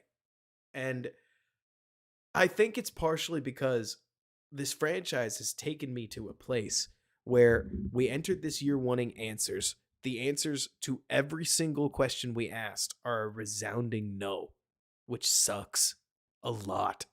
And I am willing to plant the dagger. This is my, I guess, like my 1 a.m. hashtag shower thought, basically. I am willing to plant the dagger in my favorite team if it gives me answers. Because, Sir Lord, I think that it can get better from here. Like, if they just suck, like, if they're just bad, if they are just winless, or maybe they get one win, I could go for one win so that Detroit's the only winless team. Like, at that point, you're looking at a real blueprint. Like, I'm not even playing around. Like, as much as we would joke about it, you look back at the last bunch of teams that took a player number 1 overall, and these guys aren't like the last one to bust is Baker. Like, and even then, the Browns aren't in a bad shape, largely because of Myles Garrett. So hopefully that would be Marvin Harrison Jr. Like, and I completely get you. Like AC, I'm right there. You don't like young like Chase Young, or you don't like young like Bryce Young. Oh yeah, no, I get you on the Bryce Young. Like, and now I get you. It's more to say that if you end up with Caleb May, or you end up with man, that'd be awesome, Jordan. Like, I'm telling you right now that in my opinion, if the Bears managed to pull off Caleb Williams and Marvin Harrison, you would effectively, like, honestly, you just add Marvin Harrison. You would effectively have between Marvin Harrison Jr.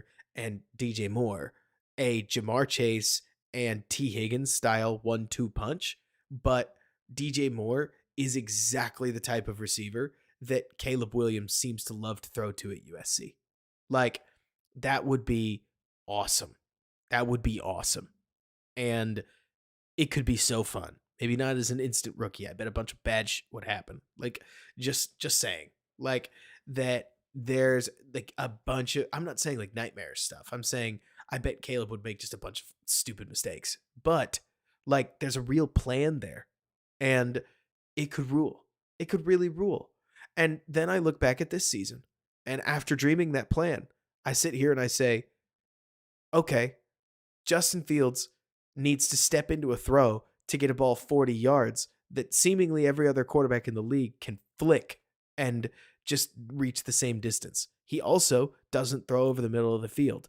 And the offensive coordination sucks. And the whole staff needs a firing anyways.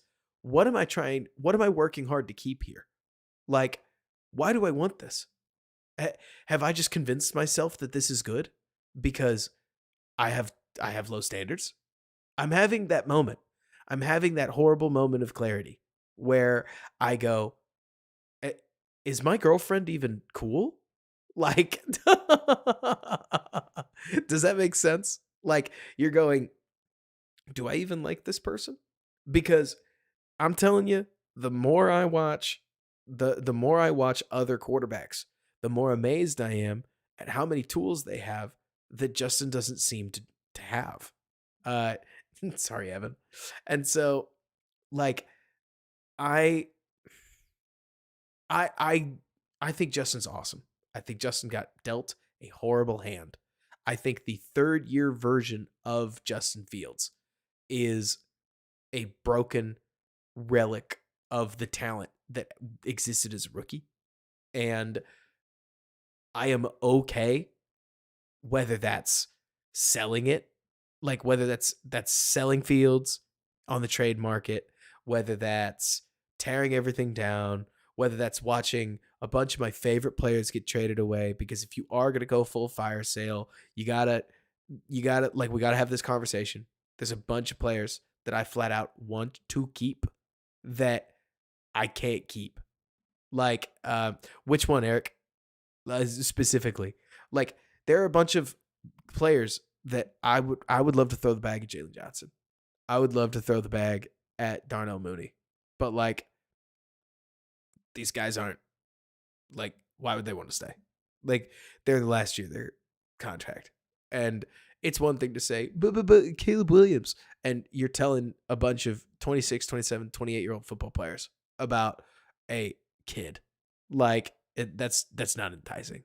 And Mooney may take the money, but like I'm more saying like Donald trademark it, baby. If you can get like decent value for it. And so we'll see. But it would be rad. Like, and so I'm I'm not I don't know. I'm never out on a player. You want to reel me back in? You can reel me back in. Truly. Uh but Fields has a long way to go. Maybe too long. And it hurts because Getsy is not setting. Getsy vaguely set him up well. Like that's the weird way I'd put it. Like the run game sucks, but the pass game, well, they tried to do a bunch of things that Fields thinks he wants to do, and the offense that came out was bad, and it went up against a good NFL defense, and they shut it down. And I don't know if this offense that we ran against Kansas City is going to score much against Denver because what are the Fangs? Like, is it beating Surtain? Like, is it the Bears attacked, or chances are they're going to suddenly start running a bunch of toss crack. Not because I think Getsy is smart, but because Getsy will probably just watch the Denver tape. And I would just be shocked if he doesn't toss the ball because they do know how to do it. But they apparently are innovative enough to try until somebody else scores for nearly, or somebody scores nearly 10 times off of toss crack. So we'll see what happens. I don't really know what the game plan, to be honest with you, given the game plan that they run on defense, given the way that they've operated their offense, I just don't really know how they're supposed to beat the Broncos. But things have to change. Like this team has to dig deep and find itself at some point. They have to do at least a little bit better. But Porto Ducks, there are a ton of plays on Williams' tape where he doesn't hold the ball for 4 seconds. It's 100% a choice on his part. And whenever he wants to release the ball, he can. Like it's different. I mean, Fields held it in 4 seconds like it was within structure. Williams holds it for 4 seconds like he's just playing ball and looking for a big shot. And you may not see that as any better, but you can't spend your entire career getting the ball out exclusively like fast. It's both. But so what anyways, but so let's see. I don't think they know either, Sir Lord. But anyways, I'm gonna go to sleep. Well, actually, I'm gonna go eat dinner. I didn't end up eating dinner tonight. So support the channel however you can. Hit like if you liked the stream. If you didn't like the stream, let me know what I can do to fix it. Let's see, we'll be here next Tuesday as usual. we'll try to blow the channel up as much as we can. I have this vision that I want to create. I want to see if I can make some kind of a video. Let me see. Yeah, you know, Haplo, you knew it was there. Like, I want to make a video about the tank because not because I think the tank is starting, but because the race is going to be electric. Like, uh, oh God, Haplo. Oh, I hate that. I'm gonna let somebody else tell me about that because I watched the last one, but maybe he's just mad. But so like to me, Donald, it's more like there's a race for Caleb, and the race for Caleb should be Wet and Wild. Like week four's Caleb matchups are awesome. I can't believe. I don't know which game I'm going to be more locked in on. If only because like the Denver Bears game is so important, but so is that Carolina Minnesota game. Like and even better, both of those squads think they need it. Like Minnesota, like you're cheering for the Vikings, by the way, for two reasons, in my opinion. Okay. I am guessing. But did you guys see that rumor that got floated around about Minnesota and trading Kirk? Did you? And so, um, like, I think the Vikings need a win. I think they need to win in the worst way because I actually think it makes sense. Like the Jets need a quarterback. Kirk Cousins could easily slot in and be the veteran quarterback that they need. Haplo, that's the thing. We don't need this because Dalton might beat the Vikings. It's not impossible. And if he does, the Vikings are going to blow it up. And so we'll see what happens, Jordan. But I'm just talking out loud that we don't need the Vikings to stop trying. We need the Vikings to keep trying. And so they beat the Panthers and the Broncos beat the Bears. And I'm talking like you're running a 100-meter dash and you've got a 2-stride lead on everybody else. Like the Caleb Williams in only week 4 would be the Bears to lose off of 4 weeks.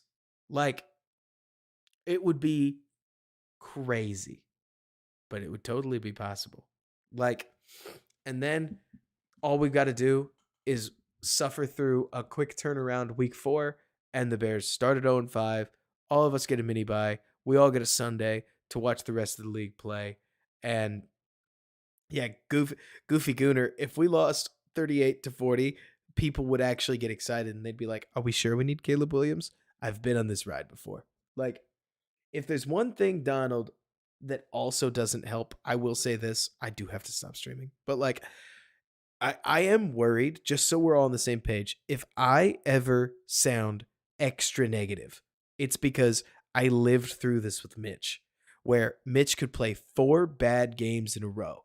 And if you posted a negative observation in the 3rd bad game, people would go, "Shut the F up. Stop talking about this." And then he has one Cowboys game and everybody's back in. Like, everybody's back in. And that stuff drives me nuts. I care about the entire season. If I ever sound negative, it's because I believe when you're out, stay out, or at least have the player play as many good games as they played bad games. To me, it's obvious, but that's just me.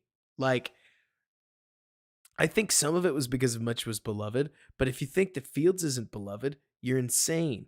Like that's the thing. Like Zach, let's see. You feel like Fields is gonna play good, but we lose just like last season. Last season was kind of messy.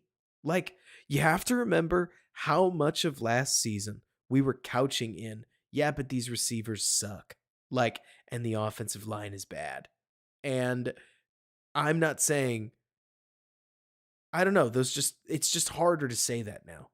Cuz now it's like, well, these receivers don't suck this bad. And these this offensive line, well, it's getting awfully like long pockets for it to be that bad. And it's frustrating cuz I can't say that for 2 years. But I think they earned the excuses, Dark Wolf. If that makes you feel better, I think it was sane. I think it was sane to say, hey, maybe. And then it turns out the answer is no.